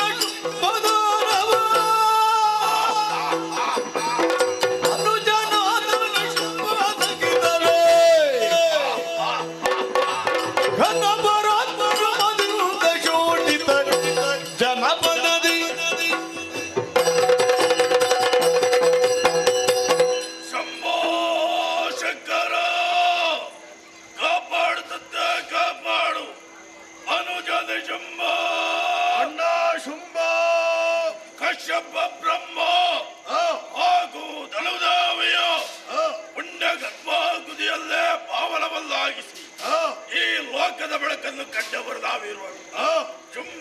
ಶುಂಭ ಎಂಬ ನಾಮಾಂಕಿತದಲ್ಲಿ ವರ್ತಮಾನ ಕಾಲಕ್ಕೆ ಚೋಳಿತ ಪಟ್ಟಣದ ಸರ್ವಾಧಿಕಾರಿಗಳಾಗಿದ್ದೇವೆ.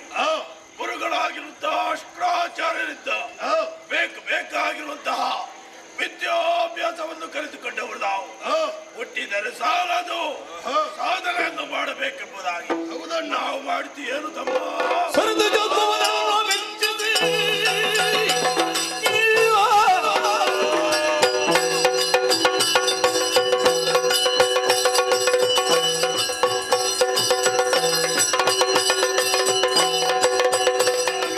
ಹರಿಹರಾದಿಗಳಿಂದ ಮರಣವು ತೊಲಗದಂತೆ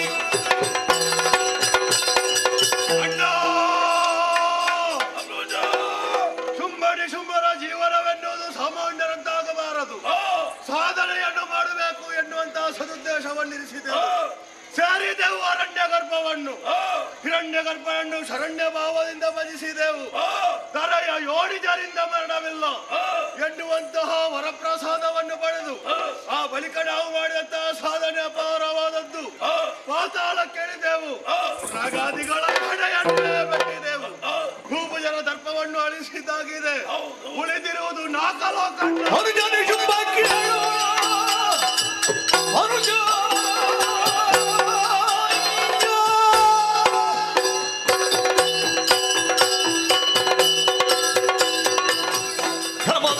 ವರ್ಣ ಸಂಗಮಾದಿ ಹಣ್ಣಗಳು ಗುರು ಈಗರು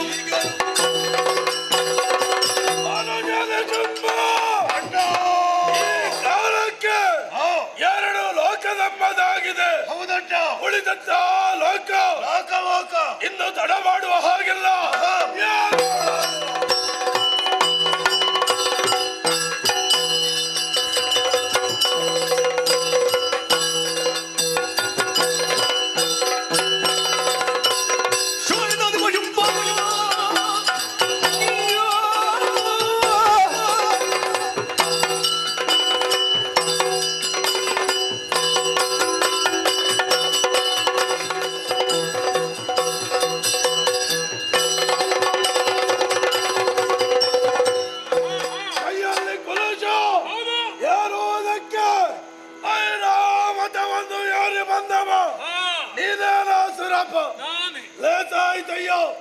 ಮುಂದೆ ನಿಂತವರು ಸಾಮಾನ್ಯರೆಂಬುದಾಗಿ ಭಾವಿಸಬೇಡ. ಚೋಳಿ ತೊಟ್ಟಳದ ಸರ್ವಾಧಿಕಾರಿಗಳು ಶುಂಭರು ಸ್ವರ್ಗ ಬಂದ ಬಿಟ್ಟು ನೋಡು.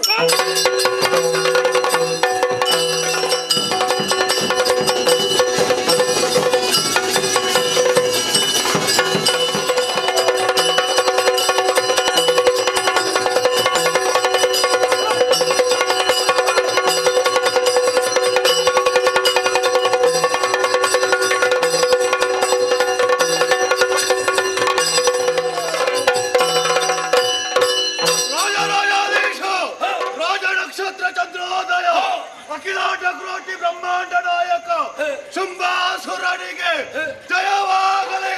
ಮೂರು ಲೋಕದ ಅಧಿಕಾರಿಗೆ ಜಯವಾಗಲಿ, ಶುಭವಾಗಲಿ, ಜಯವಾಗಲಿ. ಅನುಜನ ಶುಂಭ ಜಯ ಘೋಷ ಬಹಳಷ್ಟು ಸಂತೋಷವಾಗುತ್ತಾ ಇದೆ. ದೇವತೆಗಳು ಹೊಡೆದಲ್ಲಿ ಹುಲ್ಲು ಕೂಡ ಹುಟ್ಟುವಾಗಿಲ್ಲ. ಅರ್ಪಣ ದರ್ಪಣ ಶುಂಭಾರ್ಪಣ. ಯಾರಿದ್ದು ಓಡು? ಸೂರ್ಯಚಂದ್ರರು. ಸೂರ್ಯಚಂದ್ರರು ನನ್ನ ಅಪ್ಪಣೆಯನ್ನು ಮೀರಿದೆ. ಎಲ್ಲರಿಗೂ ಜತಲ ಕೇಳಿತಲ್ಲ. ಈ ಕಾಲಕ್ಕೆ ಬೇಕಾಗಿರುವುದು ವಿಶ್ರಾಂತಿಯನ್ನು ಪಡೆದುಕೊಳ್ಳೋಣ. ಹಾಗೋಣ.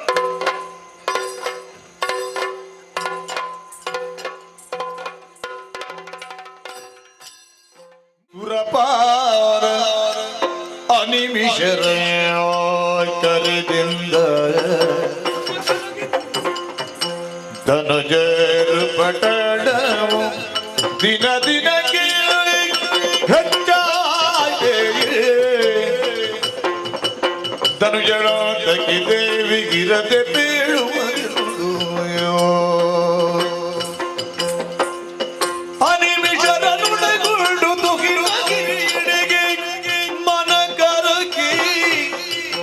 ಸುರಪಾಲ ಸುರಪಾಲ ಸುರಪಾಲ. ಸುಖ ಸ್ವರ್ಗ, ಆದರೆ ಸ್ವರ್ಗವೂ ಇಲ್ಲ, ಸುಖವೂ ಇಲ್ಲ.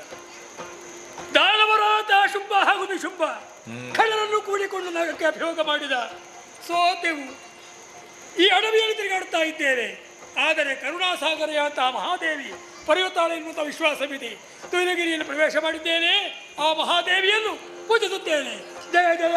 ಪೂಜಿಸಿದನು ಮಾಯೆಯ ನಿರ್ಜರೆಯ, ಪೂಜಿಸಿದನು ಮಾಯೆಯ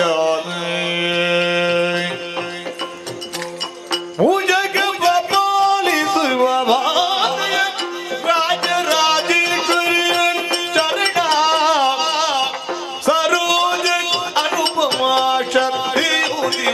ರಾಜನವವಿದ ಭಕ್ತಿಯುದಲಿ ಪೂಜಿಸಿದನು ಮಾಯೆಯ.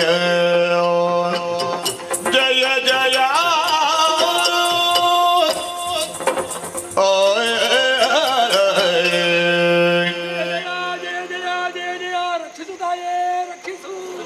ಬುದಿ ಬುದೆಂದಕ್ಕೆ ಶೋಕದಲ್ಲಿ ಸುರ ಪದವಿಗೆ ತರ ಕಷ್ಟ ಒದಗಿತು. ಬೆದರ ಬೇಡನಲೆ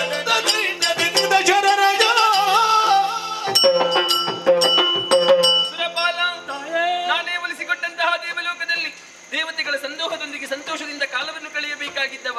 ಆದರೆ ಕಣ್ಣ ನೀರ ಧಾರೆಯ ಮೂಲಕವಾಗಿ ನನ್ನನ್ನೇ ಒಲಿಸಿಕೊಳ್ಳುವಂತಹ ಪ್ರಯತ್ನ ಮಾಡಿದ್ದೀಯ. ಯಾರಿಂದ ಬಂದಂತಹ ಕಷ್ಟ? ಯಾಕೆ ಈ ಬವಣೆ? ಧನುದೇವಿಯ ಮಕ್ಕಳಂತೆ ಶುಂಭ ಹಾಗೂ ನಿಶುಂಭರು ಬ್ರಹ್ಮನ ವರಮನೆಯನ್ನು ಕೊಪ್ಪಿ ಅಜೇಯರಾಗಿ ದೇವಲೋಕವನ್ನು ಸೇರಿ ನಮ್ಮನ್ನೆಲ್ಲ ದೆಸೆಗೆಡಿಸಿದ್ದಾರೆ. ತಾಯೇ, ಖಳರ ನಾಶವಾಗಬೇಕು, ಲೋಕಕ್ಕೆ ಶಾಂತಿಯನ್ನು ಒದಗಿಸು. ಶುಂಭ ನಿಶುಂಭರಿಂದ ಕಷ್ಟವೇ ಇದು ಅಭಯ. ಕರುಣಿಸುತ್ತಲ್ಲ ಭಾಗ್ಯವನು, ಕರುಣಿಸುತ್ತ ಅಭಯವನು ನುಡಿದಳು. ಕಿರಿದು ಸಮಯದಲ್ಲಿ ತರಿದು ದೈತ್ಯರ ನೆರವಿಯನು. ಕಿರಿದು ಸಮಯದಿ ತರಿದು ದೈತ್ಯರ ನೆರವಿಯನು. ಪೊರೆಯುವೆನು ನಿಮ್ಮನು ಮರೆಜ ಮಾತಲ್ಲ. ಪೊರೆಯುವೆನು ನಿಮ್ಮನು ಮರೆಯ ಮಾತಲ್ಲ. ಸುರಪಾರ ಮರೆಯ ಮಾತಲ್ಲ. ಸುರಪಾಲ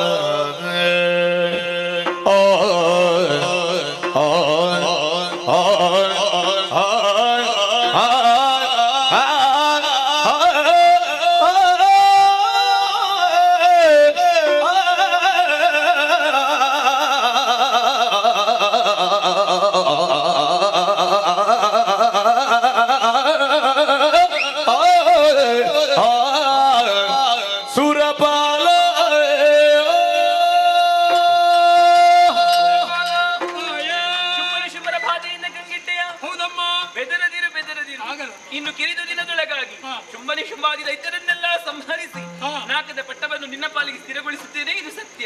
ಎಲ್ಲವೂ ಭರವಸೆ ಇದೆ ತಾಯಿ, ಎಲ್ಲವೂ ನಿನ್ನದೇ ದಿನ. ಆದರೆ ಕಳರು ಅಲ್ಲಲ್ಲಿ ಸಂಚರಿಸ್ತಾ ಇದ್ದಾರೆ, ಎಲ್ಲಿ ಹೋಗ್ತಾರೆ, ಏನು ಮಾಡ್ತಾರೆ ಅರ್ಥವಾಗುವುದಿಲ್ಲ ತಾಯಿ. ಹೇಗೆ ನೀವೆಲ್ಲವರು ನಿಮ್ಮ ನಿಜ ರೂಪವನ್ನು ಮರೆಗೊಳಿಸಿದ್ದು ಈ ನಗರಿಯಲ್ಲಿರಿ. ದುಷ್ಟರನ್ನೆಲ್ಲ ಕೊಲ್ಲುವಂತ ಚಂದವನ್ನು ನೀವೇ ಕಾಣುವಿರಂತೆ. ಹೊಂದಿಕೊಳ್ಳಿ ಹೊಂದಿಕೊಳ್ಳಿ. ಜಯ ಜಯ ಜಯ ಜಯ ಜಯ ಜಯ.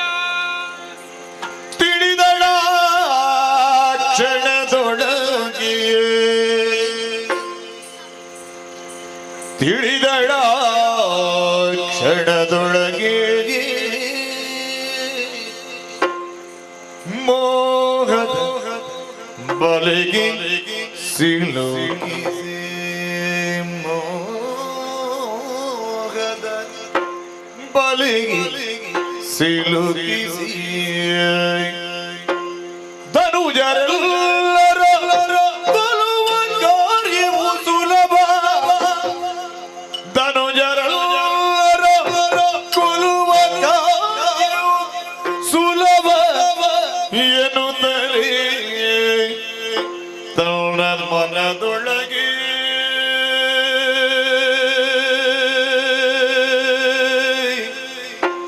ಯೋಚಿಸಿ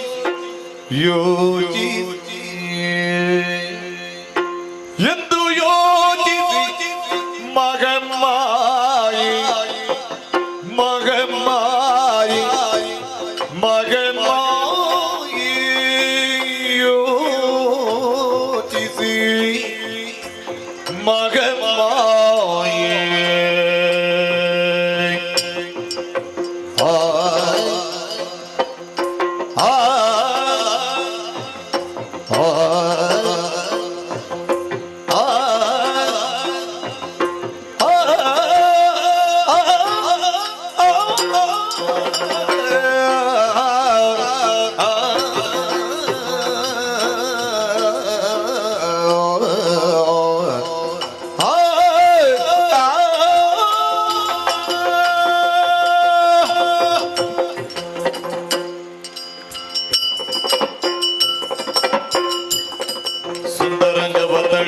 ಕೌಶಿಕೆಯಾಗಿ ನಿಂದಳು ಮೆರವ ಕದಂಬವನದೊಳಗೆ, ನಿಂದಳು ಮೆರವ ಕದಂಬವನದೊಳಗೆ ಯೋಚಿಸಿ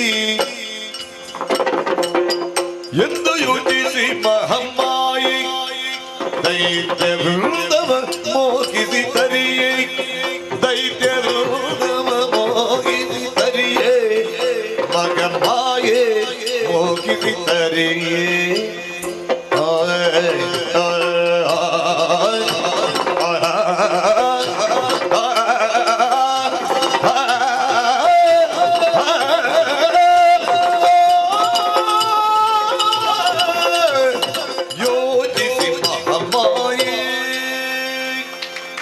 ಮೋಹದ ಬಲೆಯನ್ನು ಬೀಸಿ ದುಷ್ಟರನ್ನೆಲ್ಲ ಇಲ್ಲಿಯವರೆಗೆ ಬರಿಸಿ ಒಟ್ಟುಗೂಡಿಸಿ ಸಂಹರಿಸದಿದ್ದರೆ ಗತ್ಯಂತರವಿಲ್ಲ. ಇಂದೀಗ ಮಾಡಬಾರದಂತಹ ಅನ್ಯಾಯವನ್ನೇ ಮಾಡುತ್ತಿದ್ದಾರೆ. ಪಂಚಮಹಾಪಾತಕಗಳನ್ನೇ ಮಾಡುತ್ತಿರುವವರಿಗೆ ನನ್ನ ದಿವ್ಯ ಸ್ವರೂಪದ ದರ್ಶನ ಆಗಬಾರದು, ಆಗಕೂಡದು. ಅದಕ್ಕೆ ಬೇಕಾಗಿ ಪ್ರಣವ ಬೀಜಾಂತರ್ಗತಲಾದಂತಹ ನಾನೇ ಮೈ ಒಡೆದು ಸುಂದರ ಹೆಣ್ಣಿನ ರೂಪವನ್ನು ತಳೆದೆ. ಕೌಶಿಕಿ ಎನ್ನುವಂತಹ ಅಭಿಧಾನದಿಂದ ಈ ಕದಂಬವನದಲ್ಲಿ ನೆಲೆಗೊಳ್ಳಬೇಕಾಯಿತು.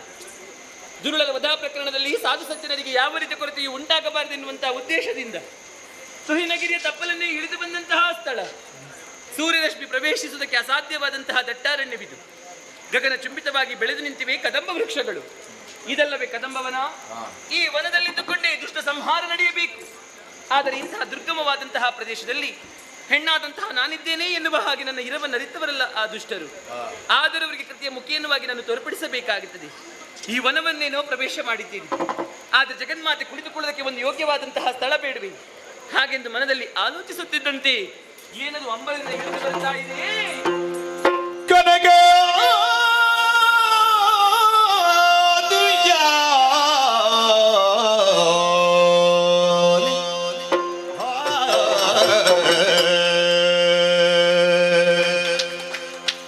ಜಗನ್ಮಾತೆ ಕುಳಿತುಕೊಳ್ಳೋದಕ್ಕೆ ಒಂದು ಯೋಗ್ಯವಾದಂತಹ ಸ್ಥಳ.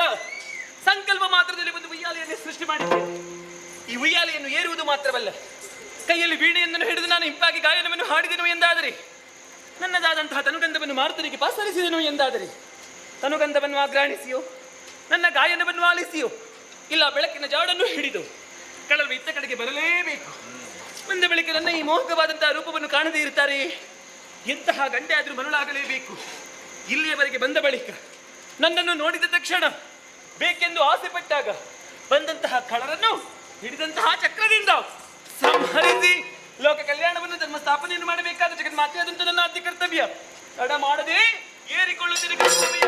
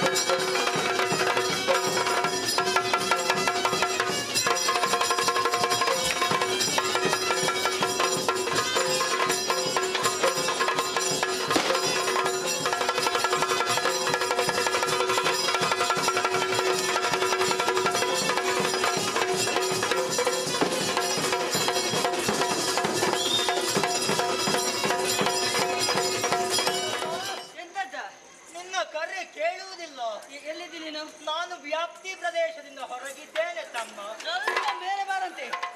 ಮೇಲೆ ಬಾ, ಮೇಲೆ ಬಾ. ಮೇಲೆ ಹೋಗಿ ಹೋಗಿ ಸಾಕಾಯ್ತು, ವ್ಯಾಪ್ತಿಯೇ ಇಲ್ಲ. ಇಲ್ವಾ? ಹೇಗೋಯ್ತು ಬೇಟೆ? ಭರ್ಜರಿ ಬೇಟೆ ಅಮ್ಮ.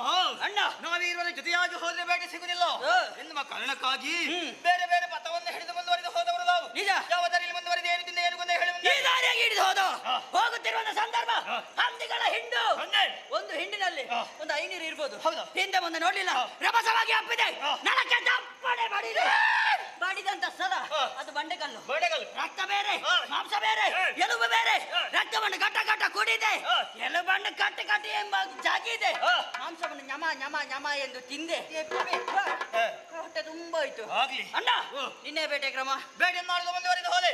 ಹೋಗುವಂತಹ ಸಮಯದಲ್ಲಿ ಅನತಿ ದೂರದಲ್ಲಿ ಒಂದು ಕೇಸರಿ ಹಾಯಾಗಿ ಮಲಗಿತ್ತು. ಕೇಸರಿ ಸಿಕ್ಕಿದ್ದು ಲಾಭ ಎನ್ನುವ ಹಾಗೆ ಕಠಾರವನ್ನು ಜಳಬೀಸಿ ಕಠಾರಿಯನ್ನು ಜಳಬೀಸುತ್ತಾ ಮುಂದುವರಿದು ಹೋದೆ. ಕೊಲ್ಲುತ್ತೇನೆ ಎನ್ನುವ ಹಾಗೆ ಆಯ್ದು ಎತ್ತಿದ್ದೆ ತಡ. ಏನಾಯ್ತು? ಒಂದಲ್ಲ, ಹತ್ತಲ್ಲ, 100 ಅಲ್ಲ, ಹಿಂಡು ಹಿಂಡು. ಎಲ್ಲಿ ನೋಡಿದ್ರು ಕೇಸರಿ ಮಯ. ಕೇಸರಿಯ ಅಲ್ಲಿಂದ ಕಾಲ್ಕಿತ್ತೆ.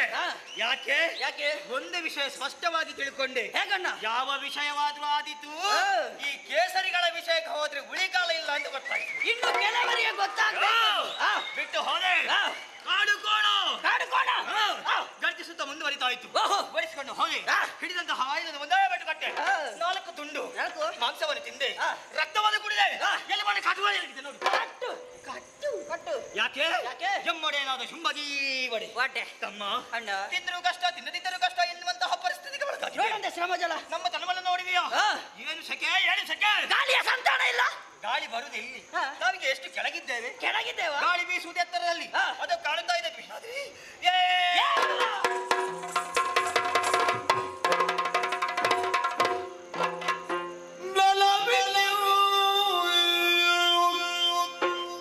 ಮಾ ಸೇವಿಸೆ ಚೆನ್ನಾಗಿ ಬೀಸು ನಲವಿನ ಮಾರುತ ಸೇವಿಸೆ ಗಳಿಲದೆಯೋ ನಾದಗೆ ಪರಿಮಳ ಕಳರಿಗೊದಗಲಿ ನಾದಗೆ ಪರಿಮಳ ಪರಿಮಳ ಪರಿಮಳ ಪರಿಮಳ ಪರಿಮಳ ಪರಿಮಳ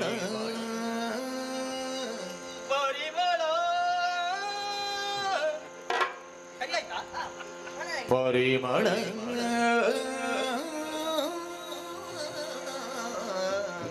ಇದಾಗುದಿಲ್ಲ, ಸ್ವಲ್ಪ ಕಷ್ಟ.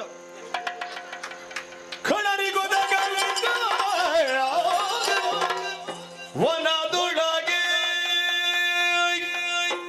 ಇಳಿಯುತ್ತ ವನದೊಳಗೆ ಇಳಿಯುತ್ತ ಇಳಿಯುತ್ತ ಇಳಿಯುತ್ತ ಇಳಿಯುತ್ತ ಇಳಿಯುತ್ತ ಇಳಿಯುತ್ತ ಇಳಿಯುತ್ತ ಇಳಿಯುತ್ತ ಇಳಿಯುತ್ತ ಇಳಿಯುತ್ತ ಇಳಿಯುತ್ತ ಇಳಿಯುತ್ತ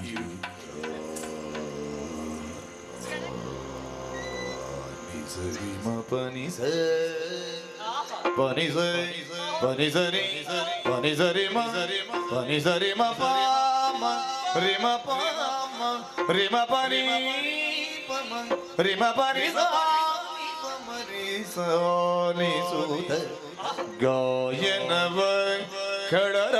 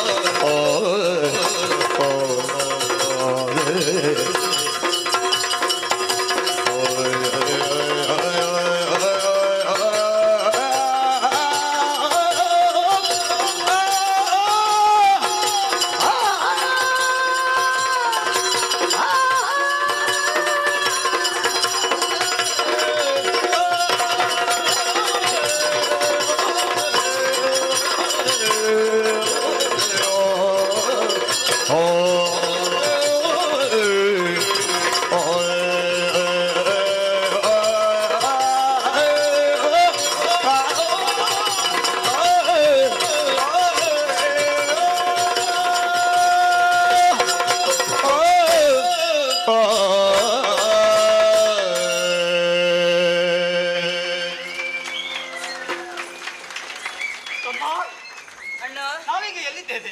ನಾವು ಭೂಮಿಯ ಮೇಲೆ ಇದ್ದೇವಾ? ಭೂಮಿಯ ನಮ್ಮ ಮೇಲೆ ಉಂಟು ಒಂದು ರೀತಿಯ ಭ್ರಮೆ, ಯಾಕೆ ಎನ್ನುವ ಹಾಗೆ ನೋಡಿದ್ರೆ ಓ ಆ ಕಡೆಯಿಂದ ವಿಶೇಷವಾದಂತಹ ಬೆಳಕು ನಮ್ಮನ್ನು ಅತ್ತ ಕಡೆಗೆ ಸೆಳೆಯುತ್ತಾ ಇದೆ. ಹೊರರೆ ಇನ್ನಿವಳೆಂತ ವಿಟಗಾರೆ ನೋಡೆ ಸ್ಮರಣ ಕೂರ್ಗಣೆಯಂತಿ ಹಳು ನೀರೆ ಸರಿಸಿದ್ದು ಅದರ ಹಳ್ಳಬೇತ್ರೆ ಕೆಲವು ತರುಣಿ ಮಣಿಯು ಕೋಮಲ ಗಾತ್ರೆ. ಎಷ್ಟು ನೋಡಿದರೆ ಸಾಕಾಗುವುದಿಲ್ಲ.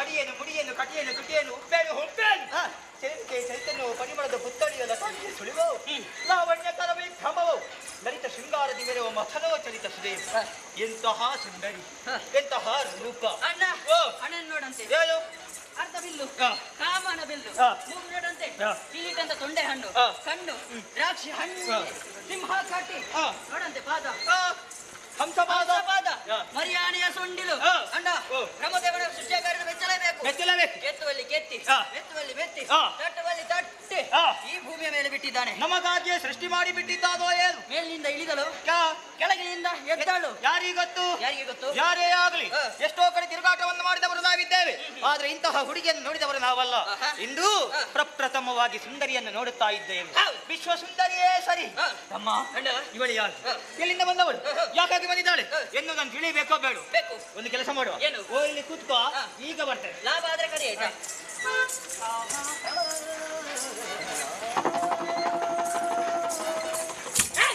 ನೀನು ಬರ್ತಿಯನ್ನು ಗೊತ್ತಿದ್ದು ನನಗೆ ಎಂತದ ನಾನು ಅವಳನ್ನು ನೋಡಿ ಮಾತಾಡುವುದಕ್ಕೆ ಪ್ರಯತ್ನ ಪಟ್ಟೆ ಮಾತು ಬರುವುದಿಲ್ಲ ಆದ್ರೆ ಏನು ಮಾಡೋಣ ಏನು ನಾಲಗೆ ಮಗುಚುದಿಲ್ಲ ಒಳ್ಳೇದಾಯ್ತು ಇವಳನ್ನು ನೋಡುವಾಗ ನನಗೆ ಒಂಥರ ಎಂತದ ಮಾತು ಬಾರದು ಒಳ್ಳೇದಾಯ್ತು ಯಾಕೆ ನೆನಪಿಸಿಕೊಳ್ಳಂತೆ ಬ್ರಹ್ಮದೇವ ಕೊಟ್ಟಿದ್ದಾನೆ ವರ ಯಾವ ರೀತಿ ಬ್ರಹ್ಮಚಾರ್ಯ ವ್ರತ ತಪ್ಪಿದರೆ ನಿಮಗೆ ಮರಣ ಎಂಬುದಾಗಿ ವರ ಕೊಟ್ಟದಲ್ಲಪ್ಪ ಇವಾಗ ಸಿಗಬೇಕು ಕೈಗೆ ಏನ್ ಮಾಡೋಣ ಹಾಗದೆ ನೆನಪಿಸಿದ್ದು ಒಳ್ಳೆದೇ ಒಂದು ವೇಳೆ ಇಂದಿನ ದಿವಸ ಇವಳನ್ನು ಬಯಸಿ ಹೋದೆವೆಂದಾದರೆ ನಾವು ಸತ್ತು ಹೋಗುತ್ತೇವೆ ಮುಗೀತಾ ಇಲ್ಲ ಪ್ರಾರಂಭ ಆಗುವುದೇ ಇಲ್ಲಿಂದ ನಾಳೆ ಬೆಳ್ಳಂಬೆಳಗ್ಗೆ ಮುಖಪುಟದಲ್ಲಿ ಬರ್ತದೆ ಸುದ್ದಿ ಬಿಡುಗಡೆ ಒಬ್ಬಳಾಕೆ ಹುಡುಗಿಗೆ ಬೇಕಾಗಿ ಚಂಡಮುಂಡರ ಹೋರಾಟ ಅಕಾಲ ದುರ್ಮರಣ ಇದೆಲ್ಲ ಬೇಕಾ ನಿಲ್ಲಿಸ್ತಾರ ಮತ್ತೊಮ್ಮೆ ಮರುಕಳಿಸ್ತದೆ ಚಂಡಮುಂಡರೆ ನೀವು ನಮ್ಮನ್ನು ಅಗಲಿ ವರ್ಷ 10 ಸಂದರು ನಿಮ್ಮ ನೆನಪು ಸದಾ ಸದಾ ಸದಾ ಜೀವಂತವಾಗಿರುವಾಗ ಯಾರಿಗೆ ಚಿರಸ್ಮರಣೆ ಬೇಕಾ ಇವಳಿಗೆ ಗತಿ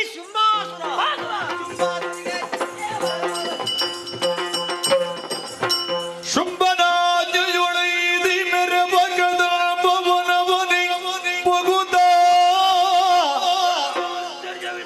ತ್ರೈಜಗಿದೋಬಿಕೆಯ ಲಾವಣ್ಯವನು ನೆರೆ ಕಂಡು ಸುಗ್ರೀವ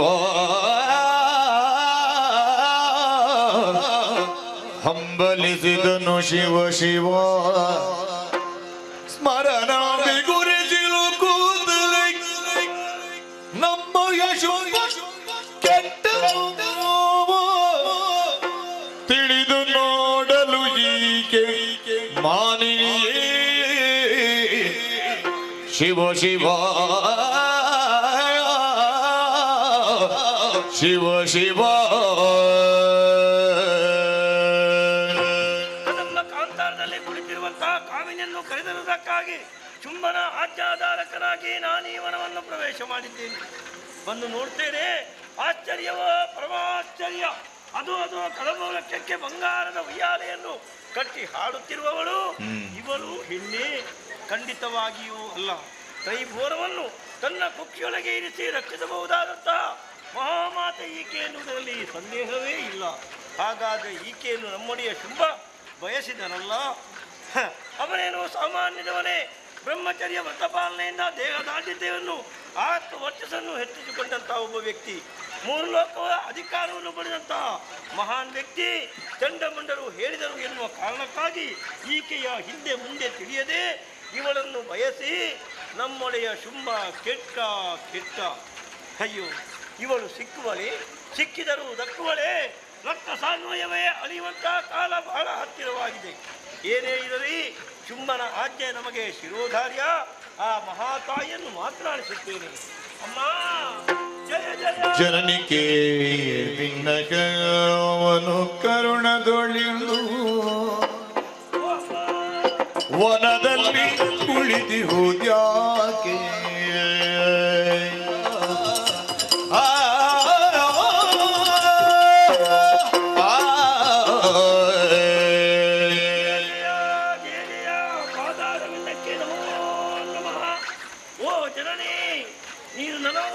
ಜನನಿಯಲ್ಲ, ಈ ಲೋಕದ ಜನನಿ ನೀನಾದ ಕಾರಣ ಅದೋ ಮತ್ತೊಮ್ಮೆ ನಿನ್ನ ಅರ್ಧಾವರಗಳಿಗೆ ಪ್ರಭಾವಗಳು. ತಾಯೇ, ಬಂದು ತನ್ನನ್ನು ನುಡಿಸುತ್ತಿರುವಂತಹ ವ್ಯಕ್ತಿ ಯಾರೋ ಏನೋ ಎಂಬ ಹಾಗೆ ತಾವು ಭಾವಿಸುವಂತಹ ಅಗತ್ಯ ಇಲ್ಲ.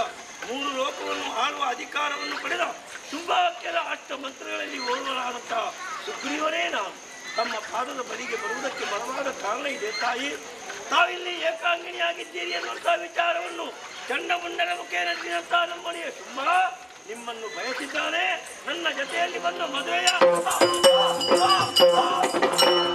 ಈತ ನಡೆದರೆ ಮಧುರೆಗೆ ಬೀಳುವುದು ತಡೆಯುವಂತೆ ದಯಿಪಿಸಲಾದನು. ಮಾತುಗಳನ್ನು ಕೇಳಿ ನಗೆ ಬಂದು ಹೋಯಿತು. ತಪ್ಪನೆ ಧರೆಗೆ ಉರುಳಿ ಬಿಟ್ಟನಲ್ಲ. ಈತ ಅಳಿದು ನಿಂತಾದರೆ ನನ್ನ ವಿಚಾರವಾಗಿ ಶುಂಭನಿಗೆ ಪ್ರತ್ಯೇಕ ದೂತರಿಂದ ಬಿದ್ದಾದೀತು. ಏನೇ ಆಗಲಿ ಇವನ ಮೇಲೆ ಕರುಣಾರಸವನ್ನು ಬೀರುತ್ತೇನೆ. ಸುಗ್ರೀವ ಹೇಳಪ್ಪ. ಬೆದರದಿರಯ್ಯ ಬೇಳುವುದನ್ನೆಲ್ಲ ಲಾಲಿಸು ಅಧಿಕ ಶುಂಭಾಖ್ಯನಿಂದು ಅದರ ಬದಲಾವ ಮೊದಲೇ ತಿಳಿದಿರೆ ಈ ವಿಧ ಬೇಡನಾಗಿ ಬಂದು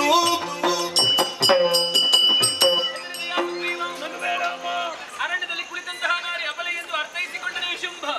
ಯುದ್ಧದ ವಿಚಾರವನ್ನು ಚಂಡಮುಂಡರಲ್ಲಿ ತಿಳಿಸಿದ್ದೆ.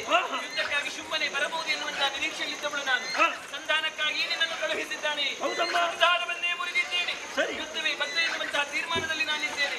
ಹೋಗಿ ನಿನ್ನ ಒಡೆಯನಲ್ಲಿ ಹೇಳು, ಸಾಮಾನ್ಯ ಹೆಣ್ಣೆಂಬ ತಾತ್ಸಾರ ಬೇಡವಂತೆ. ಯುದ್ಧದ ವಿಚಾರದಲ್ಲಿ ಶುಂಭ ಬಲಾಢ್ಯನೆ, ಅವನ ತಮ್ಮನಿ ಶುಂಭ ಬಲಾಢ್ಯನೆ. ಪ್ರತ್ಯಕ್ಷ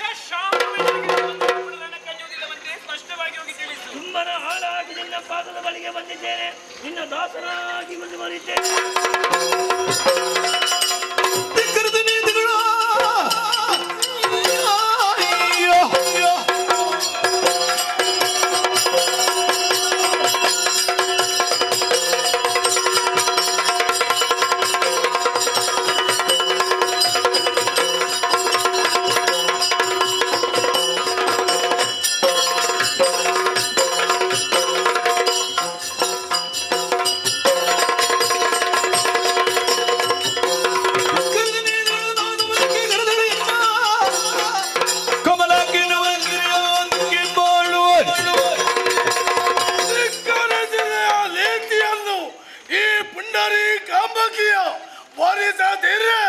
ನನ್ನ ಜೀವನವೇ ವ್ಯರ್ಥ.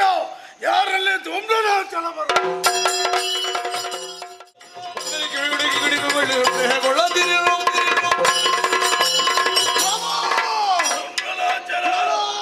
ಮಗಳು ಆಳತ್ತರದ ಧ್ವನಿಗೆ ಉತ್ತರ ರೂಪವಾಗಿ ಬಂದಿದ್ದೇನೆ. ಯಾಕೆ ಕರೆ ತಿಳಿಸಿ. ದುಂಬಲಾಚಲ ಕದಂಬ ಗಾಂಧಾರದಲ್ಲಿರುವಂತಹ ಚೆಲುವಿಕೆಯನ್ನು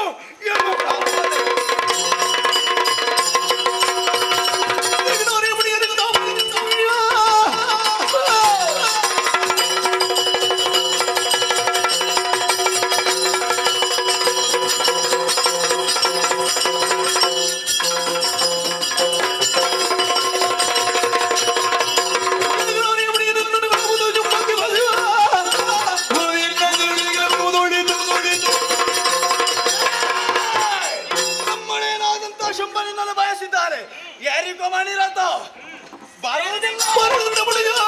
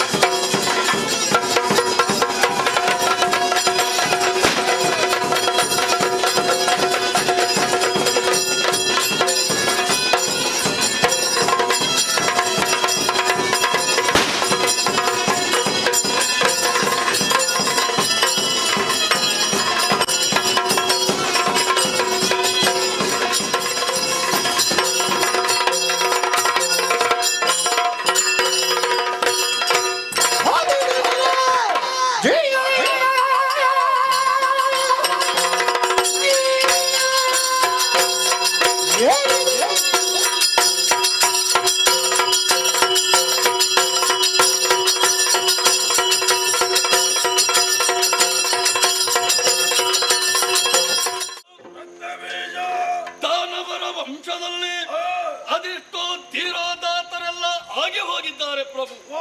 ಆದರೆ ಧನುಜೇಶ ಎನ್ನುವಂತ ನೆಗಳತೆಗೆ ಪಾತ್ರರಾದವರು ಯಾರೂ ಆಗಲಿಲ್ಲ. ದಾನವಾಬ್ದಿ ಕುಲ ಚಂದ್ರಮನಾಗಿ ಮೆರೆಯುತ್ತಾ ಇದ್ದೀರಿ. ವರ್ತಮಾನ ಕಾಲದಲ್ಲಿ ನಿಮ್ಮದಾಗಿರುವಂತ ಅಜ್ಜ ಚಕ್ರ ಅವ್ಯಾಹತವಾಗಿ 3 ಲೋಕಗಳಲ್ಲಿಯೂ ಸಂಚರಿಸುತ್ತಾ ಇದೆ. ಶುಂಭನೆ ಬ್ರಹ್ಮಾಂಡಕ್ಕೆ ಒಡೆಯ ಎಂಬುದನ್ನು ಎಲ್ಲವರು ಒಪ್ಪಿಕೊಂಡು ನಿಮ್ಮನ್ನ ಹೊಗಳುತ್ತಾ ಇದ್ದಾರೆ. ನಕ್ಷತ್ರ ಮಂಡಲದಲ್ಲಿ ಸ್ಥಾನಮಾನ, ದೇವತೆಗಳ ಪಂಕ್ತಿಯಲ್ಲಿ ಹವಿರ್ಭೋಜನ ಸಲ್ಲುತ್ತಾ ಇದ್ದರೆ ಶುಂಭ ದಾನವನಿಗಲ್ಲದೆ ಮತ್ತೊಬ್ಬನಿಗಿಲ್ಲ ಪ್ರಭು. ಅಂತಹ ಯೋಗ್ಯತೆಯನ್ನು ಹೊಂದಿರುವಂತ ನೀವಿಂದು ಯಾವುದೋ ಒಂದು ಕಾಡು ಪ್ರದೇಶದಲ್ಲಿ ಹೆಣ್ಣೊಬ್ಬಳಿದ್ದಾಳೆ ಎಂಬುದನ್ನು ತಿಳಿದು ಮನಸ್ಸಿನಲ್ಲಿ ಕಲ್ಪಿಸಿಕೊಂಡು ಪ್ರಮಾದೀನರಾದಿರ ಪ್ರಭು. ಮನಸ್ಸಿ ಜನ ಶರಹತಿಗೆ ಸಿಲುಕಿದ್ರೆ ಹೇಳಿ ಕಾಮ ಕ್ರೋಧಾದಿ ಷಡ್ವೈರಿಗಳನ್ನು ಬಿಗಿ ಹಿಡಿದು ಇಂದ್ರಿಯಗಳನ್ನ ನಿಗ್ರಹಿಸಿ ಕಾನನದಲ್ಲಿ ಸುದೀರ್ಘವಾಗಿರುವಂತ ತಪಸ್ಸನ್ನು ಆಚರಿಸುವುದರ ಮೂಲಕ ಬ್ರಹ್ಮ ದೇವರನ್ನು ಒಲಿಸಿಕೊಂಡಿರುವಂತ ಪರಮ ಸುಜ್ಞಾನಿತವಾಗಿದ್ದೀರಿ. ಮೇಧಾವಿಗಳಾಗಿರುವಂತ ತಮಗೆಂದು ಇಂತಹ ಒಂದು ಆಶೆ ಯಾಕೆ ಉಂಟಾಯಿತು ಎಂಬುದು ನಮಗೊಂದು ಅರ್ಥವಾಗುವುದಿಲ್ಲ ಪ್ರಭು. ಸಂಧಾನಕ್ಕೆಂದು ನಿಮ್ಮ ಆಳಾಗಿ ಹೋಗಿರುವಂತ ಸುಗ್ರೀವ ಬರುವಾಗ ಹೆಣ್ಣಿನ ಭಕ್ತನಾದ ದೇವಿ ದಾಸನಾಗಿ ಬಂದು ಹೇಳಿದ್ದಾದರೂ ಏನು, ಕ್ಷಣ ಕ್ಷಣದಲ್ಲಿಯೂ ನಾನಾ ರೂಪದಿಂದ ಕಾಣಿಸಿಕೊಳ್ಳುತ್ತಿರುವಂತವಳನ್ನ ಕೆಳಕುವುದಕ್ಕೆ ಹೋದ್ರೆ ನಮ್ಮ ಪಾಲಿಗೆ ಕಷ್ಟವರೆಗೆ ಬಂದೀತು, ಮಹಾ ದುರಂತವೇ ಸಂಭವಿಸಿತು ಎಂಬುದಾಗಿ ಎಚ್ಚರಿಸಿದ್ರು. ತಾವು ಏನು ತೀರ್ಮಾನವನ್ನು ಕೈಗೊಂಡಿರಿ ಪ್ರಭು? ರಕ್ತಬೀಜ ಆ ಹೆಣ್ಣನ್ನು ಕರೆತರುವುದಕ್ಕಾಗಿ ಧೂಮ್ರಾಕ್ಷಾದಿ ಬಲಭಟರನ್ನೇ ಕಳಿಸಿಕೊಟ್ಟವರು. ಮಾನ್ಯರೇ, ಅಲ್ಪನೇ ಧೂಮ್ರಲೋಚನ ಅಲ್ಪನೇ ಜಿಯ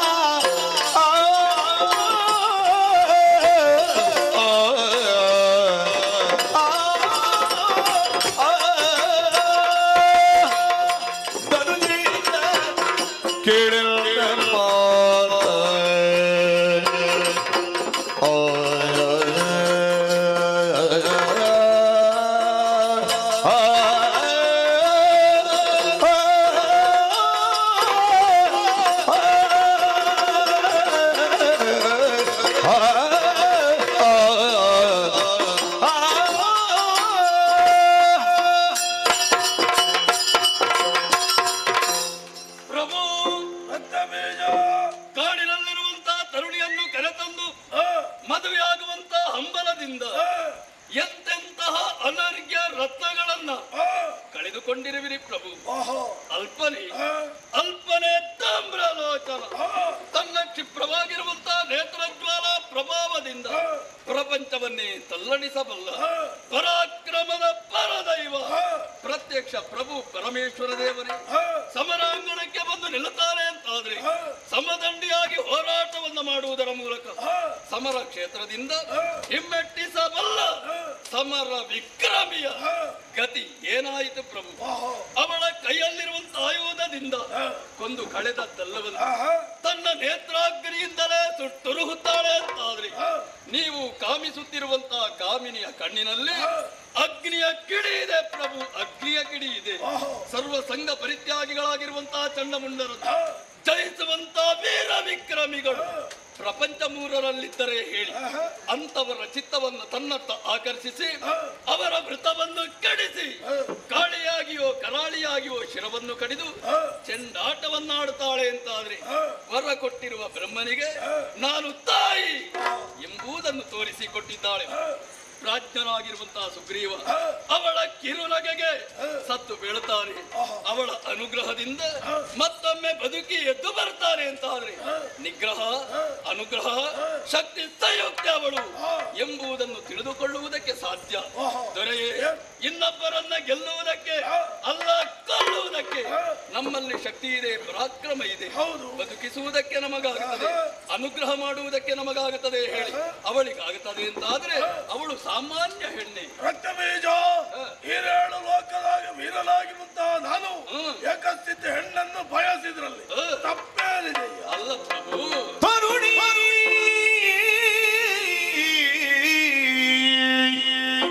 ಅಲ್ಲ ಅವಳ ಆದಿಮಾಯೆ ಆದಿಮಾಯೆ ಆದಿಮಾಯೆ ಆದಿಮಾಯೆ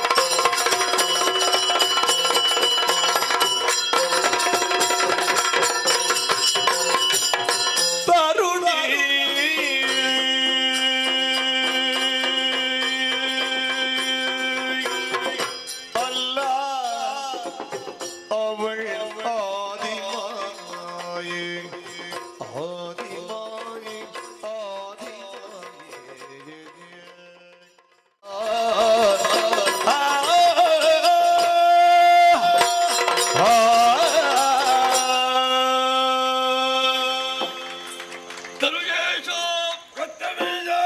ಇಲ್ಲಿಂದ ಹೋಗಿರುವಂತಹ ವೀರಾದಿ ವೀರರನ್ನೆಲ್ಲ ಮಹಾಮಾರಿಯಾಗಿ ಬಲಿಗೊಂಡಿರುವಂತ ಅವಳನ್ನ ಸಾಮಾನ್ಯ ಹೆಣ್ಣು ಅಬಲ ಇದ್ದಾಳೆ ಎಂಬುದಾಗಿ ನಾವು ತಿಳಿದುಕೊಂಡರೆ ನಮ್ಮ ಅಲ್ಪತನವಾದೀತು ಪ್ರಭು. ಮತ್ಯಾರವಳು ತರುಣಿ ಅಲ್ಲವಳು, ಆದಿ ಮಾಯೆ, ಆದಿ ಪರಾಶಕ್ತಿಯೇ ಇಂದು ಮಾಯಾ ಮೋಹಿನಿಯಾಗಿಯೂ ಕೌಶಿಕೆ ಎನ್ನುವಂತ ಹೆಸರನ್ನು ಇರಿಸಿಕೊಂಡು ಕದಂಬ ವನದಲ್ಲಿ ಬಂದು ಯಾಕೆ ಕುಳಿತಿದ್ದಾಳೆ ಎಂಬುದನ್ನು ತಿಳಿದುಕೊಳ್ಳುವುದಕ್ಕೆ ನಮಗೆ ಸಾಧ್ಯ. ದೇವಲೋಕವನ್ನು ಆಳಬೇಕಾದಂತ ದೇವತೆಗಳೆಲ್ಲ ಪದಚ್ಯುತಗೊಂಡು ಎಲ್ಲೋ ಹೇಗೋ ತಲೆಮರೆಸಿಕೊಂಡು ಬದುಕುತ್ತಾ ಇದ್ದ. ಯಾಗ ಯಜ್ಞಾದಿಗಳನ್ನು ಮಾಡುವಂತ ಋಷಿಮುನಿಗಳು ಬ್ರಾಹ್ಮಣರು ಅವರ ಕಾಯಕವನ್ನೇ ಕೈಬಿಟ್ಟಿದ್ದಾರೆ. ಪತಿವ್ರತ ಸ್ತ್ರೀಯರಿಗೆ ತನ್ನ ಮಾನವನ್ನು ಪ್ರಾಣವನ್ನು ಉಳಿಸಿಕೊಳ್ಳುವುದಕ್ಕೆ ಕಷ್ಟ ಸಾಧ್ಯವಾಗುತ್ತಾ ಇದೆ. ಅದಕ್ಕಾಗಿ ತ್ರಿದಶರನ್ನ ಪೊರೆಯುವುದಕ್ಕಾಗಿ, ಸಾಧು ಸಂತರನ್ನ ಸಂರಕ್ಷಣೆ ಮಾಡುವುದಕ್ಕಾಗಿ, ಅರ್ಥಾತ್ ದರೆಯ ಭಾರವನ್ನೆಳುವುದಕ್ಕಾಗಿ ಬಂದವಳು ಮತ್ತೆ ಯಾರೂ ಅಲ್ಲ, ಜಗದೇಶ್ವರಿಯಾಗಿದ್ದಾಳೆ, ಪ್ರಣವ ಸ್ವರೂಪಿಣಿಯಾಗಿದ್ದಾಳೆ. ಅಂತಹ ಅವಳನ್ನ ಕಾಮುಕತನದಿಂದ ಮದುವೆಯಾಗುವಂತ ಆಲೋಚನೆಯಿಂದ ಪಡೆಯುವುದಕ್ಕೆ ಹೋದರೆ ನಮ್ಮ ಈ ದಾನವ ಸಂಕುಲವನ್ನೇ ಕಾಲನ ಆಲಯಕ್ಕೆ ನಾವಾಗಿ ಕಳಿಸಿಕೊಡಬೇಕಾದೀತು ಪ್ರಭು. ಬೇಡ, ನಿಮಗವಳ ತಳ್ಳಿ ಬೇಡ ಪ್ರಭು. ರಕ್ತಬೀಜ, ನಿನ್ನ ಮಾತಿನ ಅರ್ಥ ಚೆನ್ನಾಗಿ ತಿಳಿಯುತ್ತಾ ಇದೆ. ಅವಳ ಹೆಣ್ಣಲ್ಲ ಶಕ್ತಿ ಎಂಬುದಾಗಿ ಹೇಳ್ತಾ ಇದ್ದೆ. ನಾನು ಕೈಗೊಂಡ ಕಾರ್ಯವೆಲ್ಲವೂ ಕೂಡ ವ್ಯರ್ಥವಾದ್ರೆ ಮುಂದೇನು ಮಾಡ್ಬೇಕೆಂಬುದಾಗಿ ಹೇಳ್ತೀರಾ? ಬಿಡು ಮನದ ಮೂರ್ಖತೆಯ, ಬಿಡು ಬಿಡು ಮನದ ಮೂರ್ಖತೆಯ,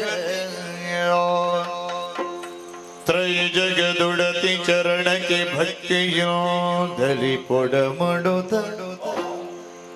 ತ್ರೈ ಜಗದುಡತಿ ಚರಣಕ್ಕೆ ಭಕ್ತಿಯೋದಲಿ ಪೊಡಮಡುತ್ತ, ಪಡೆದವಳ ಕಾರುಣ್ಯದಲ್ಲಿ ಧಾತ್ರಿಯಲಿ ಜಡಜ ಪೀಠದ ವರದ ದರದಲ್ಲಿ ಪಡೆದು ಸುಖವನ್ನು ಮಾಡುವುದಿರುತ್ತಲೇ, ಜಡಜ ಪೀಠದ ವರದ ದರದಲ್ಲಿ ಪಡೆದು ಸುಖವನ್ನು ಮಾಡುವುದಿರುತ್ತಲೇ, ನುಡಿಯ ನೀತಿಯ ದೊರೆಯೇ ಬಿಡು ಮನದ ಮೂರ್ಖತೆಯ,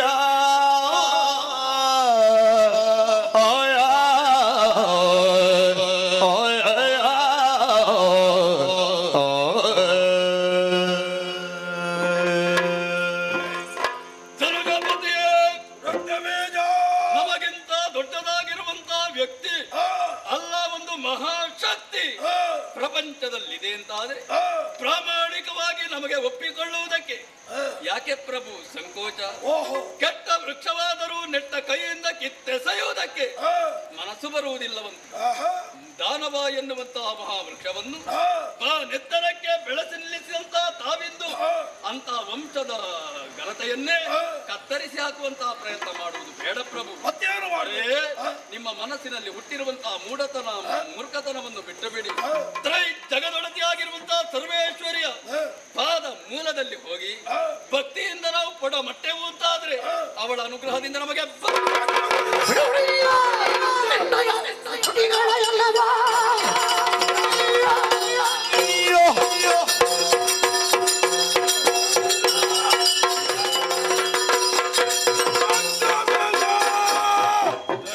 ತುಟಿ ಬಿಚ್ಚಿದ್ರ ಜತಲ ಎಲ್ಲಿಗೆ ಬೇಕಾಗಿ ಈ ಶುಂಭದಾನವ ತಲೆದಕ್ಕಿಸಬೇಕೆ ರಕ್ತ ಬೀಜ ಅಂತ ಬದುಕು ಈ ಶುಂಭನಿಗೆ ಬೇಕೆ. ತಿಳಿಯಿತು ರಕ್ತ ಬೀಜ, ತಿಳಿಯಿತು ಹೇಗಿದ್ದ ನಮ್ಮ ಸಾಮ್ರಾಜ್ಯ ಹೇಗಾಗಿ ಹೋಯಿತು. ಹೋಗುತ್ತಾ ವೀರಾದಿ ವೀರರು ಯಾರು ಹಿಂತಿರುಗಿ ಬರುವುದಿಲ್ಲ ಎಂಬ ಕಾರಣಕ್ಕಾಗಿ ಜೀವದ ಮೇಲಿದ ಆಸೆ. ಹಾಗಾಗಿ ಒಂದು ವಿಚಾರ, ಅರಮನೆಯೊಳಗಿದ್ದಕ್ಕೋ ಸೀರೆಯನ್ನುಟ್ಟುಕೋ ಬಳೆಯನ್ನು ತೊಟ್ಟುಕೋ ರಣ ಮಾಡಿ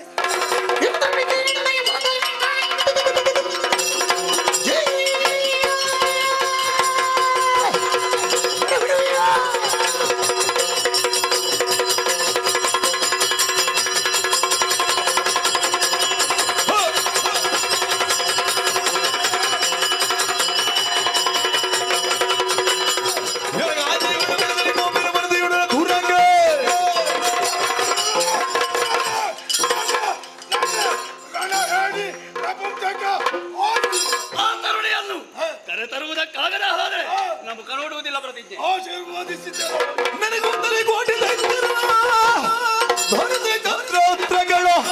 ಬಂದವ ಮರಿಗೆ ತಿರುಪಗ ನಂಬವನದಲ್ಲಿ ಕಂಡು ದೇವಿಯನು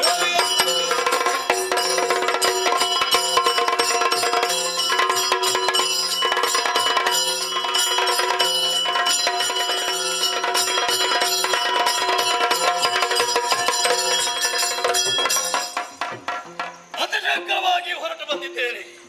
ಬಂದು ಮುಟ್ಟಿರುವಂತಹ ಸ್ಥಳ ಇದೇ ತಾನೇ ಕದಂಬವನ. ಅಬ್ಬಬ್ಬ, ರೋಮಾಂಚನವಾಗುತ್ತಾ ಇದೆ. ಇದೆಂತಹ ಕಾಡು!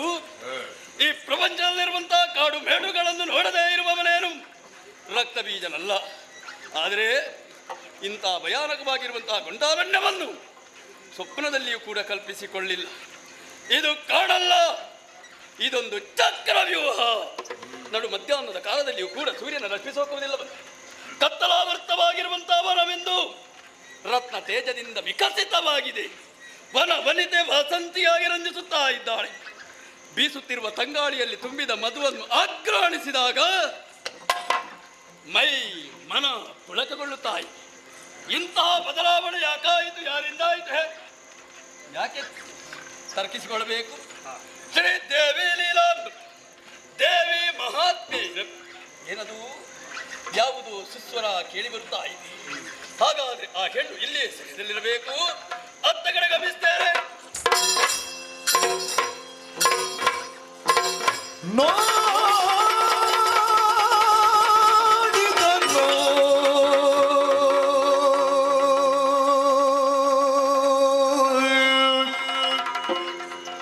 ಕಲಿ ಬೀಜ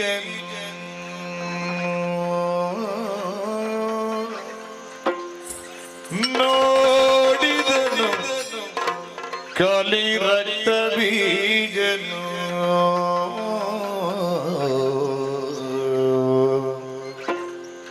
ಗಾಢ ಗಲೋದಿ ಕುಳಿತ ಶಿವೆಯನು ಗಾಢ ಗಲೋದಿ ಕುಳಿತ ಶಿವೆಯನು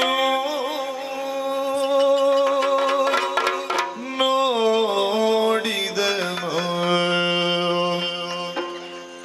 ಪಾಡಿದನು ತನ್ನೊಳಗೆ ಇವಳನ್ನು ತಿಳಿಯದಿನಿತ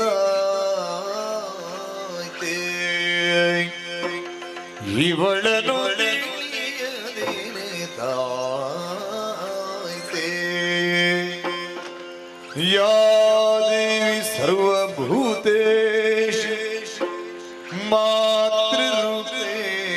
वीण संस्थिता नमस्तस्यै नमस्तस्यै नमस्तस्यै नमो नमः नमो नमः नमो नमः जय जय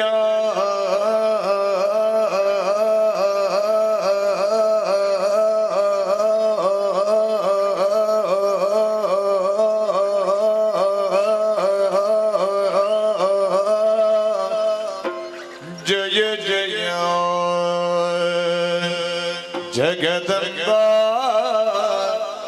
जगदम्बा जय जय जय जय जय जय जय जय जय जय जय जय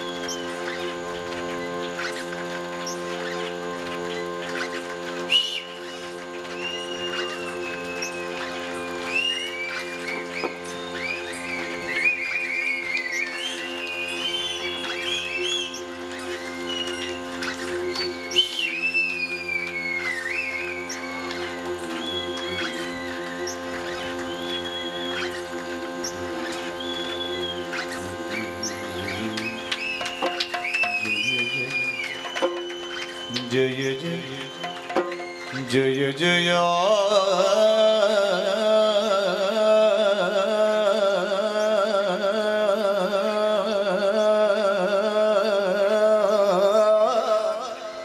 जगदम्बा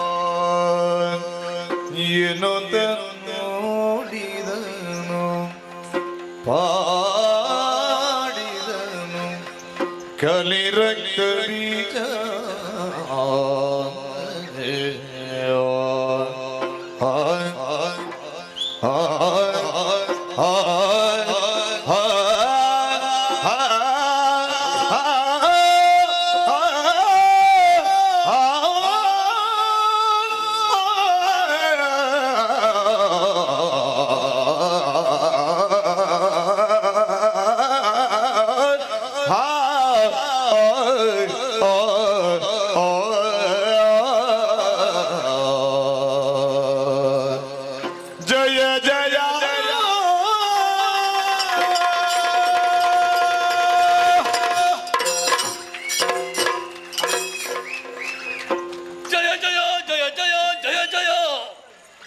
ಎನ್ನುವಂತ ಉದ್ಗಾರ ನನ್ನ ಅಂತರಂಗದಿಂದಲೇ ಹೊರಹೊಮ್ಮುತ್ತಾಯಿತು.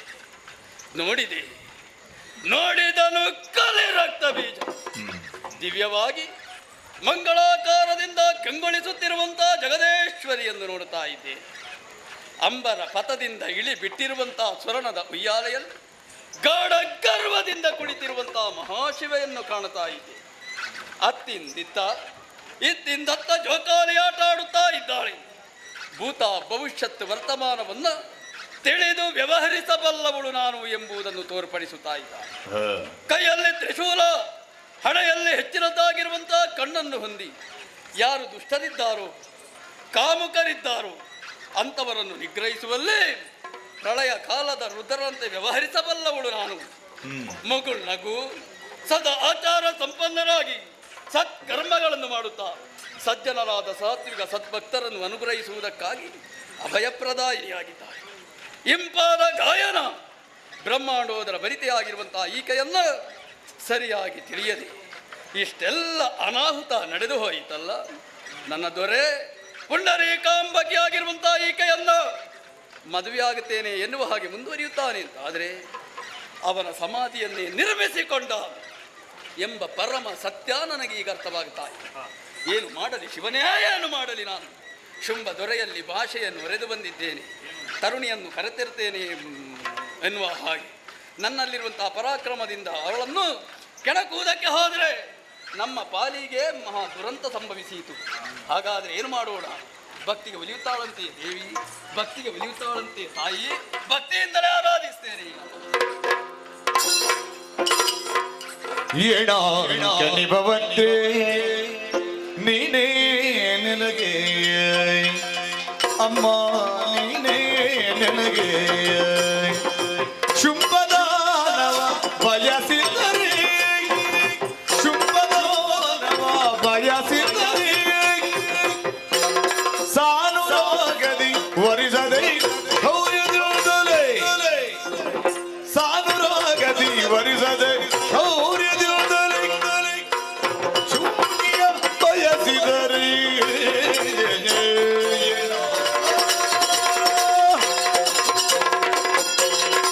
ಜಯ ಜಯ ಜಗದಂಬ.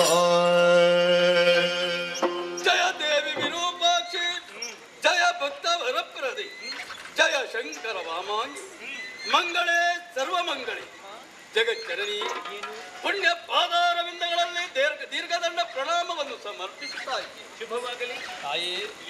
ನಿನ್ನನ್ನು ಸ್ತುತಿಸುವಂತಹ ವ್ಯಕ್ತಿ ಯಾರು ಒಬ್ಬ ಸಾಮಾನ್ಯ ಎಂಬುದಾಗಿ ತಿಳಿಯಕೂಡದಮ್ಮ. ಶೋಣಿತಾಪುರದ ಪ್ರಧಾನ ಮಾಧ್ಯ ಕಲಿ ರಕ್ತ ಬೀಜ ಎಂಬುದಾಗಿ ನನ್ನ ಹೆಸರಮ್ಮ. ಏಣಾಂಕ ನಿಭವಕ್ತೆಯಾಗಿ ರಾರಾಜಿಸುತ್ತಿರುವಂತಹ ನಿನ್ನ ವಿಚಾರವನ್ನು ಕೇಳಿ ತಿಳಿದಿರುವಂತಹ ನನ್ನ ದೊರೆ ನಿನ್ನನ್ನೇ ಮದುವೆ ಆಗಬೇಕು ಎನ್ನುವ ಹಾಗೆ ಹಂಬಲಿಸುತ್ತಾ ಇದ್ದ. ಅಮ್ಮ, ಬಳ್ಳಿ ಒಂದು ಹಬ್ಬಿ ಫಲ ನೀಡಬೇಕು ಅಂತಾದ್ರೆ ಮಾಮರದ ಅವಶ್ಯಕತೆ ಹೇಗೋ ಅಂತೆಯೇ ಪುರುಷ ಪ್ರಧಾನವಾಗಿರುವಂತಹ ಪ್ರಪಂಚದಲ್ಲಿ ಹೆಣ್ಣಾದವಳು ಎಷ್ಟೇ ಮೇಲ್ಮಟ್ಟದಲ್ಲಿರಲಿ, ಎಷ್ಟೇ ಶ್ರೀಮಂತಿಗೆ ಆಕೆಗಿರಲಿ, ಅವಳ ಅಂಗ ಸಾಂಗತ್ಯಕ್ಕಾಗಿ ಜೀವನದಲ್ಲೊಂದು ಸಾರ್ಥಕ್ಯವನ್ನ ಪಡೆಯುವುದಕ್ಕಾಗಿ ಒಬ್ಬಾತ ಯೋಗ್ಯ ಪುರುಷನ ಅಗತ್ಯವಿದೆ. ಅಂತಹ ಯೋಗ್ಯತೆ ವರ್ತಮಾನ ಕಾಲದಲ್ಲಿ ಇದೆ ಅಂತಾದ್ರೆ ಶುಂಭದಾನವನಿಗಲ್ಲದೆ ಮತ್ತೊಬ್ಬನಿಗೆ. ಅಮ್ಮ, ಶೋಣಿತಾಪುರನ್ನು ಉತ್ತರಿಸುವುದಕ್ಕಾಗಿ ನನ್ನ ದೊರೆಯನ್ನು ವರಿಸುವುದಕ್ಕಾಗಿ ಇಳಿದು ಬರಬೇಕಮ್ಮ, ರಥವೇರಿ ಬರಬೇಕು ತಾಯಿ. ಭಕ್ತಿಯ ಮಹಾಪುರವೇ ಹರಿಯುತ್ತಾ ಇದೆ. ನಿನ್ನ ಭಕ್ತಿಯಿಂದ ಸಂತುಷ್ಟಳಾಗಿದ್ದೇನೆ. ಈ ಹಿಂದೆ ಬಂದವರಿಗಿಂತ ಬಹಳ ಭಿನ್ನವಾಗಿ ತೋರುತ್ತಾ ಇದೆಯಾ. ನಿನ್ನ ಒಡೆಯನಾದಂತಹ ಶುಂಭನನ್ನು ವರಿಸಬೇಕು ಎನ್ನುವ ಹಾಗೆ ಹೇಳುತ್ತಾ ಇದೆಯಾ. ಸ್ಪಷ್ಟವಾದಂತಹ ನಿರ್ಧಾರವನ್ನು ಈ ಹಿಂದೆ ತಿಳಿಸಿದವಳಿದ್ದೇನೆ. ಕತ್ತಿಕಾಳಗದ ಮುಖಿಯನ್ನು ಯಾರು ನನ್ನನ್ನು ಸೋಲಿಸುತ್ತಾನೋ ಅಂತವನ ಕೊರಳಿಗೆ ಸುಮಾಲಿಯನ್ನು ಹಾಕುವೆನೆನ್ನುವ ಹಾಗೆ ನಿನ್ನ ಒಡೆಯ ಶುಂಭ ಬರಲಿಲ್ಲ. ಅವನ ಅನುಚರನ್ನು ಕಳುಹಿಸಿಕೊಟ್ಟ, ನನ್ನ ಕೈಯಿಂದಲೇ ಹೋಲಿಸಿದ. ಹಾಗಾದರೆ ಕೇವಲ ಸ್ತ್ರೀಭ್ರಾಂತನಾಗಿ ಕೆಲವನ್ನೆಲ್ಲ ಕಾರಣಕ್ಕೆ ಕಳುಹಿಸಿ ನನ್ನಿಂದಲೇ ಕೊಲಿಸಲ್ಪಡುವಂತಹ ನಿನ್ನ ಒಡೆಯ ಶುಂಭವೊಬ್ಬ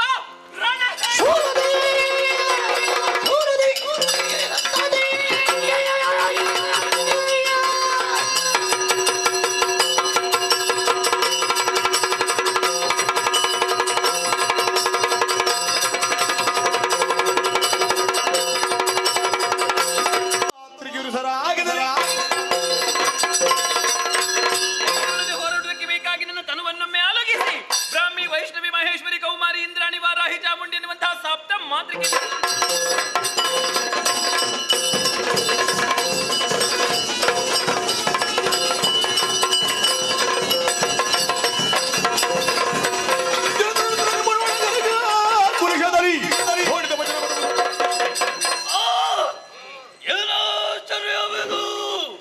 ಸಪ್ತ ಮಾತೃಕೆಯನ್ನು ಬಳದ ಇಂದ್ರಾಣಿ ವಜ್ರಾಯುಧದಿಂದ ನನ್ನ ಹಣೆಗೆ ಹೊಡೆದೇ ಬಿಟ್ಟಾಳಲ್ಲ, ಒಳಿತಾಯಿತು. ಬ್ರಹ್ಮದೇವರಿಂದ ವರ, ಒಂದು ಬಿಂದು ರಕ್ತ ಭೂಮಿಗೆ ಸಾಕಿ.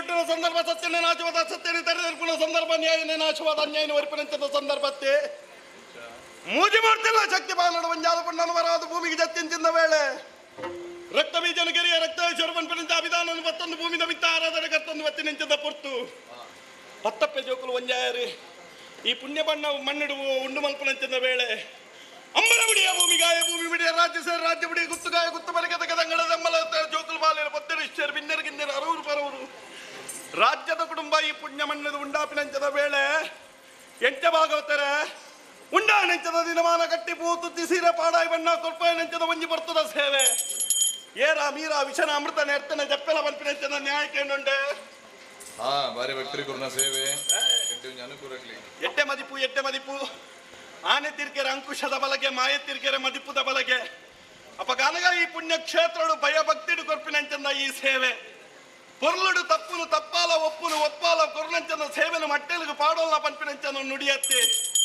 ಸಂತೋಷಾಂಡಿ ಕೊರ್ನಂಚಂದ ಸೇವೆನ ಅಪ್ಪ ಉಳ್ಳಾಲ್ತಿ ಸಂಪೂರ್ಣವಾದ ಸ್ವೀಕಾರ ಮಲ್ತದ್ದು ರಕ್ಷಣೆ ಮಲ್ತು ಕುರಿಯಲ್ಲಿ ಬಿಟ್ಟು ಸತ್ಯವಾಕ್ಯ ಮೇರೆ ಪಾದು ಕೊರ್ಪೆ ಭಾಗವತರೆ ಮಾನಾದಿಗದ ಮನೆಗೂ ಕೊರ್ಪಿನಂಚಂದ ಪುಣ್ಯ ಪ್ರಸಾದ ನೇಪತ್ತೊಲ್ಲೆ ಪತ್ತೆ ಸಿರಿ ಸಿಂಗಾರಗು ಕೊರ್ಪಿ ನಂಬಿಕೆಗೆ ದೇವರಪ್ಪಣೆ ಬ್ರಹ್ಮಲಿಪಿ ಕಾಲ ಮುಟ್ಟ ಆಯುಷಕು ಪಟ್ಟ ಜೀವಗುರಕ್ಕೆ ನಾಲೆದು ಕೊಟ್ಟಿಟ್ಟು ವಾಗ್ದೈವ ರಕ್ತೇಶ್ವರಿ ಆದ ನಲ್ತೊಂದು ನೀರಿದ ವರ್ಣ ಪಗರ ಲೆಕ್ಕ ದೈವದುನ್ನ ತಕ್ಕಲ್ ಲೆಕ್ಕ ಮಲ್ತಿಮಾಟ ಬಲಿಬಲ್ ಲೆಕ್ಕ ಎದುರು ಸಾರಥಿ ಪಿರಾಡು ಪಾಸಾಡಿ ಆದಿ ಅರಳಿಂಚಿಂದ ಮುಬೀಜಿಂದ ಗಾಳಿ ರಡ್ಡ ತಂದ ದೈವ ಸಾರಥ್ಯ ಆದ ಉಂಡು ಬರ್ಪಿನ ಸತ್ಯವಾಕ್ಯ ಮೇಲೆ ಪಾದುಕೊಂಡು ಗಾನ ಮಂದಾರ ಗಾನ ವಿಶಾರದೆ ಗಾನ ಕೋಗಿಲೆ ಯಕ್ಷ ಧ್ರುವ ಯಕ್ಷ ಕಲಾನಿಧಿ ಸ್ವರ್ಣ ನಿಧಿ ಯಕ್ಷ ಕಲ್ಪ ವೃಕ್ಷ ಪನ್ಪಿನಂಚಿನ ಅಪ್ಪನ ಅನುಗ್ರಾಟು ಮಟ್ಟಲ್ಲಿ ದಿಕ್ಕಿನಂಚಿನ ಪುದರ್ ತೊಟ್ಟಿಗೆ ನಲ್ಲಾತು ಪುದರ್ ನಾಲ್ಗುತ್ತು ನಾಲ್ಕು ದೇಶ ನಾಲ್ಕು ರಾಜ್ಯ ನಾಲ್ಕು ಕೊಟ್ಟಿರ್ತು ಒದಗಾದು ಕೊಡ್ದು ವಿದ್ಯೆ ಬುದ್ಧಿ ಆರೋಗ್ಯ ಐಶ್ವರ್ಯ ಅನುಗ್ರಹ ಮಲ್ತು ಕೊಡ್ದು ಪೊಯ್ನಲ್ಪ ಬತ್ತಿನಲ್ಪ ಲಕ್ಕಿನಲ್ಪ ಇತ್ತಿನಲ್ಪ ಅಪ್ಪೆ ಉಳ್ಳಾಲ್ತಿ ಕಾತಲ್ಗೆ ಪಟ್ಲಕ್ಕೇರ್ತಿ ಪರಂಪರೆ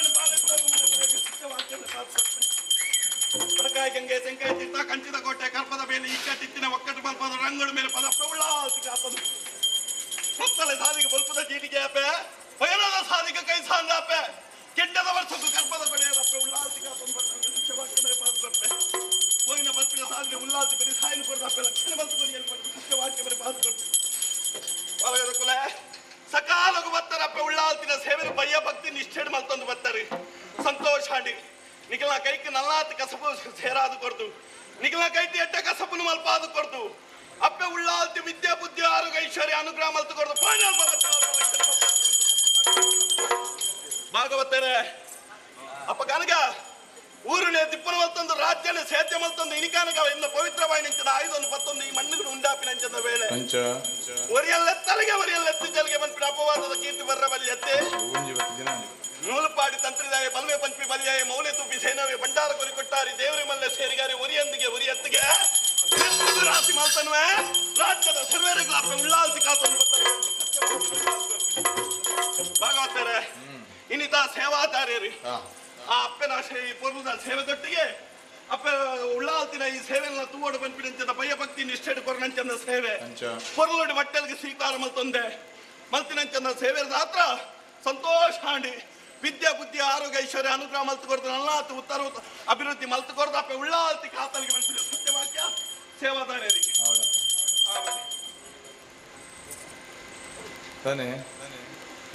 ಸೇವಾದಾರ್ಯ ಭಲೆ ಅಪ್ಪನ ಸನ್ನಿಧಾನ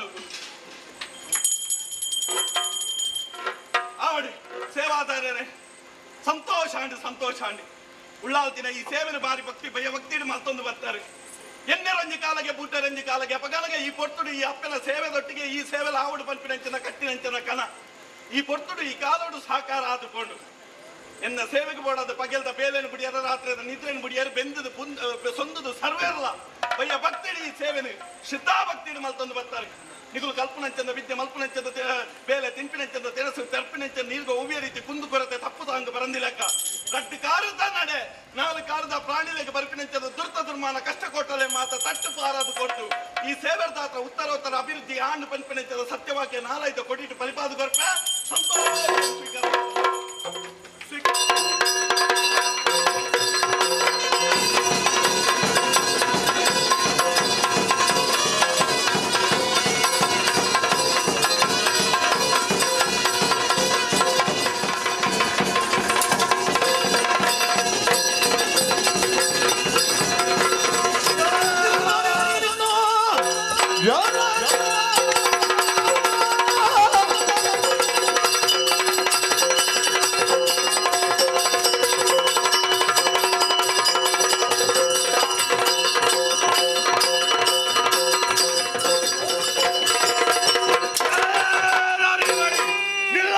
ಕತ್ತಿ ಮುಟ್ಟಿದ ಜಾಗ್ರತೆ.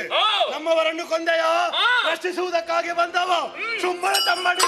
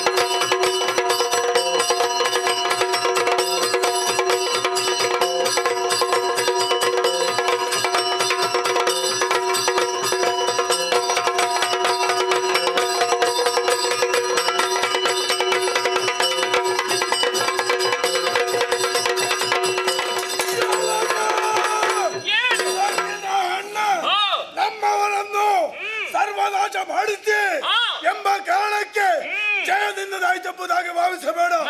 ಮುಂದೆ ನಿಂತವ ನಾನು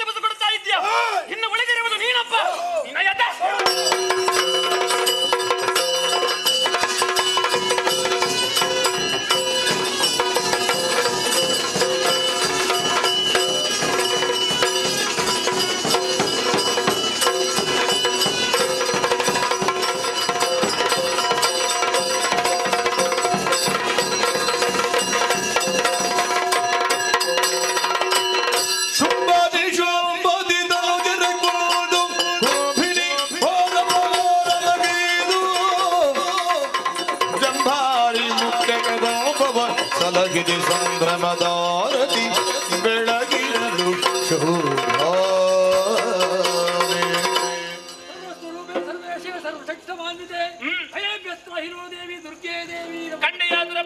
ಕಂಡೆಯಾಸುರನಾಥ ದೈತ್ಯರ ರುಂಡವನು ಸಂಯೋಮದಲ್ಲಿ ಭೂಮಂಡಲಕ್ಕೆ ಕಡಗಿರ್ಪ ಹದನವ ಚೌದವಾಗಿ ದ್ವಾಪರ ಯುಗದೊಳಗೆ ಒಮ್ಮೆಗೆ ಶ್ರೀಪತಿಗೆ ಸಕ ಭವೆನಿಸಿದ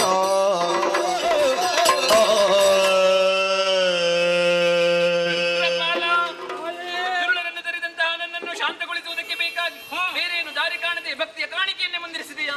ಇದೋ ಶಾಂತಳಾಗಿದ್ದೇನೆ. ದುರುಳನಾದಂತಹ ಶುಂಭನಿ ಶುಂಭಾದಿ ದೈತ್ಯರನ್ನೆಲ್ಲ ಸಂಹರಿಸಿ ಈ ಕುಂಬಿನಿಯ ಭಾರವನ್ನು ಕಳೆದಿದ್ದೇನೆ. ಇದುವೇ ನನ್ನ ಲೀಲೆ, ಇದುವೇ ನನ್ನ ಮಹಿಮೆ, ಇದುವೇ ನನ್ನ ಮಹಾತ್ಮೆ, ಇದುವೇ ದೇವಿ ಮಹಾತ್ಮೆ. ಸುರಪಾಲ ನಾಕದ ಪೀಠ ಬರಿದಾಗಿದೆ, ಹೋಗಿ ಧೈರ್ಯದಿಂದ ನಾಕವನ್ನಾಡು. ನಿನ್ನ ಶಿರೋಧಾರ್ಯ ಆದರೆ ಮುಂದೆ ನಿನ್ನನ್ನು ಕಾಣುವ ಬಗೆ ತಾಯಿಯ ಮುಖವನ್ನು ಮತ್ತೊಮ್ಮೆ ಕಾಣಬೇಕು, ಪಾದ ಪೂಜೆಯನ್ನು ಮಾಡಬೇಕೆನ್ನುವಂತಹ ಆಶಾ ಗೋಪುರವನ್ನು ಕಟ್ಟಿಕೊಂಡರೆ ತಪ್ಪಲ್ಲ ಮಗನಿಂದು. ಆದರೆ ಇನ್ನು ಮುಂದೆ ನಾನು ನಿನಗೆ ಈ ರೂಪದಲ್ಲಿ ಕಾಣ ಸಿಕ್ಕಲಾರೆ ಸಿಗಲಾಗದೆ ಚಿಂತಿಸುವಂತಹ ಪ್ರಮೇಯವಿಲ್ಲ. ಮುಂದಕ್ಕೆ ದ್ವಾಪರಾಯುಗದಲ್ಲಿ ಶ್ರೀಕೃಷ್ಣನಿಗೆ ಭಗಿನಿಯಾಗಿ ಅಂಬರದಲ್ಲಿ ಮಾಯೆ ಎನ್ನುವಂತಹ ಹೆಸರಿನಿಂದ ಕ್ಷಣ ಮಾತ್ರ ಗೋಚರಿಸಲಿಕ್ಕಿದ್ದೇನೆ. ಆ ಹೊತ್ತಿನಲ್ಲಿ ನನ್ನನ್ನು ಕಂಡು ಸಂತೋಷ ಪಡಬಹುದು ಮಗನೇ. ಮಾತ್ರವಲ್ಲ, ರಣಕ್ಷೇತ್ರ ತಲೆಮರೆಸಿಕೊಂಡು ಹೋಗಿದ್ದಾನೆ. ಹೋಗಲಿ ಬಿಡು, ಮುಂದೆ ಅವನ ನಾಶಕ್ಕೆ ಬೇಕಾಗಿ ಕಲಿಯುಗದ ಆದಿಯಲ್ಲಿ ನಾನು ಭ್ರಮರಾಂಬಿಕೆಯಾಗಿ ಆವಿರ್ಭವಿಸುವಳಿದ್ದೇನೆ. ಅಲ್ಲಿಯವರೆಗೆ ನೀವೆಲ್ಲರೂ ಅರ್ಚಿಸಿ ಮೆಚ್ಚಿಸಿ ಕೃತಾರ್ಥರಾಗಿರಿ. ಅದು ತನಕ ಈ ಮಣಿದ್ವೀಪದಲ್ಲಿ ತ್ರಿಪುರಾಂಬಿಕೆಯಾಗಿ ನೆಲೆಗೊಳ್ಳುತ್ತೇನಂತೆ. ಅಂತರ್ಧನಳಾಗುತ್ತೇನೆ.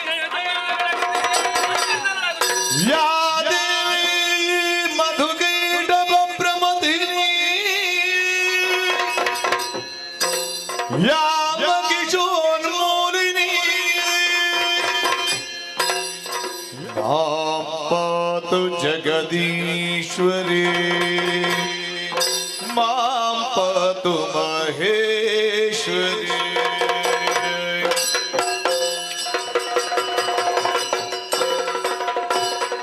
ಸ್ಮರಿಸುತ್ತಲೇ ದೇವಿ ಜರಣ ಹರುಷದಲ್ಲಿ ಸುಮನತನ ಗೂಡಿದ ಬೆರೆದನ ಪುರುಗೂತನಾಗಲಿ ರಾಜ ತೇಜದಲ್ಲಿಯೇ ಮಹಾದೇವಿಯನ್ನು ಧ್ಯಾನಿಸಿದ ಕ್ಷಣವೇ ರಾಜತೇಜ ಒದಗಿ ಬಂದಿದೆ. ಮೇಲುಲೋಕವಾಸಿಗಳಾಗಿದ್ದೇವೆ, ಸಿಂಹಾಸನಾರೋಹಣ ಮಾಡಿದ್ದೇನೆ ಎಂಬಲ್ಲಿಗೆ ಶ್ರೀ ದೇವಿ ಮಹಾತ್ಮೆ ಎನ್ನುವಂತಹ ಪುಣ್ಯ ಕಥಾಭಾಗವನ್ನು ಶ್ರದ್ಧಾ ಭಕ್ತಿಗಳನ್ನ ಯಾರು ಆಡ್ತಾರೋ ಆಡಿಸ್ತಾರೋ ನೋಡ್ತಾರೋ ನೋಡುವುದಕ್ಕೆ ಅನುಕೂಲ ಮಾಡಿಕೊಡ್ತಾರೋ ಅಂತಹ ಪುಣ್ಯಾತ್ಮರಿಗೆ ನಾವು ನಂಬಿಕೊಂಡು ಬರುತ್ತಿರುವಂತಹ ಜ್ಞಾನಶಕ್ತಿ ಸುಬ್ರಹ್ಮಣ್ಯ ಸ್ವಾಮಿ ಹಾಗೂ ಈ ಸ್ಥಳದ ಮಹಾತ್ಮೆ ದೇವಿ ಆಯುಷ್ಯ ಆರೋಗ್ಯ ಭಾಗ್ಯಗಳನ್ನು ಏನೇನು ಕೇಳಿಕೊಳ್ಳುತ್ತಾ ಪುಣ್ಯ ಕಥಾಭಾಗ್ಯ ಮಂಗಳಗತಿಯಲ್ಲಿ ಹಾಡುವರೆ ಸಭ್ಯರ ಪಡೆ ಪಡೆಯುತ್ತಾ ಇದ್ದೇವೆ. ಸತ್ಯಂ ಶಿವಂ ಶರಣಿಂಬೆ ಶರಣಿಂಬೆ ಶ್ರೀ ಸುಬ್ರಹ್ಮಣ್ಯ ಶರಣಿಂಬೆ ಶರಣಿಂಬೆ ಶ್ರೀ ಸುಬ್ರಹ್ಮಣ್ಯ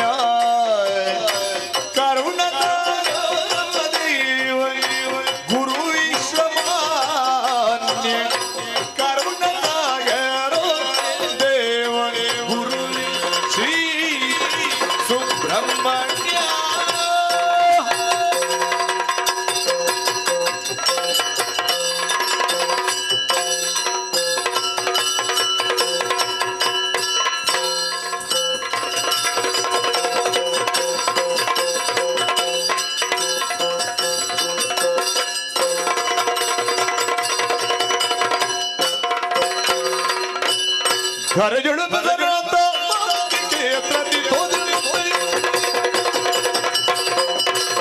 घर जुड़ बजराता के प्रति तीर पाठी शरणार्थ की धड़परी मार्ग मंगलम जय मंगलम शिव मंगलम नित्य मंगलम श्री भ्रमरांबिके दुर्गा मातिगे श्री महा गणपगे